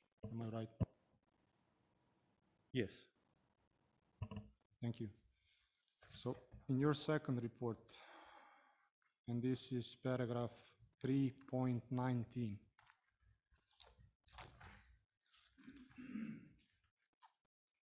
you once again state that where the terms of the original contract or the law of the place where a piece of movable property is located prohibit or restrict assignment, i.e. transfer of legal title, the prohibition or restriction may render the assignment ineffective as against the debtor. Nevertheless, this does not invalidate the assignment between the assigner and the assignee. So this is basically, again, your position. Yes, of course. And you go on to cite Snell's equity. This is Claimant's Exhibit 507.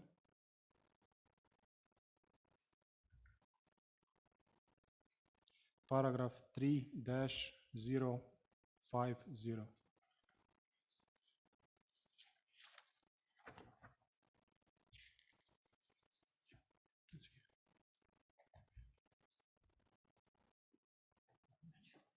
Yes, the thing is that the paragraph 3 point, this paragraph does not speak anything about cases in which assignment is prohibited by the law.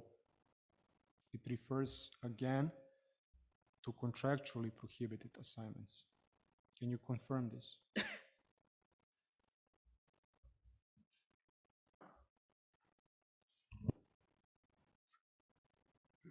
It is correct that 350 of Snell refers to prohibitions by contract terms, but the excerpt from Chitty, to which you referred me before, refers to prohibitions that include statutory prohibitions.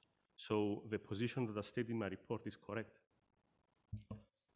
Well, can we go back to Chitty on contracts? That is Claimant's Exhibit 8.40, paragraph 19-043.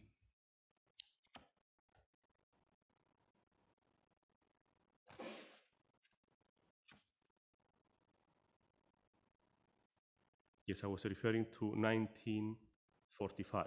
Mm-hmm. 1945 of GT. Yes, 1945 is in the section that is called rights declared by contract to be incapable of assignment.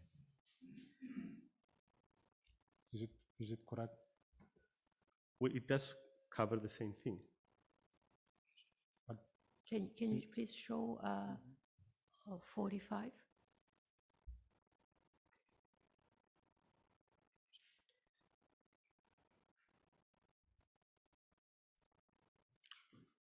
As I see it now, the author speaks about prohibited assignment. I don't see any reference to the assignments prohibited by law or by the statute. Am I right?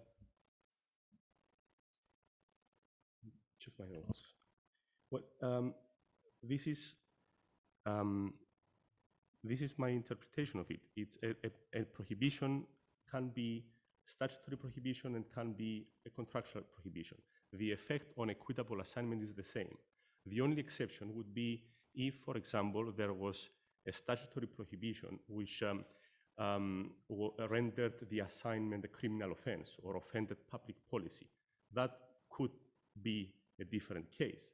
But the prohibition in the sense of an enabling provision, like 41J, is exactly the same thing. It's just a requirement that the assignee or the assignor must comply with a provision in order to proceed with performance of the contract. And actually, there is a Cypriot judgment exactly on that point. I will refer you to it. Mr. Georgiadis, is it on the record? Sorry? Is it on the record, that yes, case? It is, yes. Okay. This is the case of Arshodis. I will find it in my report.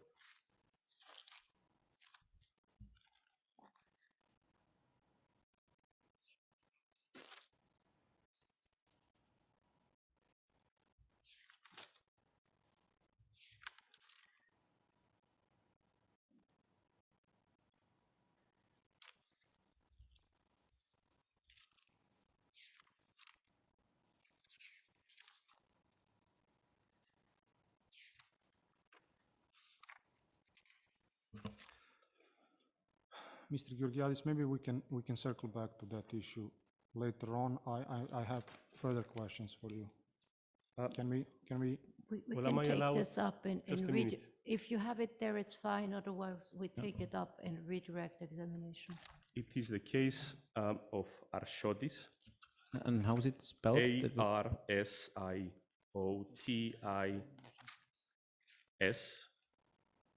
and it's a case, it is CE 841, page 11. And it's exactly a case where there was a contract entered which could not be performed until a license would be acquired. Thank you, Mr. Georgiadis. This is something that Well, I haven't finished my answer, though. Yes. It is a contract where, for the performance, it was required that the particular license would be obtained. And the Cyprus Supreme Court held that this was not an invalid contract because it was just a matter of applying to obtain that license before carrying on the performance. So it was a perfectly valid contract. Thank you. Thank you. My next question for you is every contract assignable under equity, under Cyprus law, or rather inequity? In theory, every valid contract is assignable. It may not be assignable in some very exceptional cases, but the general rule is that everything is assignable, yes. I was actually, I'm interested in those limited cases. Okay. Let's assume, for example, that we have a contract which is for the sale of illegal drugs. That is not a contract that can be assigned. It may be valid. This is the only limitation. It may be valid at a certain jurisdiction. I understand.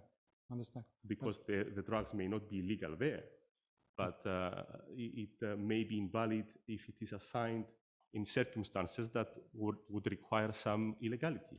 But surely there must be other exceptions to this rule as well, not only contracts for illegal drugs, or this is the only exception. Illegal contracts cannot be assigned. That is the main reason for which an assignment can be refused, if it is offending public policy or if it is something which is so illegal that it cannot be the subject of a valid agreement. Understood. Can we go to your third report? This is paragraph 2.16.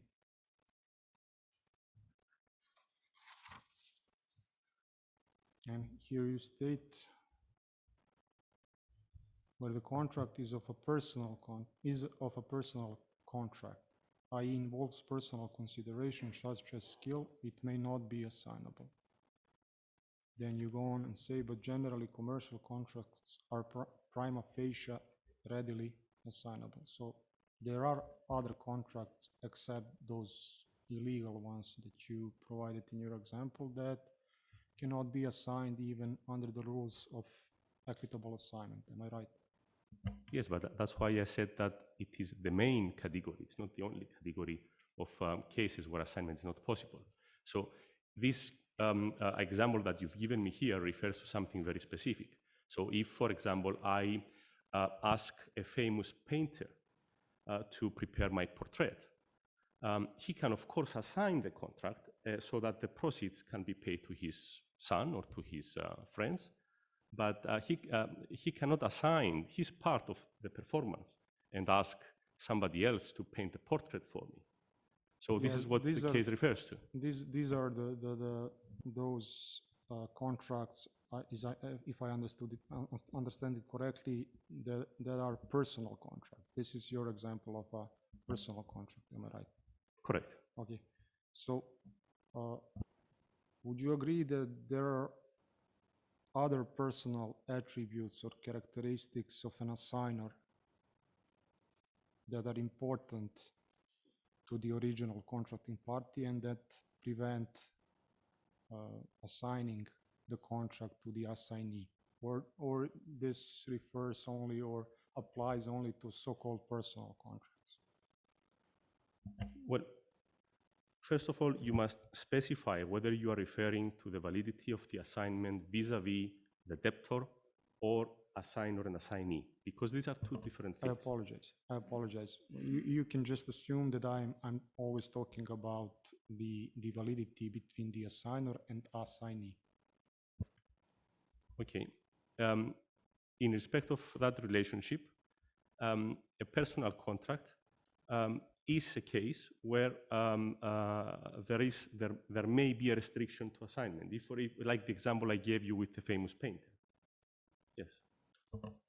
So let me give you an example. Please do. You have an assigner, and because of his personal characteristics, such as his nationality, he was provided with right to pay the purchase price in installments. And he wants now to assign the contract to the assignee, who does not have those characteristics, personal characteristics. So would you say that it would be correct to say that the assigner's identity is important in that case to the original contracting party? Under Cyprus law, as in respect of the assignment of the validity of the assignment vis-a-vis assigner and assignee, this is probably relevant. Thank you. So, I'm sorry, this is the court reporter. Was that last answer, did it finish relevant or irrelevant? Irrelevant. Thank you. So,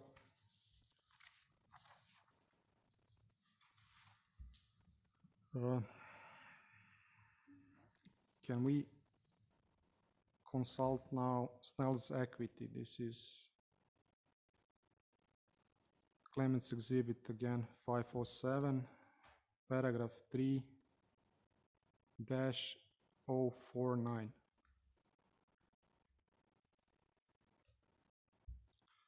So the first paragraph speaks about certain kinds of contract that involve confidence or personal skill. And the second paragraph of the authority that you rely on heavily in your report says there may be other reasons which make the identity of the contracting party important, so prevent assignment. Do you agree with this statement? If I agree with the statement, if that the statement is correct in Snell, yeah. Well, who am I to judge? Of course, yes. Thank you. So the other authority that you use extensively in your report is treaty on contracts. If we could, this is Claimants Exhibit 840. Paragraph is 19-055.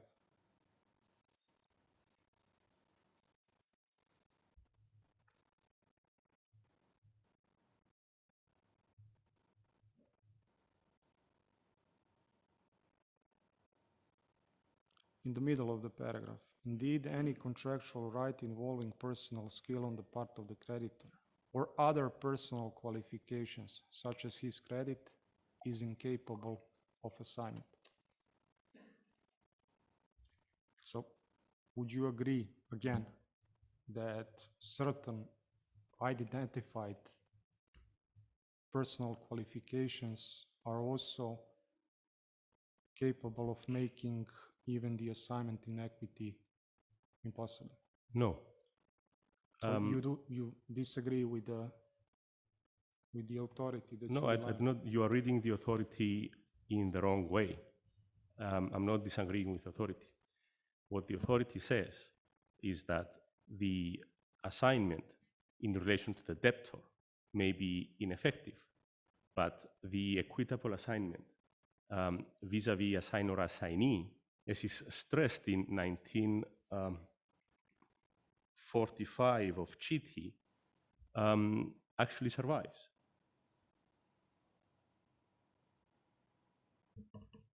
This is, and I submit to you, that this is part of treaty on contracts that speaks about exceptions from the rule that the equitable assignment is possible in between the assignor and assignee. You agreed with me earlier on that there are some contracts which are incapable of being assigned even in equity. Yes, I referred to the issue of illegality, issues of public policy, and issues of personal contract where skill is required, like the example I gave with the painter and the portrait. Thank you, but Mr. it is beyond doubt wrong to say that one cannot assign a debt. Thank you, Mr. Georgiadis.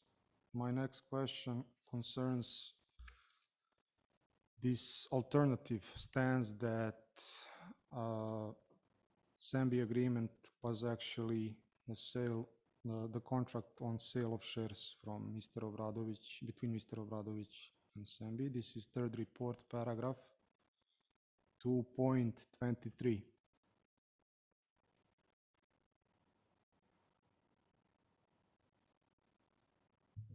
That's from the third report? Third report, yes. Yes. 2.23. You can see it on the screen if it is more convenient.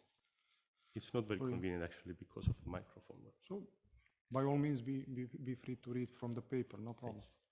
So, if this was indeed a sale and purchase agreement, what would be the law applicable to the Serbia agreement if qualified in such way? Characterized in such way? First of all, this is not an alternative position. As I explained in one of my first answers to your questions, a contract can be a contract of sale and at the same time can also have the effect of assigning rights. So it's not an alternative position. The two can coexist. Generally, without referring to this particular case first, a contract for the sale of shares is generally governed by the law selected by the parties. The transferability of those shares, of course, may involve the law of the situs of the shares. And this is what we have here. We have Serbia agreement, which is clearly governed by Cyprus law, but of course, it wouldn't be possible to file a form in the Cyprus company registry to transfer those shares. One had to go and take certain action in Serbia in order to transfer those shares. That doesn't mean that it was Serbian law that governed the transfer of the shares. Yes, so you do accept that there is a difference between contractual and proprietary aspects of a transaction. I do, but that's a very difficult academic issue for which... it is important legal issue as well. Well, yes, I can... Practical one. Yes, if you allow me to finish, I was just going to say that it is something for which I can express an opinion, but I can tell you that even amongst top scholars on English contract law, there are some disagreements on this topic. So it's not a very simple issue, and especially in the context of private international law and in respect of the application of Rome I. Thank you. Can I refer you to Claimant's Exhibit 836? That is paragraph 33-027.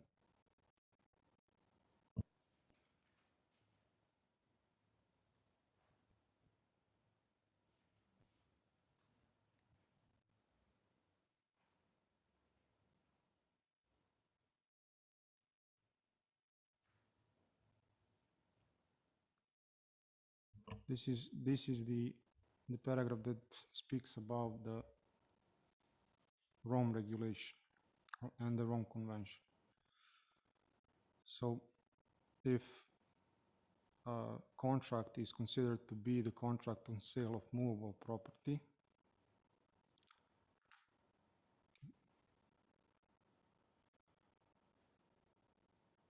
the main rule is that on the proprietary effects of that contract, the law which is applicable is the law of lex situs. Am I right?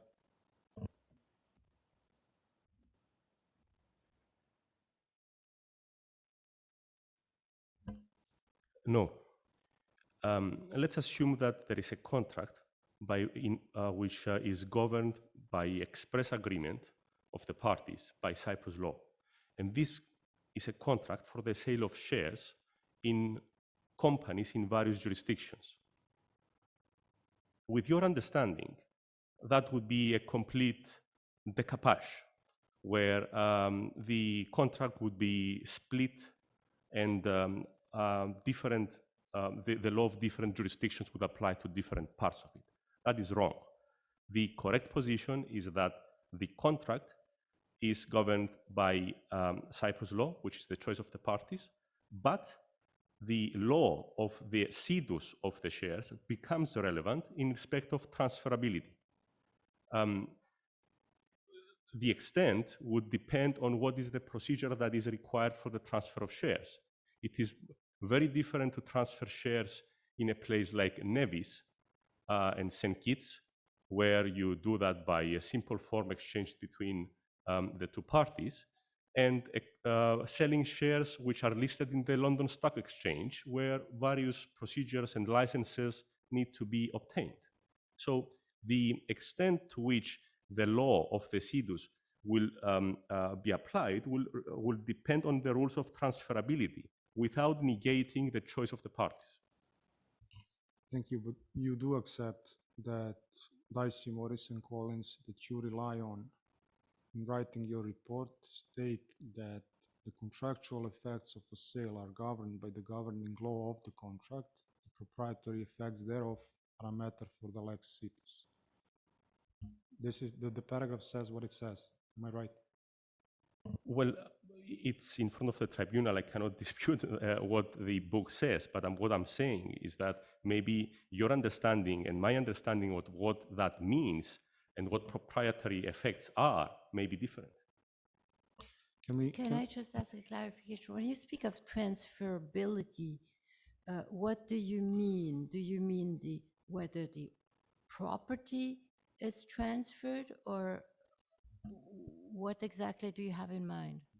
What I have in mind are the formalities that will be required at the situs of the shares for them to be considered as legally transferred.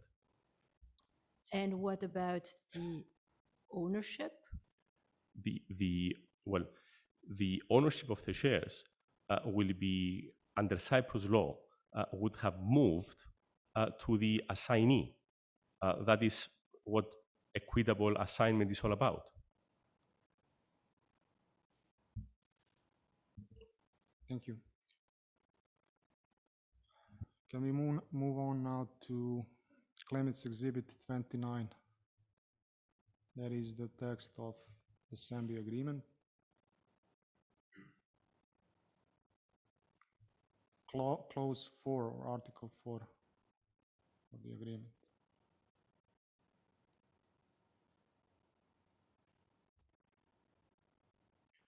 Now, Mr. Georgiades,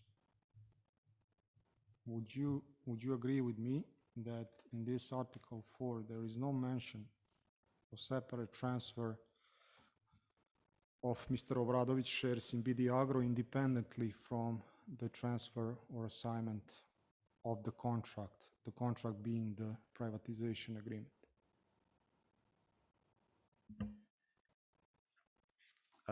I think I stated in my report that I was given advice as to what this means. Yeah. Please allow me to check that.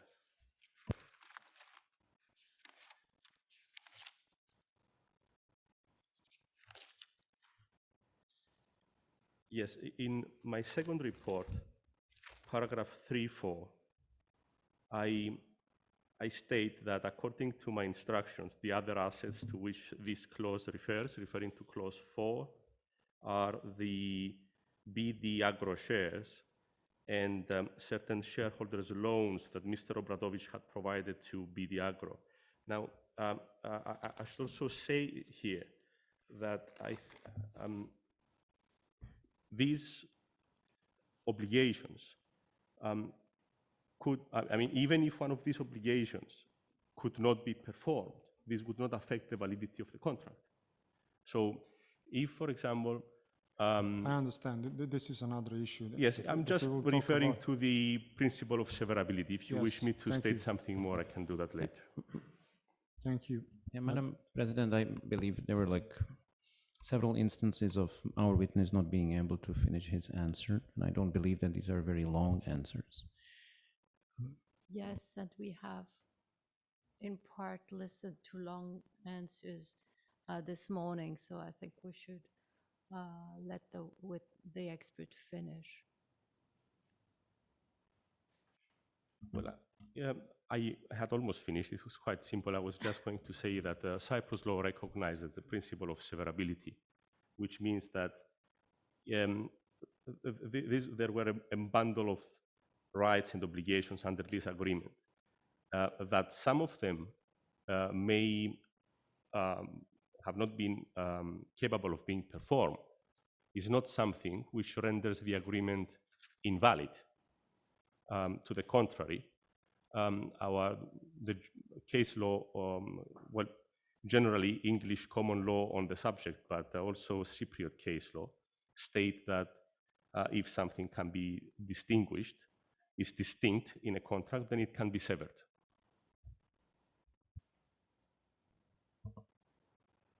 Thank you, Mr. Georgiades. Just to be clear, your position that the Serbia agreement indeed stipulates separate transfer of shares to Serbia is the result of your instructions that you received, and not the fact that this is stated explicitly in the contract. Am I right?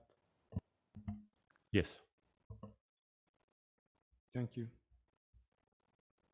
Is it the rule of Cyprus contract interpretation to look at the meaning of words and phrases used objectively, to deduce the true intention of the parties? That is the general rule, correct? Yes. Thank you. One of the exceptions, though, is when there is an ambiguity in the contract where you can rely on what the parties say in order to be able to explain what the meaning is. So you're referring to subsequent statements of the parties as means of interpretation under Cypriot contract law, am I right? The reference I just made was a general reference to an exception of the parole evidence rule or extrinsic evidence rule, as we say it. But in my report, you are correct that at some stage, when I refer to a specific issue, I mention the subsequent contact of the parties.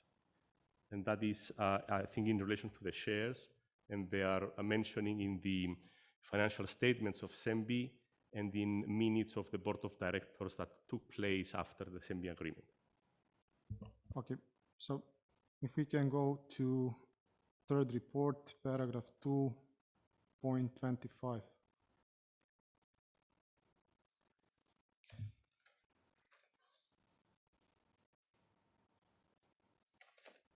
Are you there?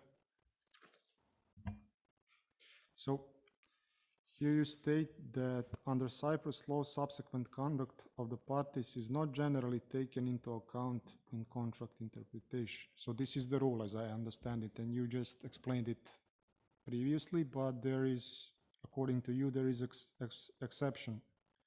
But it can be looked at where such conduct points to intentions of the parties at the time the contract was made. This is the exception. This is, I think the exceptions are 6 in total. I should know better because I teach law of evidence at the university, but this is the general rule. It's called the parole evidence rule or the extrinsic evidence rule, and there are exceptions. One of these exceptions is the one mentioned in 225. Thank you. And to support this statement, you cite once again, Chition contracts. And this is again Claimant's Exhibit 840. And this time paragraph 30-054.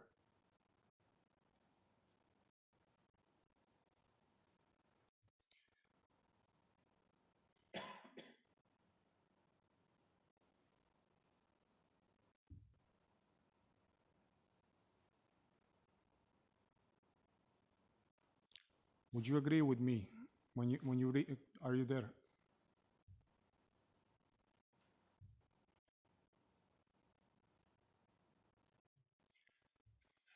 This paragraph deals with the issue of the so-called implied choice of law under the Rome Convention. Am I right?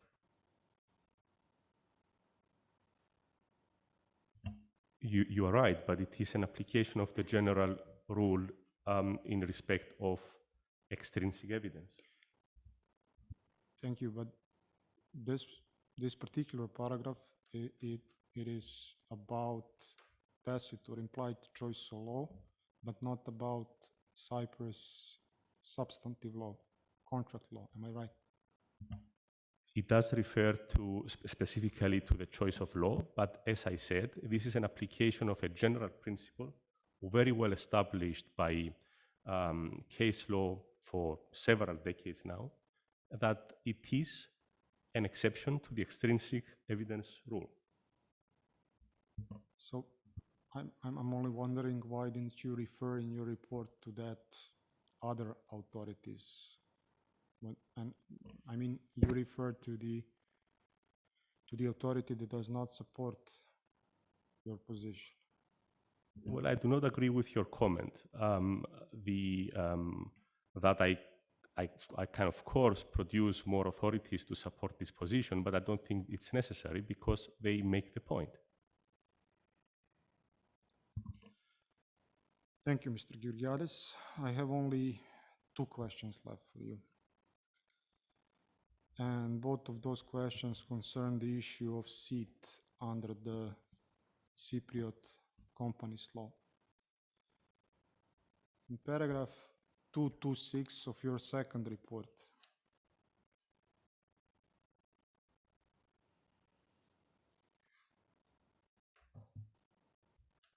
you state that if the legislator intended to introduce a new legal concept with the term seat, one would expect the concept to be defined in the amending laws. So my question for you is there a definition of term registered office in Cyprus company law?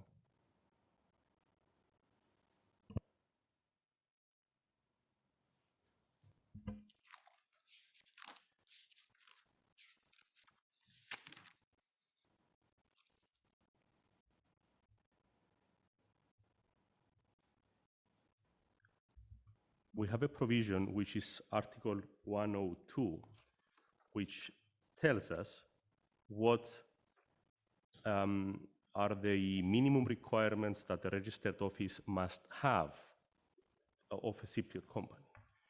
I agree with you that that is not a definition, but if the legislature intended to introduce the notion of seat as a distinct, different legal term, then it would of course have provided a definition. And I will give you an example to understand what I'm talking about. The first time that the word seat was used in an amending law was 1999. 5 years earlier, in one of the cases which I cite in my first report, CE 121, there is reference by a Supreme Court judge to a seat. There is only one explanation for that. Because at that time, there was no issue of transferring seats. Such thing was unknown to the Cypriot legal order. There was no law stating anything about the company having a seat. The only possible explanation is that in the Albatros case, the CE 121, which I've cited before, the judge used the Greek word edra, E-D-R-A, which means seat, as something meaning exactly the same as registered office. And the subsequent use of the word seat in case law, textbooks, and the amending laws were inserted with exactly the same purpose. Thank you. We were just talking about the inclusion, I would say, of seat in the Cyprus company law in 1999. So in paragraphs 220 and 221 of your second report, you explain how the term seat was introduced into Cypriot law. And then you go on to explain that seat was meant to denote registered office and was probably included in this amending law as a result of poor drafting. Is this correct? Yes, and thank you for the opportunity, because this is a perfect example which shows my point.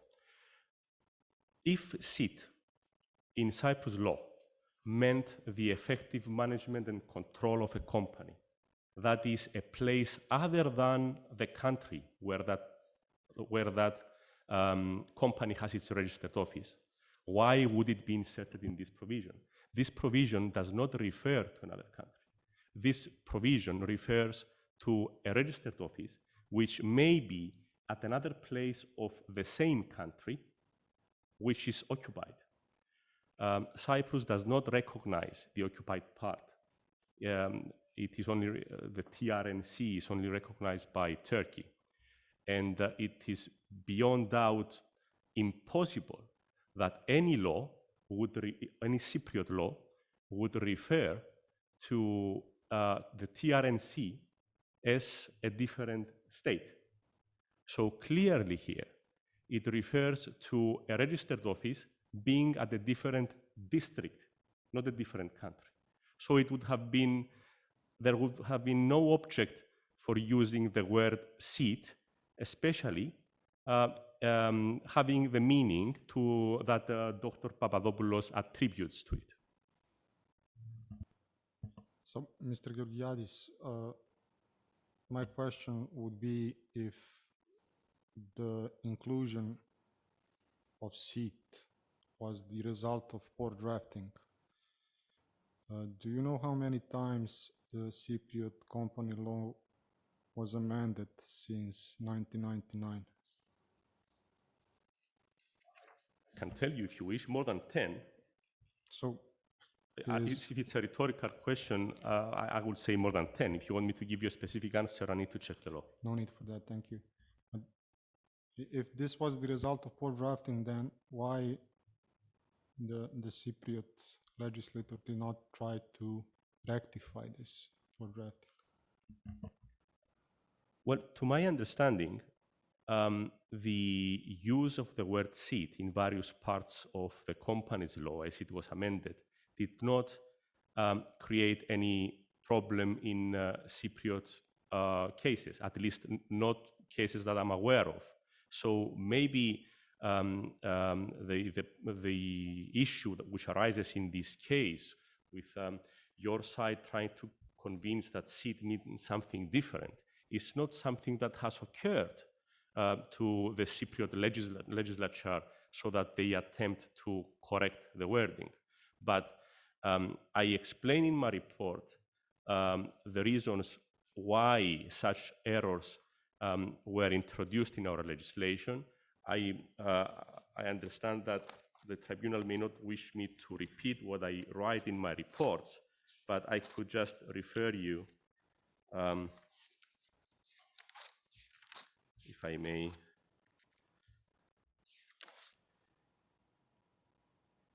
to my third report, paragraphs 3.6 to 3.8, where I explain and give other examples of how the translation of statutory instruments into Greek, because of fundamental differences between Greek and Greek Cypriot legal culture, have resulted in some terms being wrongly used in our statutes.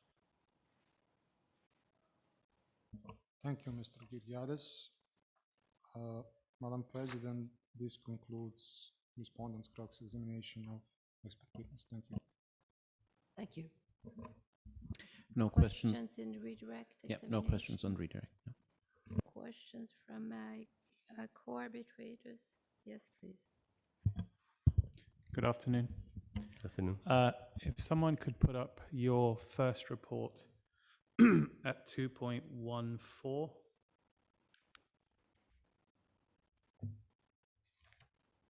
Sorry, 2.14. Yeah.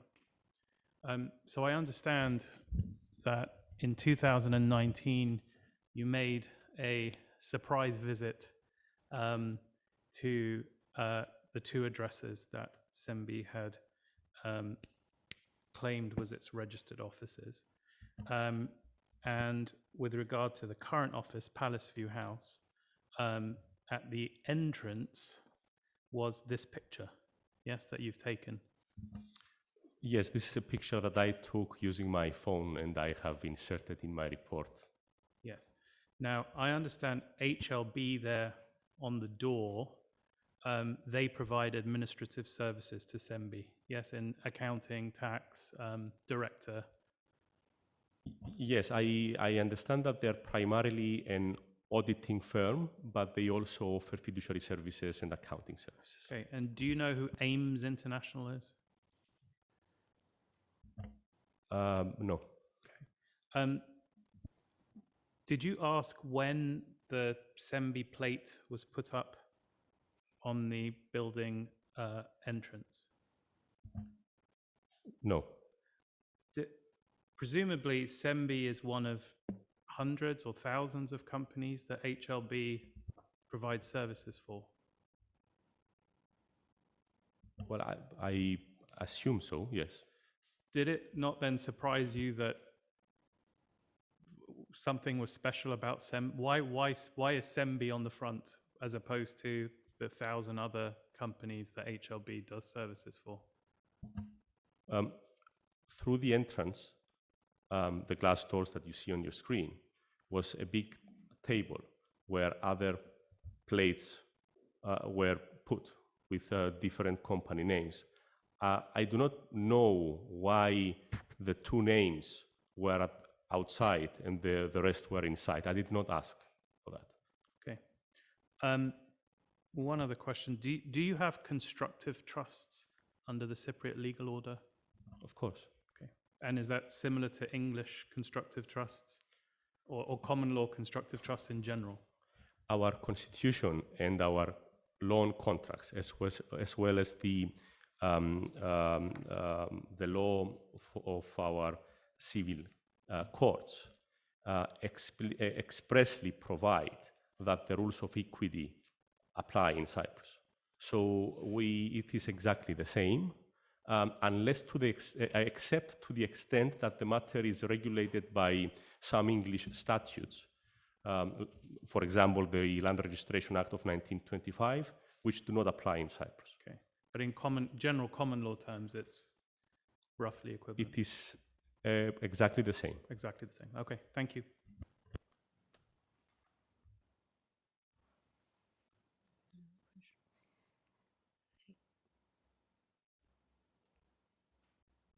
Let me just make sure I understand your opinion correctly.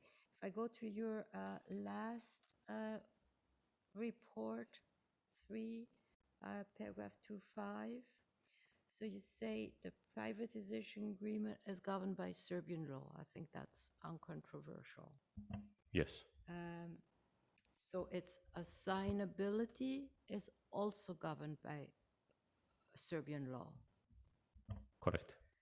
The SEMBI agreement is governed by Cyprus law.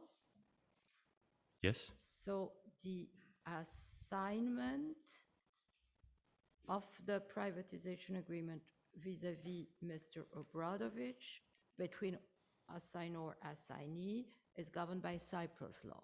Is that what you're saying? Correct, yes. Yeah, okay. I have no other, let me just check, but I don't think I have other questions. No. So that completes your examination, Mr. Georgiades. Thank you very much for your assistance. Thank you very much. Should we take a short, maybe 10-minute break and then go over to Mr. Emilianides, who's on video conference? Yeah, Madam President, in case that we need to reach the Mr. Emilianides, it might be a good idea to have 15 minutes break. I think I was told that he was connected. Thank you. But he's already connected to the Zoom session. So that should be fine. Good.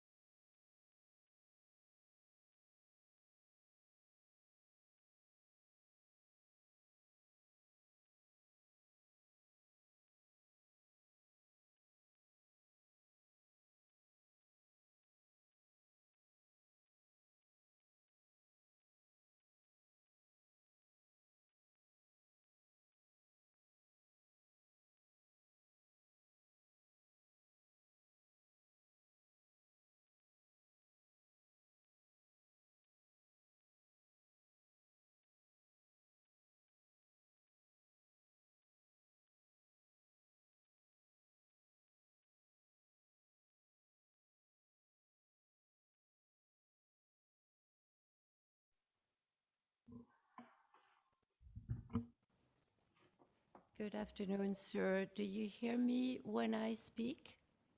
I hear you very well. Good. We hear you too, so that's perfect. Thank you for being with us this afternoon. You're Achilles Emilianides. Correct.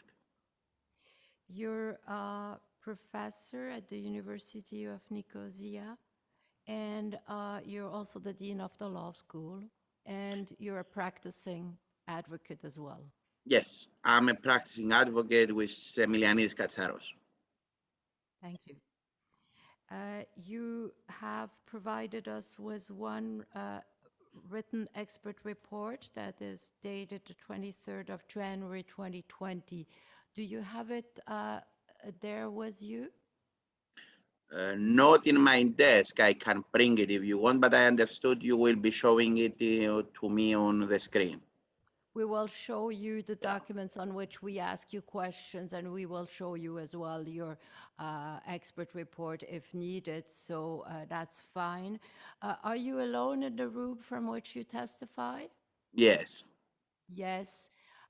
Do you have no other communication channels or information sources other than just the video conferencing platform on which we communicate now? Yeah, right now, no. All my phone and all other details are outside the room. Thank you very much. So I would ask you to confirm that as an expert witness in this arbitration, you will only make statements in accordance with your sincere belief. Can you please confirm so? Yes. Good. Now I will turn first to respondents. I suppose it's fine. He has not read the declaration, but he doesn't have the declaration available. So he's confirmed his I intent. have been sent it, so if you want, I can take the paper and read it. I don't have a problem. Oh, that would be perfect if you have yeah, it. Yes. just give me a second to pick it up. Sure.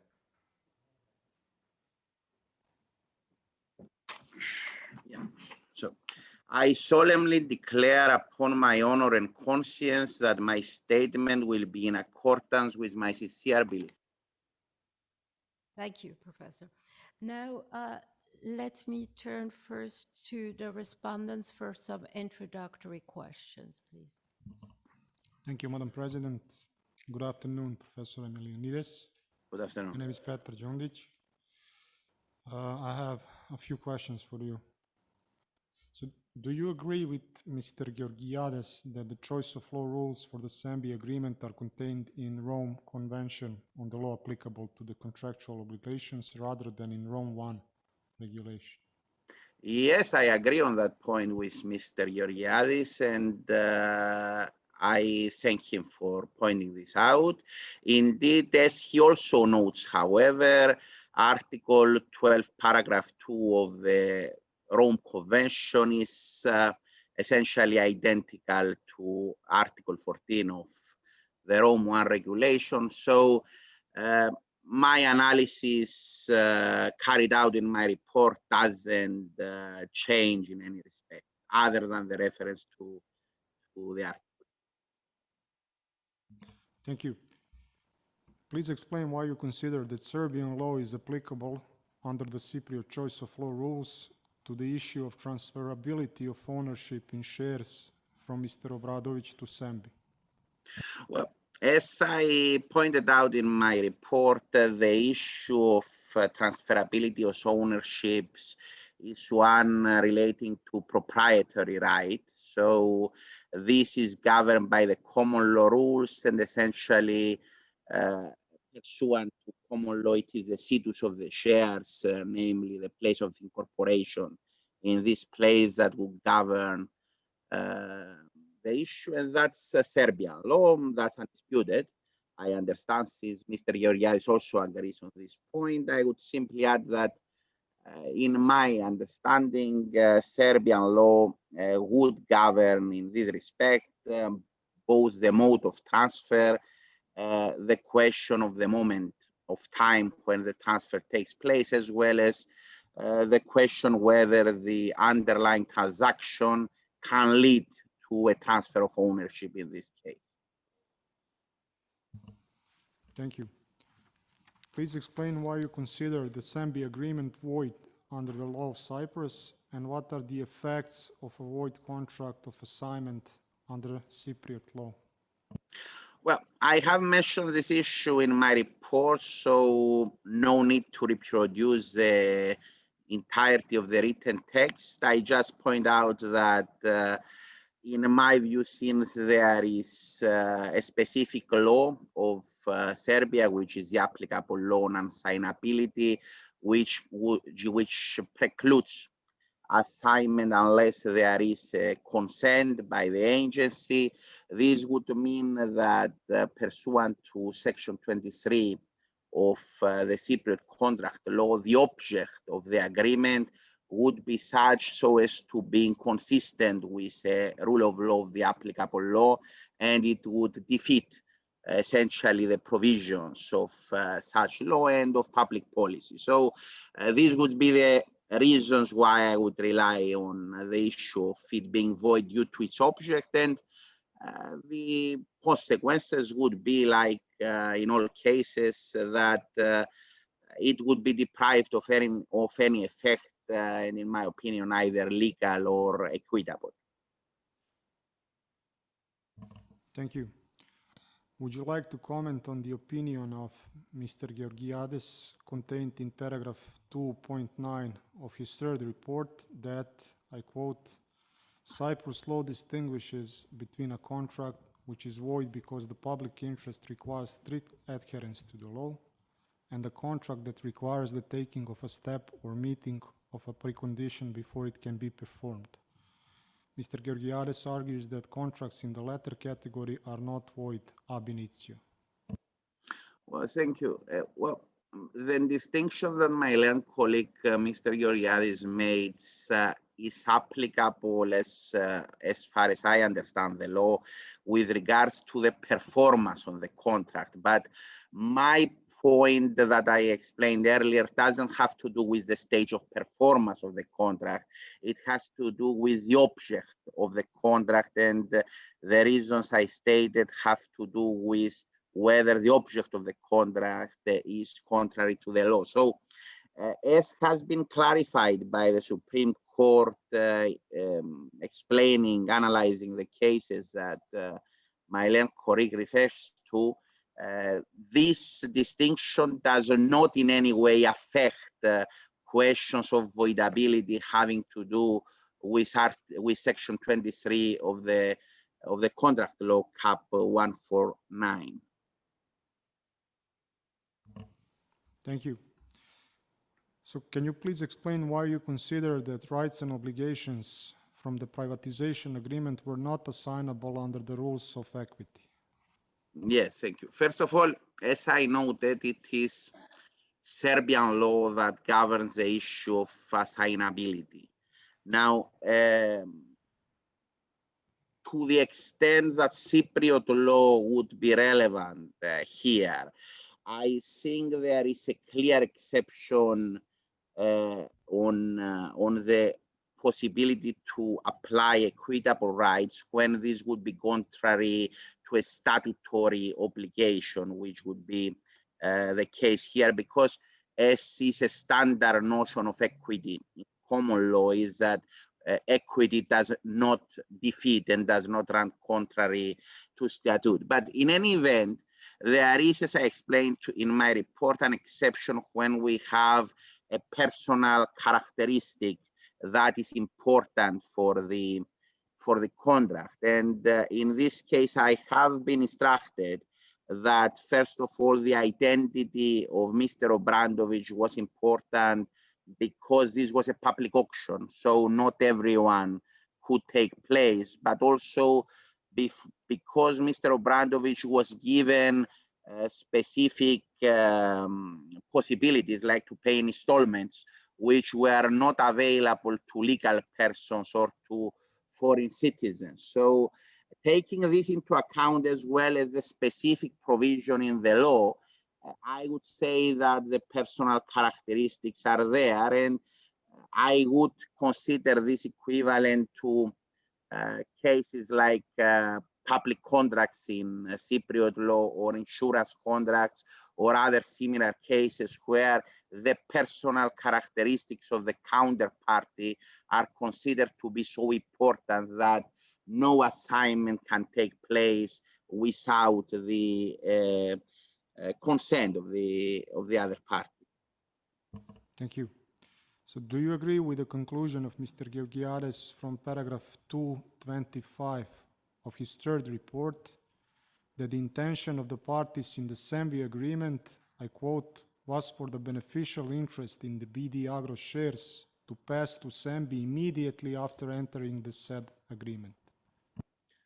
Well, I do not agree with this conclusion of my colleague in the sense that having read the agreement, I would say that it does not in any way refer to a transfer of a beneficial interest. It refers to a transfer of rights and obligations. So there is no reference to a transfer of only a beneficial interest in this respect. And I understand that my colleague relies to subsequent conduct of the parties. Now, to the extent, and this is a factual, of course, issue, the subsequent conduct to which I will not express an opinion, but on the legal point, I think that when you have a contract in accordance with standard rules of interpretation, you interpret it on the basis of the contract, not on the basis of subsequent conduct of the parties. And I do not think that here there is any room to apply an exception in different interpretation. Thank you, Professor Emelianidis. Madam President, no further questions. Thank you. Thank you. Mr. Anway, please. Good afternoon, Professor. Good afternoon. My name is Stephen Anway. I am counsel to the claimants in this arbitration, and I'll be asking you some questions about your expert report today. First, I must apologize if I mispronounce your name. That's I'm okay. likely to do so, and I certainly mean no disrespect by it. You're here testifying as a Cyprus law expert, correct? Yes. And not here as a Serbian law expert. That's clear. I do not claim any kind of expertise on Serbian law. Now, I note that unlike the other Cypriot experts in this case, you only issued one report with Serbia's rejoinder. Correct? I issued one report. I do not know how many reports all other experts issued, so that to answer the other part of your question. Do you recall when you were first contacted to potentially act as an expert in this case? Well, yes, I do. I was contacted by email.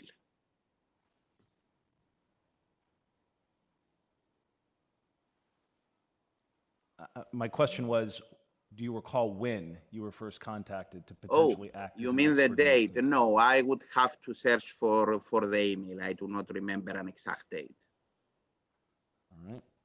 But you were never asked to submit a first report with Serbia's counter memorial. The expert report you submitted was the only one you were requested to submit. Yes, that's correct. Okay. Now, I noted in your opening remarks that you acknowledged you had applied the wrong Rome instrument. You had stated in paragraph 14 that Rome 1 regulation governs, but you accept that, in fact, that is incorrect and that the Rome Convention 1980 governs. Correct. And that's because the Rome 1 Convention, the Rome 1 regulation only applies to contracts concluded after the 17th of December 2009. Yes, this is correct. It has to do with the temporal application that my colleague, Mr. Georgiades, pointed out, and he's right on that point. Hence why I agree with him. All right. Let's turn to your expert report. I want to see if I can understand the structure of it. And part of the reason I do this is I hear sometimes us referring to transferability without specifying whether we're talking about transferability of legal title versus transferability of a beneficial interest. So if we just look at your expert report, I see you divided it into 4 sections. The first, expert details. The second, background. But The next two sections are really the substantive portions of the report. Section C, which starts on page 5, is entitled Assignability of Rights Under the Privatization Agreement and the Law Applicable to the Issue of Assignability Pursuant to Cypriot Law. And then the last section is on page 11. D is equitable assignment under the law of Cyprus possible in view of the prohibition imposed by the law applicable to the privatization agreement. Just want to ask you, in C, do I understand that you're talking there about transferability of legal title, whereas in D, you are discussing the transferability of equitable interests? Well, in chapter C that you showed to me, I discussed the assignability of rights, and I discussed the various different contracts that we have here, namely the contract between assigner and assignee, and the contract between the initial agency and Mr. Obradovic. And I discussed whether there can be assignability of rights and which are the applicable legislations in accordance with Cypriot private international law. But there is a different, the last paragraph of chapter C that you show refers specifically to transfer of ownership. So this is actually, paragraph 25. So this is actually quite a different issue in the sense that it refers to the transfer of ownership, which is a proprietary question, as opposed to the other issues which are contractual. So paragraph 25 refers, as far as it refers to transfer of ownership, to the transfer of both the transfer of ownership or a legal or equitable title. Now, chapter D, as you pointed out, refers to the question raised by my learned colleague, whether we had an equitable assignment in this case and whether that would be possible under the laws of Cyprus. Okay, so if I understand you correctly, then your section C addressed both the transfer of legal title as well as the transfer of equitable interests. Well, as I said, paragraph 25 refers to the issue of transfer of ownership, which is different than the issue of assignability by contract, which is governed by the preceding paragraphs of section C. Okay. You begin section C then by referring to the Rome I regulation. We'll refer to it instead as the Rome Convention. And why don't we turn to the Rome Convention? This is CE 835. And I'll just ask the question as they're pulling it up. Perhaps you already know the answer. In fact, the Rome Convention 1980 excludes from its application the construction of trusts and the relationship between settlers, trustees, and beneficiaries. Correct? Yes. Okay. And that's the essence of beneficial ownerships, the construction of trusts. Would you agree?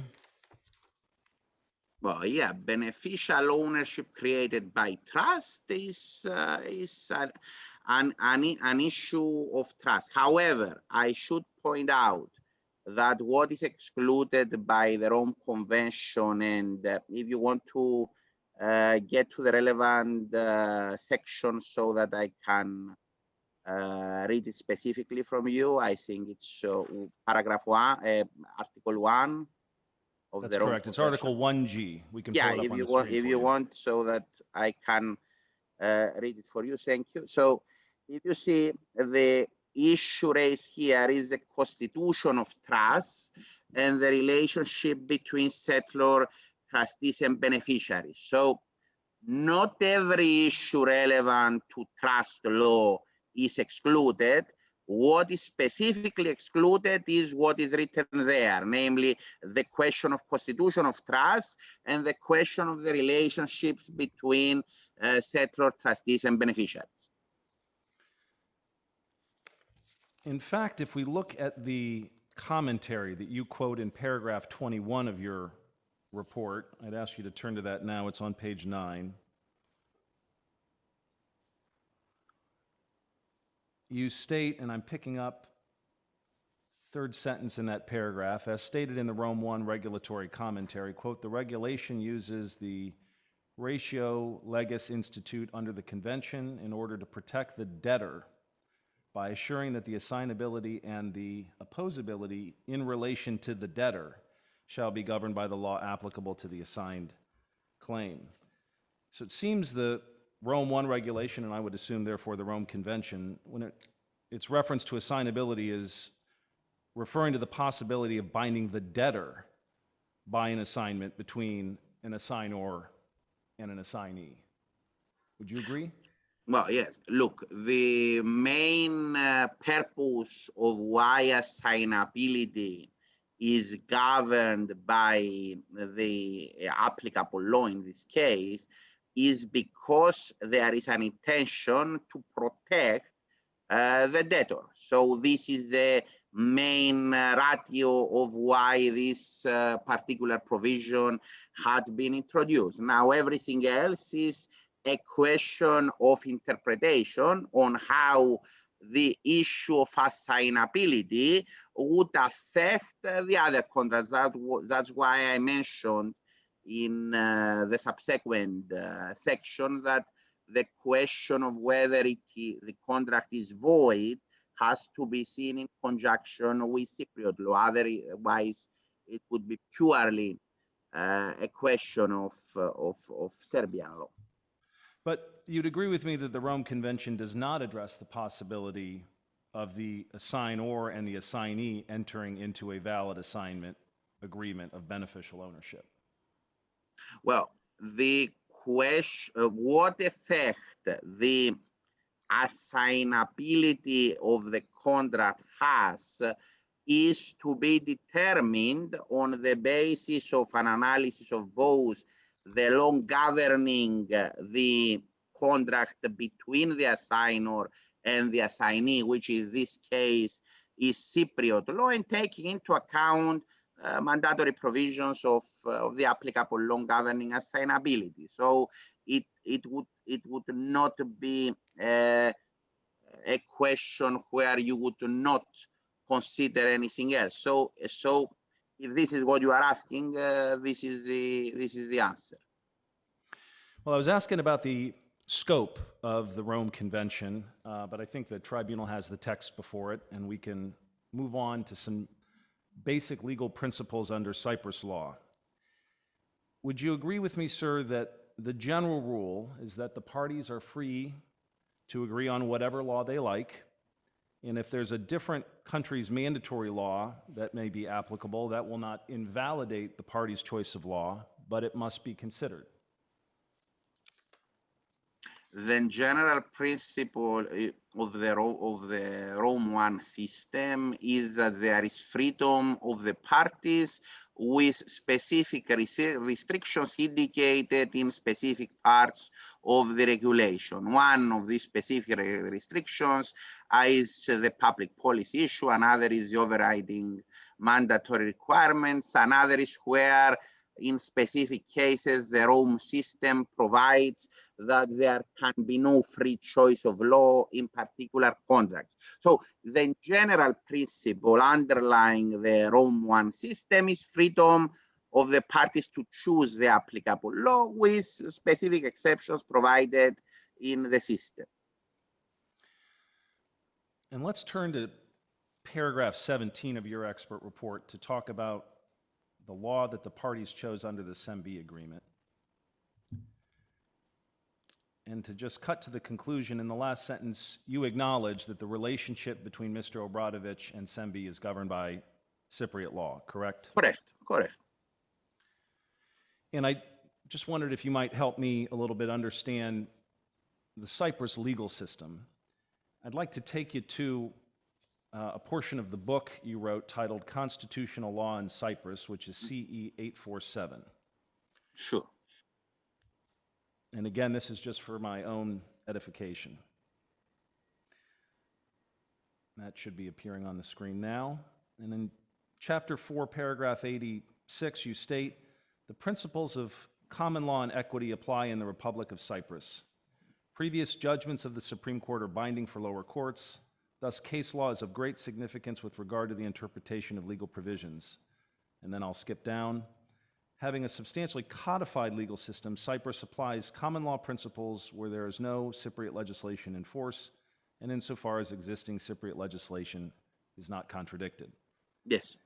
So it sounds like Cyprus has sort of the bedrock of common law systems, a stare decisis doctrine that applies in all facets of its law. Is that fair? Yes. Look, the Courts of Justice Law 14 of 1960 provides that the common law and the principles of equity are a source of law which apply in the Cypriot courts and in the Cypriot legal system in general. So to the extent that there is not a hierarchically superior source of law that precludes the application of common law and equity, they are considered as a perfectly valid and applicable source of law. And the Cyprus system, at least with respect to contract law, companies law, and equitable law, follows the English law system. Correct? Well, company law has been codified during the British rule of Cyprus. This is why it has the Cap 149. Cap refers to the codification that took place prior to independence by the then Attorney General in 1959. So whenever you see cap in the numbering of a law, this means that this is a law that pre-existed before Cypriot independence and applied during the British rule of Cyprus. So contract law is basically a substantially codified rules of common law as they had been codified, taking into the model also of Indian, for instance, contract law and other places where there had been prior codification of common law before the independence of Cyprus. And given that legal ancestry, is it fair to say that the most authoritative text on contract law in Cyprus is Chidion contracts? I note, for example, you cited it in your report several times. Yes, I would say that this remains the most authoritative textbook used by courts to the extent, as I mentioned, that there is not statutory legislation precluding its application, or to the extent that Chidi refers to statutory developments in England, because in this case, they would not be considered part of the common law that applies in Cyprus. And similarly, the most authoritative text on the law of equity would be Snell's Equity, which is also an English law authority, correct? Yes, again, the same answer applies. And as I have seen, both my learned colleague, Mr. Georgiadis, and I have referred to both Snell and Chidi in our respective reports. So given that, I assume you would agree that Cyprus law in principle fully recognizes beneficial ownership. Well, the Cypriot law recognizes beneficial ownership not by statute, but through common law, yes. And when there is a beneficial ownership arrangement, the assignee holds the asset in trust for the benefit of the assignor, correct? If you have a beneficial ownership, yes, that is what happens.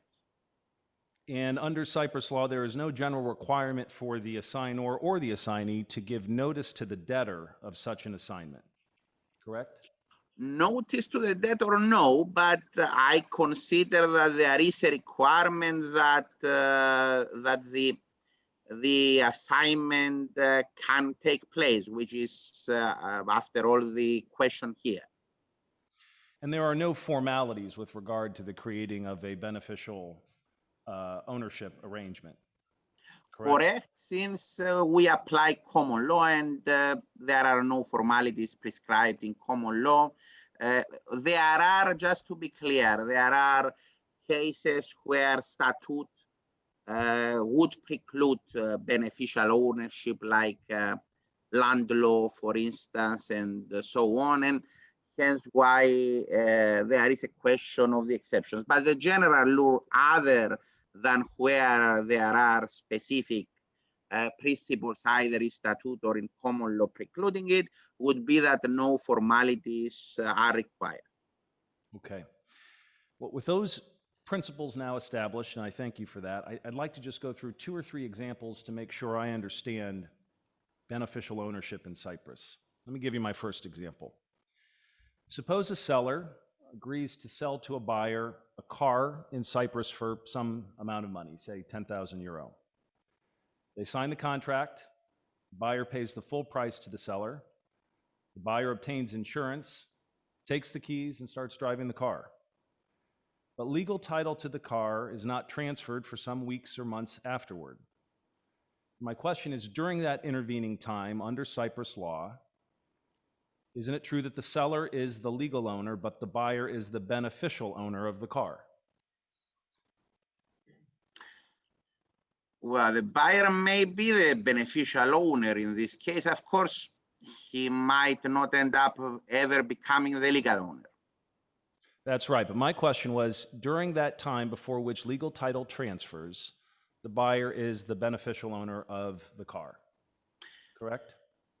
The buyer is conceding to have a beneficial right in the sense that he has a contractual right to claim the car. And if the transfer cannot be effected, because that does not depend on the question of whether he has a contractual right, then he might have the right to claim damages against the seller.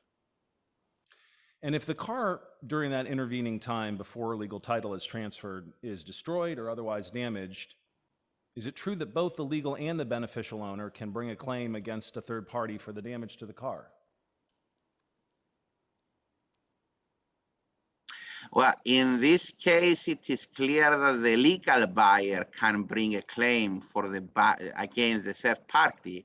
Whether the beneficial owner can bring a claim is not a question that can be replied with a yes or no, because as I told you, the beneficial owner would in principle have a right to claim compensation against the person who sold him the car. So if during this action he can also add the third party as part of his claim, that would be a question to be determined by the court in the particular case. So you don't know whether the buyer in this circumstance would have a direct cause of action against a third party that may have done damage to the car? No, because it would need to be determined by the court that the circumstances would justify such a direct right for a court. All right, let's take a different example, a share transfer in Cyprus. Suppose I own a private company with shares and I wish to transfer the shares to you. You pay me all the money and we sign what I understand is called a share transfer form, which says that you've paid me the money and I transfer the shares to you. Now, some period of time later, let's say 30 days, I submit the relevant forms with the company register and I get a share certificate showing that the shares belong to the buyer. Same question, isn't it true that the beneficial ownership to the shares was transferred to you when we signed the share transfer form? Yes, but this would apply if you refer to a private company. As you understand, for instance, if you refer to a company that is in the stock exchange or where there needs to be approval by specific organs in order to carry out the sale, like for instance, a classic case is when you need an approval by the Radio Television Professor, Authority. I'm terribly sorry to interrupt. I very intentionally asked my question to refer to a private company with shares. Yes, that's why I clarify that when we refer to a private company with share, the answer is yes, and that's why I made the distinction. All right, let me give you a final example. Suppose a Cyprus company owns intellectual property rights, IP rights, trademarks, copyrights, and it owns them in various jurisdictions around the world. Let's say that there are trademarks and copyrights in some 20 different jurisdictions worldwide. And the Cyprus company signs a contract transferring all of its rights in the intellectual property to another Cyprus company. So one Cyprus company to another. And the contract states that the seller will take required steps to have the rights registered in the name of the buyer in all the different jurisdictions. Now let's just pause there. Based on just those facts, and only those facts, that's a perfectly valid contract. Would you agree?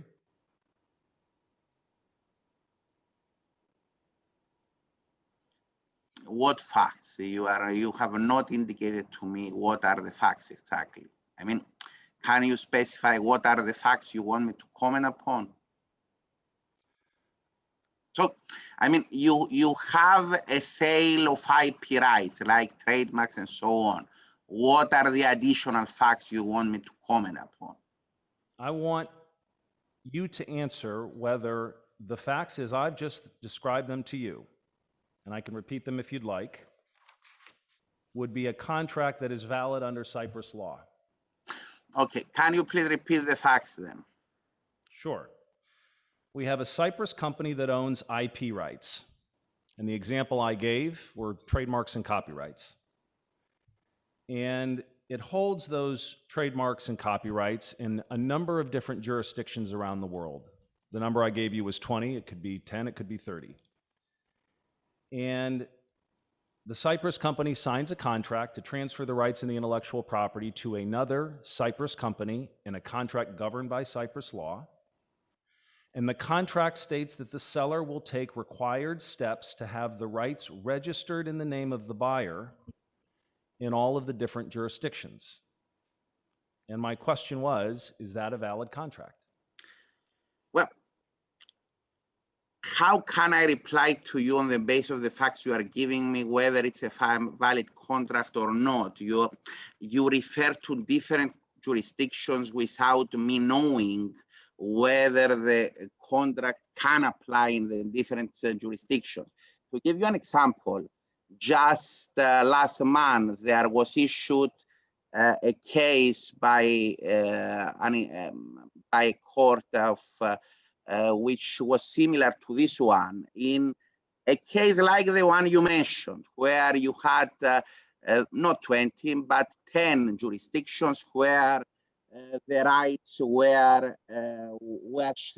published. And there were different applicable laws relating to the transfer of the trademarks, and eventually the court held that because... Professor, I'm sorry to interrupt again. Could you please tell me whether the case to which you're referring is on the record? No. Because you are asking me a theoretical question, but you are not asking me something on the record. You have been asking me theoretical questions here. So that's why I refer to you on an IP case that you just referred to me. How could it be in the record if the record has nothing to do with IP rights? Let me try to ask the question a different way. Yes. Based on the hypothetical I gave you, which I described twice, is there anything in those facts that suggests to you that the contract would be void? I consider the facts that you gave me as insufficient to properly reply in your hypothetical. If you want to add in your facts that there are additional jurisdictions, then one can never reply. I would never, as a lawyer, advise a client without being aware of what the other jurisdictions provide, on whether his agreement would be valid or not. So how can I reply to your hypothetical since I don't know all the facts and you are not giving them to me? If you want to give me facts that the other jurisdictions allow for this contract to be made, then yes, I can gladly answer to you, but you are not giving me this fact. So I understand that your response is to answer, I would need to know whether under the different jurisdictions where the trademarks are registered, this transfer is valid? Is that Yes. what you're saying? Yeah. Yes, whether the transfer is valid and whether there is anything precluding the validity of this contract. All right, let's assume then that we know that in all 20 jurisdictions, sorry, we lost the video on the main screen. Let's assume in all 20 of these jurisdictions, we know that in principle, the transfer of title to the intellectual property rights is not prohibited, but it nevertheless requires an additional step by the relevant state authorities to transfer the rights. Yeah, what do you mean by an additional step by the relevant authorities? This is too hypothetical. I mean, I'm sorry, but I cannot simply keep answering hypothetical questions where you do not specify the precise facts. I'm a professional lawyer. I do not give advice on hypotheticals where facts are not clarified.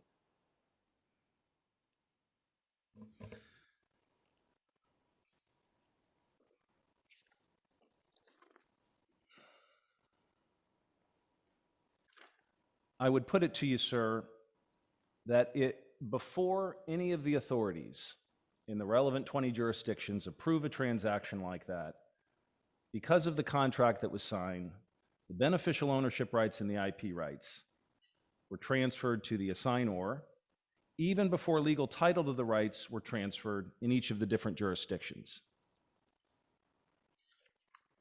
Correct? Well, I wouldn't say so, no. Because if you refer to trademarks, the actual action takes place after approval. So I would have to be convinced that there is nothing precluding the beneficial right to be created in this case that you described. But you certainly wouldn't describe a contract like this as void ab initio. You'd at least agree with me on that. Simply on the facts that you have given me, no, I would not. That's why I said it is fact specific.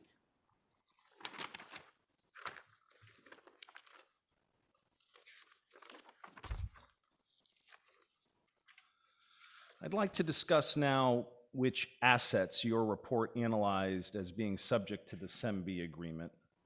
And I would ask you to turn to paragraph 10 of your report, where you discuss the scope of your assignment.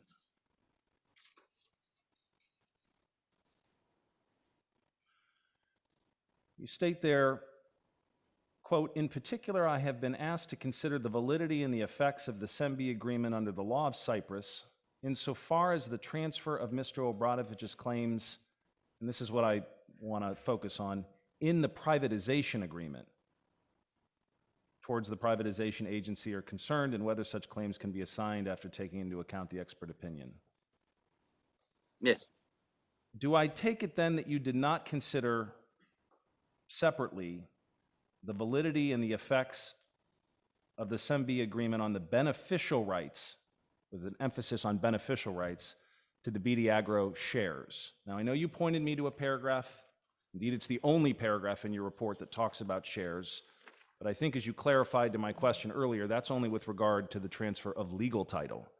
My question's about— No, I did not say that. I never said that. On the contrary, that was not my answer. Okay.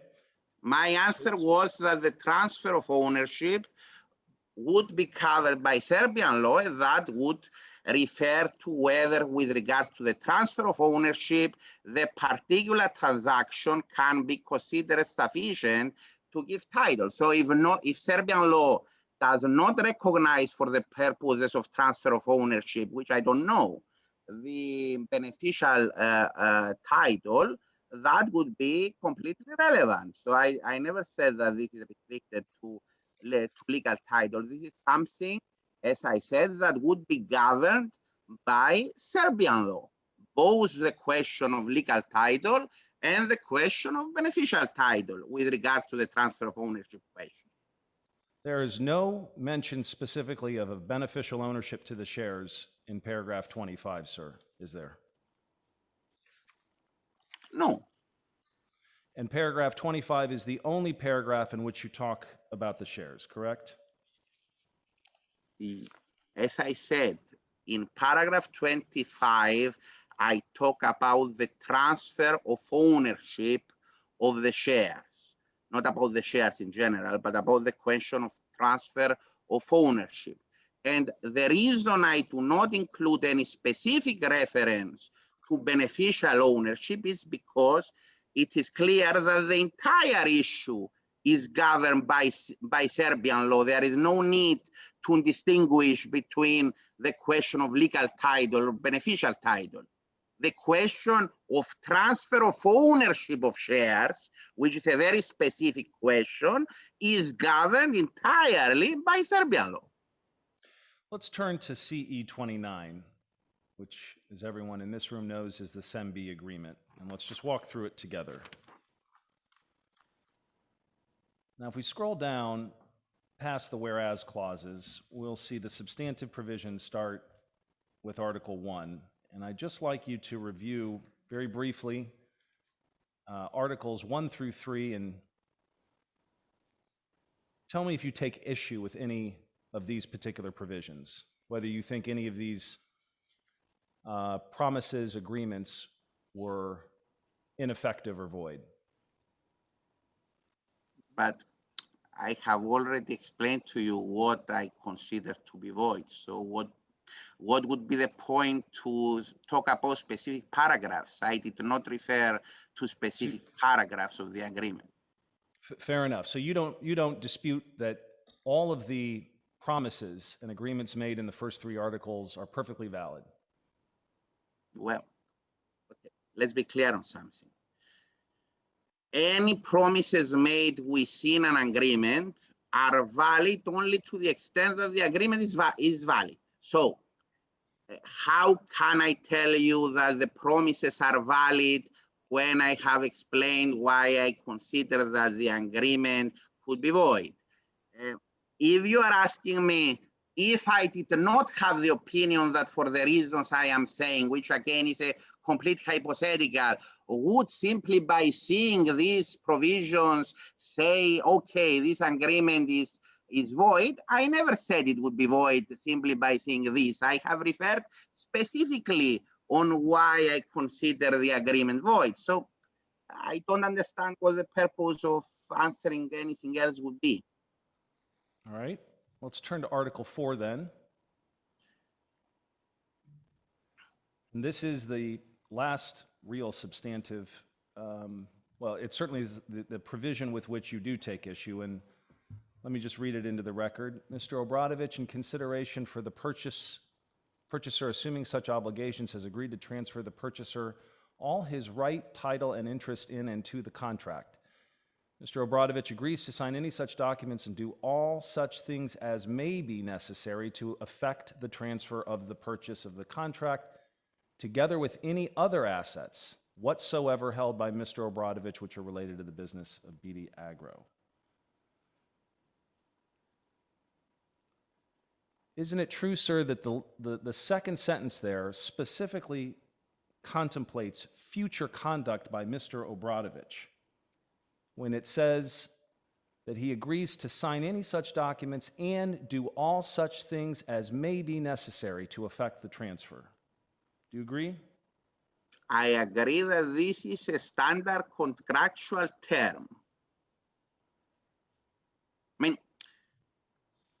what do you want me to reply on that? This is a standard contractual term. My question, sir, was that this language, whether it's standard or not, contemplates future conduct by Mr. Obradovic, does it not? Well, not necessarily, because it states that he agrees to sign any documents and do all things that may be necessary. It's not clear whether there are things that are necessary by the agreement. So that's why I said this is standard language. Whether, if it was, I agreed to sign a specific document, for instance, that would be a contemplation of specific future action.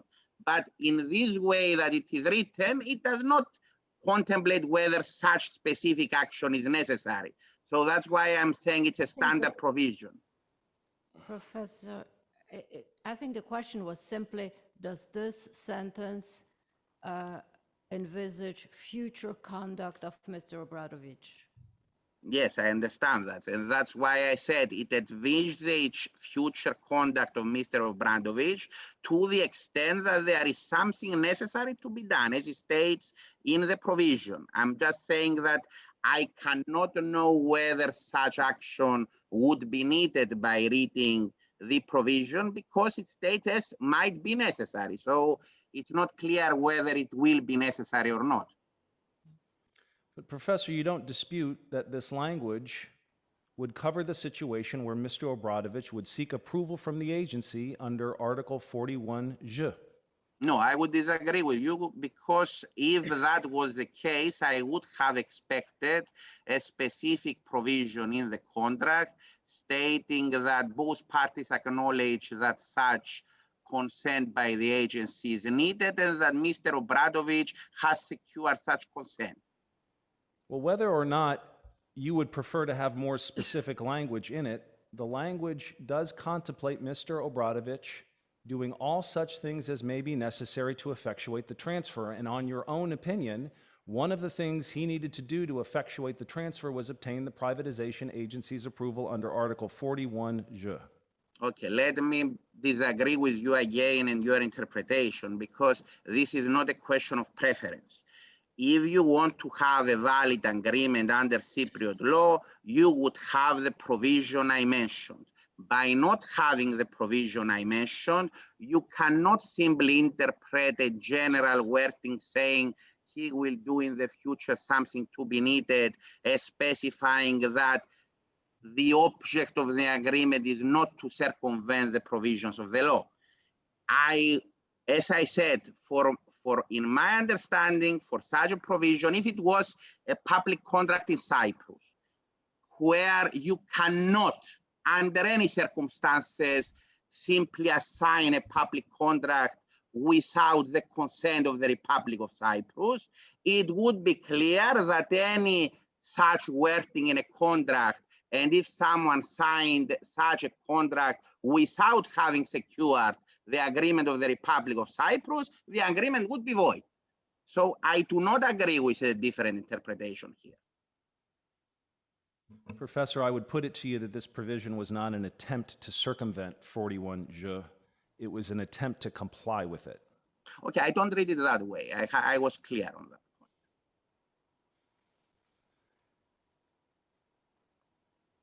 Let's turn to, and I apologize for the pronunciation, Mr. Georgiathis' second report, to which your report purports to respond. And we've already talked about how Mr.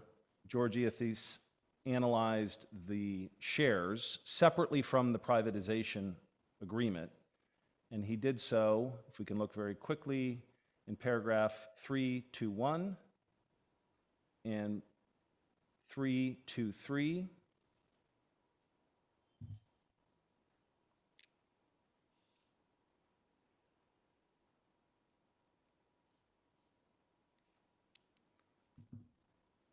So you see here he's analyzing the shares separate and apart from the agreement itself in both 321 and 323. Do you see that? Yes.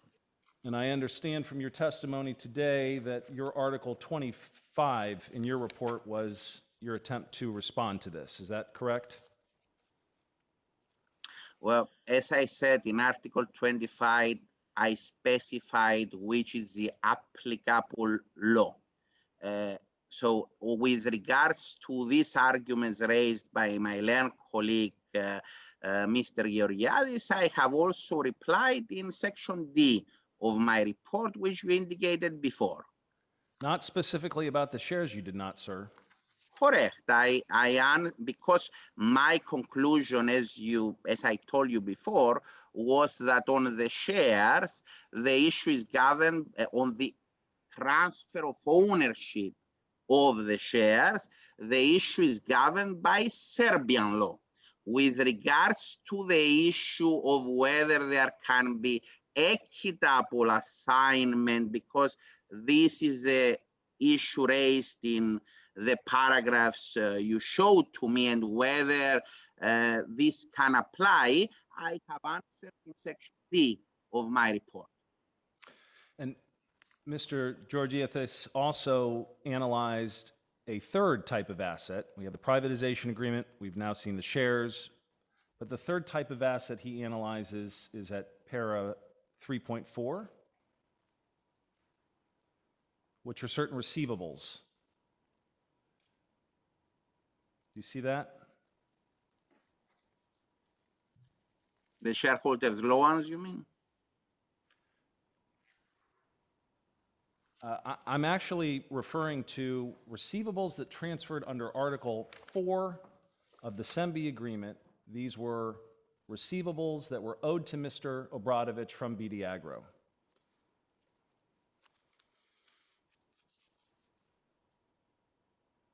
Okay.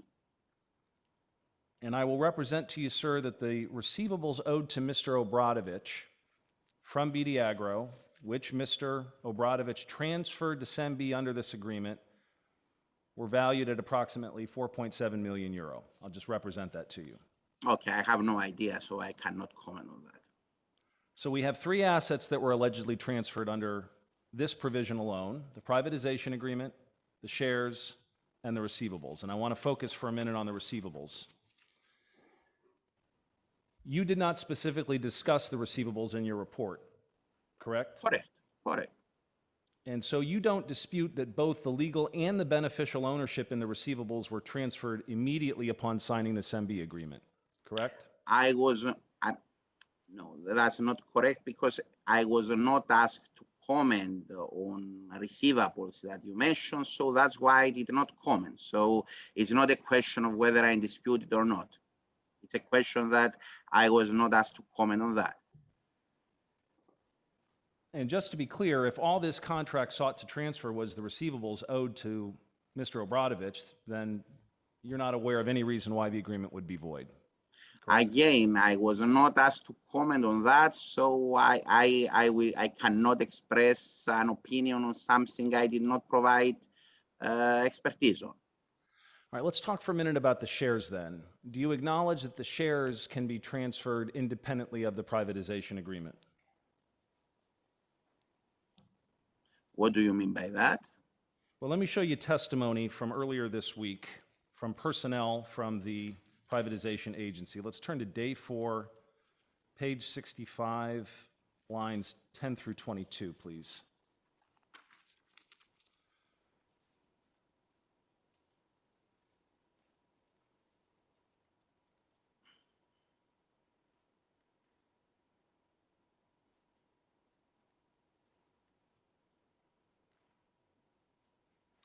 And I'm picking up on line 10. This is Ms. Vukovic, who worked at the privatization agency at the relevant time.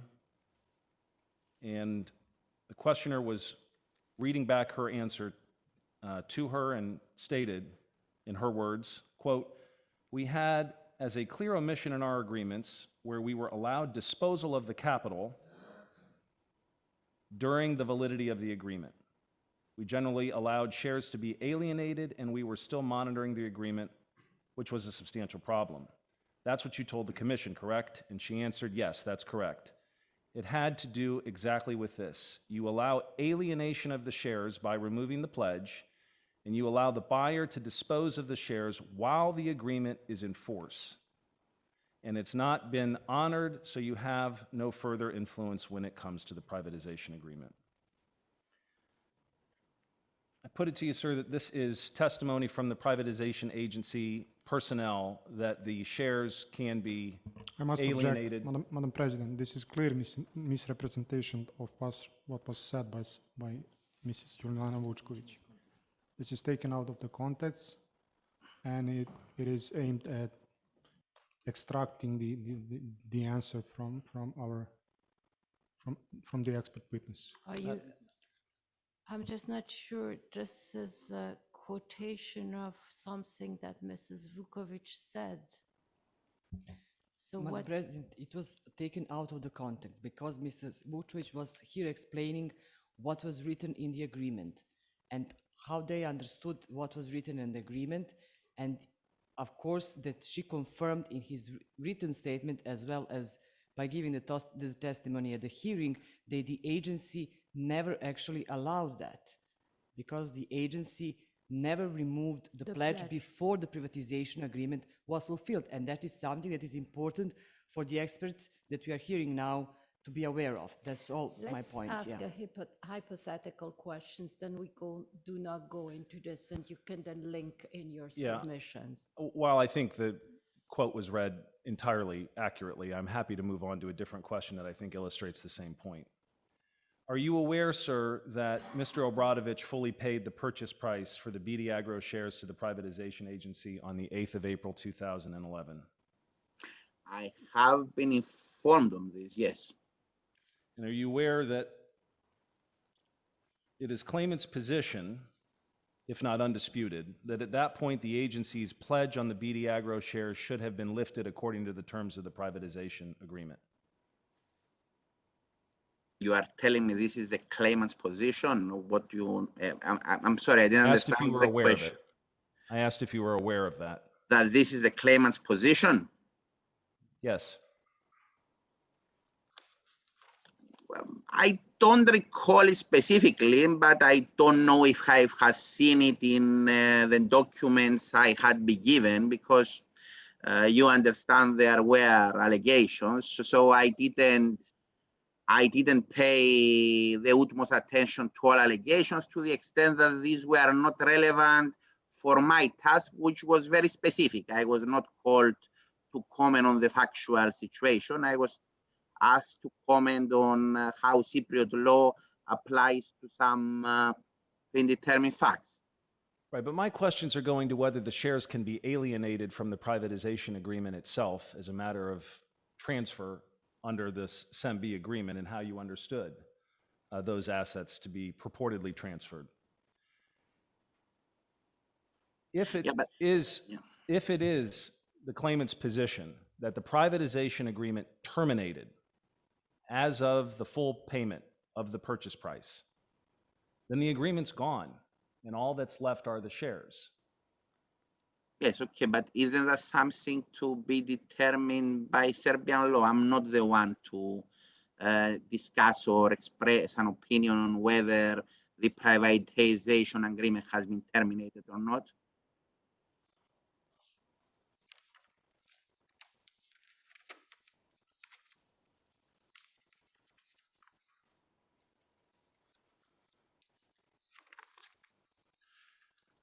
Were you aware, sir, that the privatization agency specifically contemplated beneficial ownership in its invitation for companies to participate in bids for other privatized companies?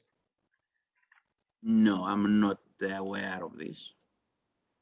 Again, this is an issue that is a question of fact and the question of Serbian law. Again, it's not something I can't comment upon.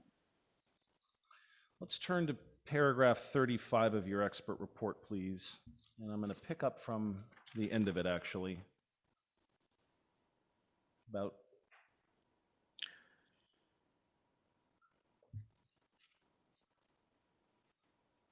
about 5 lines from the bottom.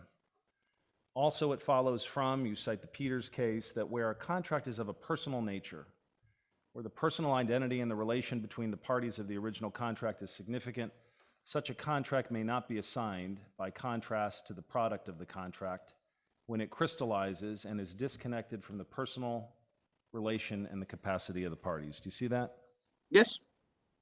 And as I understand it, this is really that the characteristic performance is not assignable, correct?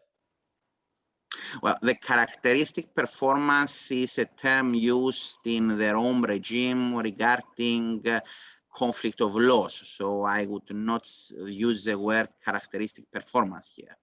Because Let me give you an characteristic performance is a specific terminology regarding PIL.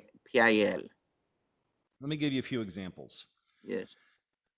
I could give you an example of a famous painter who's been hired to paint a portrait, or a famous architect to design a luxury villa, or a famous soprano being hired to sing at a festival. I understand your point to be that the soprano, the architect, the painter can't assign the contract for someone else to perform because they were hired because of their own personal identity. Yes, Do I understand correctly? Yes, this is correct.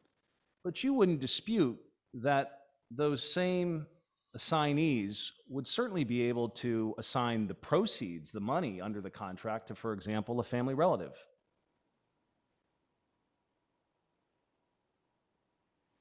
You mean the painter would assign, you mean the money he would receive under the contract, right? Correct. Yes, he would. He would be allowed to do that. Yes. All right. Unless there was something precluding it, of course, in the contract or otherwise. But in principle, he would. Let's now apply some of these principles to this case. You, in paragraph 16, I don't think it's necessary for you to flip there, but just so I accurately represent what you wrote, you identify three distinct relationships under an assignment. A, the relationship between the assignor and the debtor, B, the relationship between the assignor and the assignee, and C, the relationship between the assignee and the debtor. And you correctly note that here the assignor is Mr. Obradovich, the assignee is SEMB, the debtor the privatization agency, correct? Yes. And as you already agreed, the relationship between Mr. Obradovich and SEMB is governed by Cyprus law, correct? By Cypriot law, yes. I'm sorry, yes.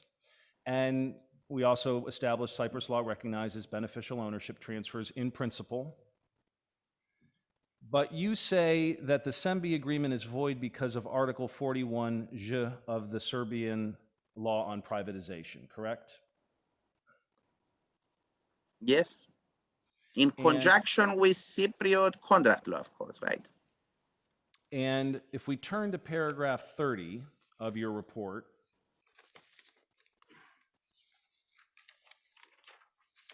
very last line of that paragraph, you say, therefore, if assignment is precluded by statute, in this case, Article 41J of the Serbian law on privatization, then it would be void in any event. And I note you seem to have copied and pasted that same sentence in the next paragraph. I won't repeat it. It says the exact same thing. But I would put to you, sir, that this is the real disagreement between you and Mr. Georgiathis. You assume, or you say you've been instructed to assume, that 41J is a prohibition against transfer. But in fact, the statute doesn't prohibit assignment. Why don't we look at it now? Let's go to CE 220, Law on Privatization, Article 41J.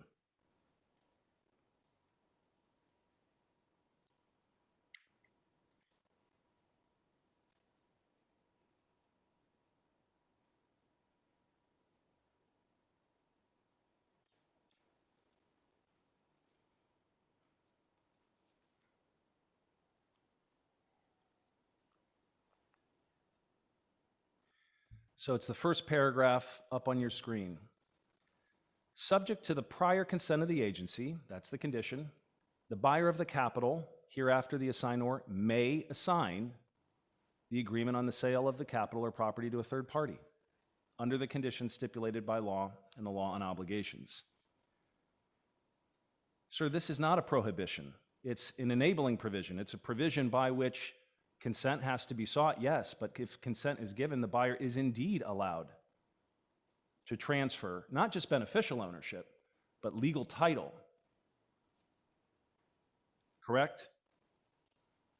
Well, first of all, as I have pointed out in my report, and I can repeat here, the interpretation of this provision is a question for Serbian law. So it cannot be determined conclusively either by myself or by my learned colleague, Mr. Georgiadis, since this is a question of Serbian law expertise, since this is a provision of Serbian law. Having said that, as you noted, yes, I have been instructed to consider this as a provision prohibiting the sale, but if this was a Cypriot law provision, I would have also considered it as prohibiting unless there is a prior consent of the agency. This is, again, a provision we find very often to occur in public contracts and elsewhere, whose purpose essentially not to allow for any assignment to occur in a valid way unless there is a prior consent by the public authority or the person concerned. So this is not an unusual provision, and when you refer to prior consent, I would consider that this is prohibition, not an enabling provision, in the sense that it prohibits unless these conditions are fulfilled. But again, as I stressed, the conclusive interpretation for this is a question of Serbian law and not a question of Cypriot law. Let me ask you a question of Cypriot law then. If we could pull up CE 841, which the tribunal may remember is a judicial decision that Mr. Georgiathis referred to during his testimony. CE 841.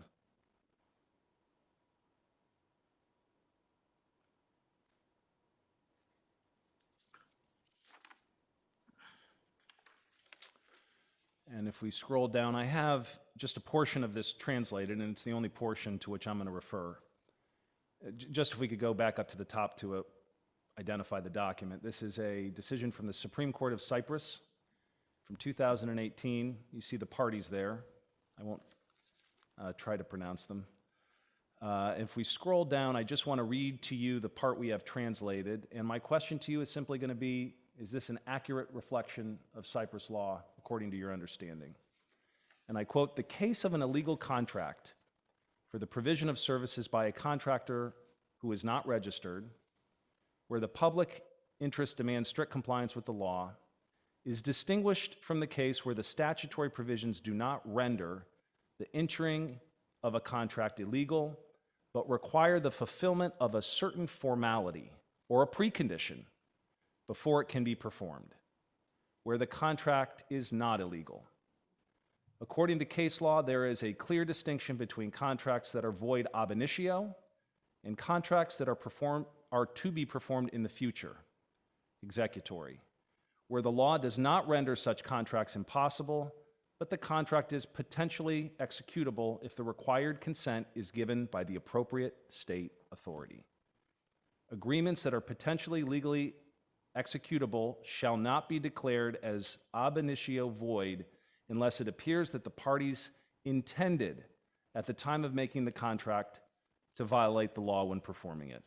And I'll repeat my question. Do you agree this is an accurate reflection of the law in Cyprus?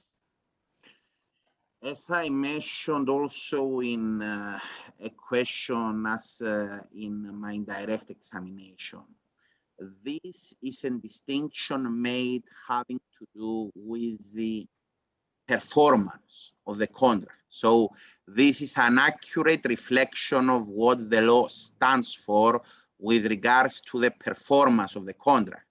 Now, as I mentioned, my point doesn't have to do with the performance of the contract. So if the interpretation of the provision of the Serbian law you have shown to me would be that this is a provision that applies only with regards to the performance of the contract, then this would apply. But to the extent that this is a provision that necessitates not only the consent as a requirement for the performance of the contract, but also as a requirement for concluding a valid contract, then this would not be the authority covering it, but the authority covering it would be Section 23 of the contract law that I mentioned before. So it all has to do with what is the proper interpretation here of the provision of Serbian law in order to answer the question whether we are at the stage of performance of the contract or at the stage of signing the contract. Professor, I have two last questions for you. Sure. First, if Mr. Obradović had received the agency's approval for transfer of the agreement and the shares one day before he signed the SEMBI agreement, then in your view, the SEMBI agreement would be valid, correct? Well, if he had received the consent before signing, yes. And if Mr. Obradović had received the privatization agency's approval for the transfer of the agreement and the shares one day after he signed the SEMBI agreement, then isn't it true it would still be the case that the SEMBI agreement was valid? Well, not necessarily, because as I mentioned, we turn back to the object of the agreement, and the object of the agreement is determined on the day that the agreement is signed and not afterwards. So what you are just now saying would have to be considered by the court whether a subsequent action by the privatization agreement might create an estoppel prohibiting it from raising the issue of the agreement being void. But I do not think that the question of the object of the agreement could be considered by subsequent actions. So it would be a different legal question for me. It would be a question of estoppel. Madam President, I have no further questions. Thank you. Any No questions, questions in redirect? No questions in redirect. Questions by my co-arbitrators? Yes, please. Good afternoon, Mr. Emilianides. Can you see me and can you hear me? I hope. Yes, very well. Despite the mask? Yes. Okay. So, we are used to the mask nowadays. Okay. Unfortunately, I would say. Yes. You mentioned that the concept of beneficial ownership has entered Cypriot law through common law. Yes. And you also mentioned that this concept can be applied, but not if there is a statutory provision prohibiting it. Is that correct? Yes. And the example you mentioned was land law. My question is, it means that if an individual, if a person owns land, there cannot be a relationship with a beneficial owner. Is that correct?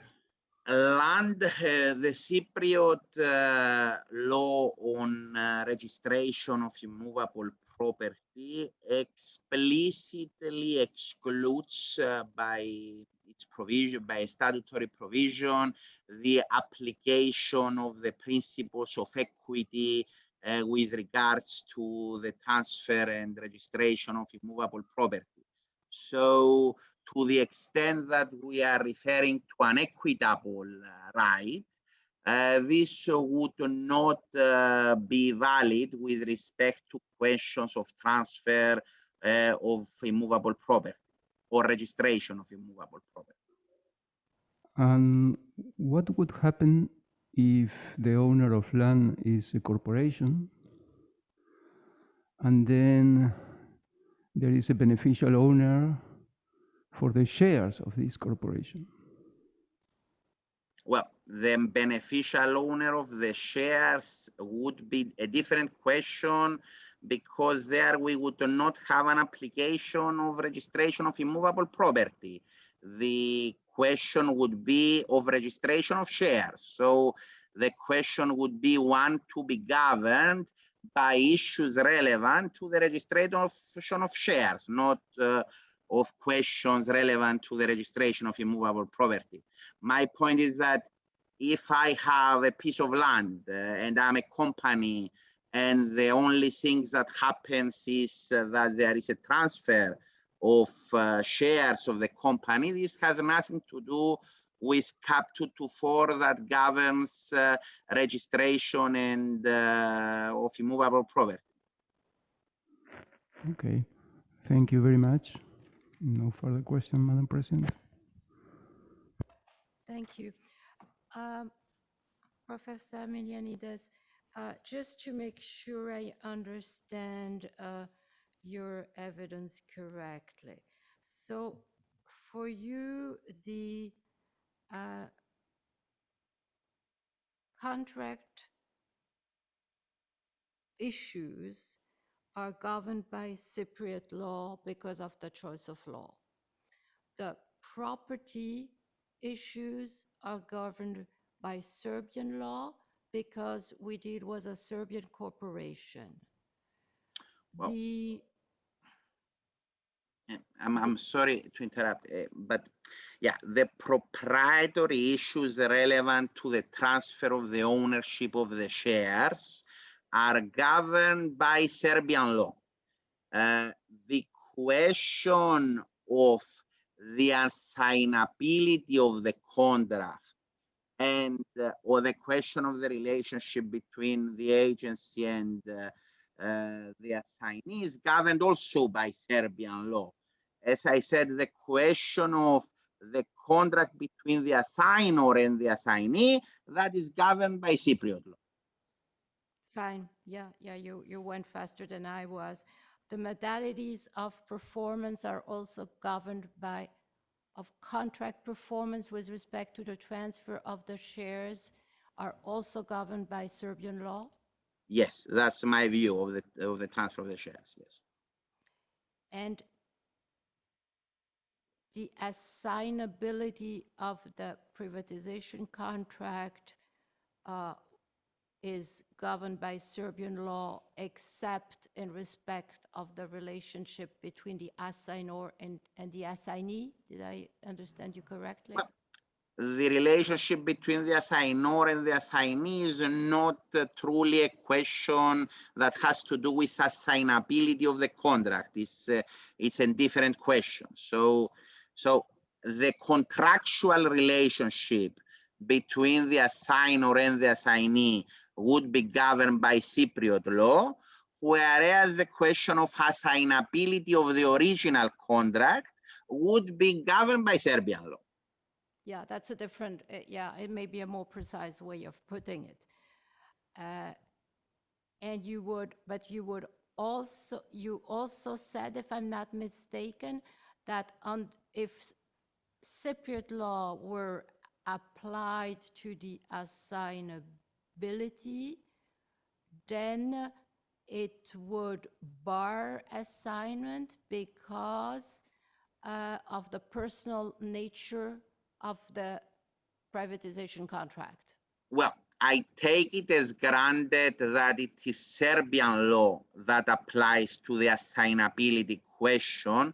What you just referred to was my comment with regards to the question of application of the beneficial ownership by application of Cypriot laws of equity.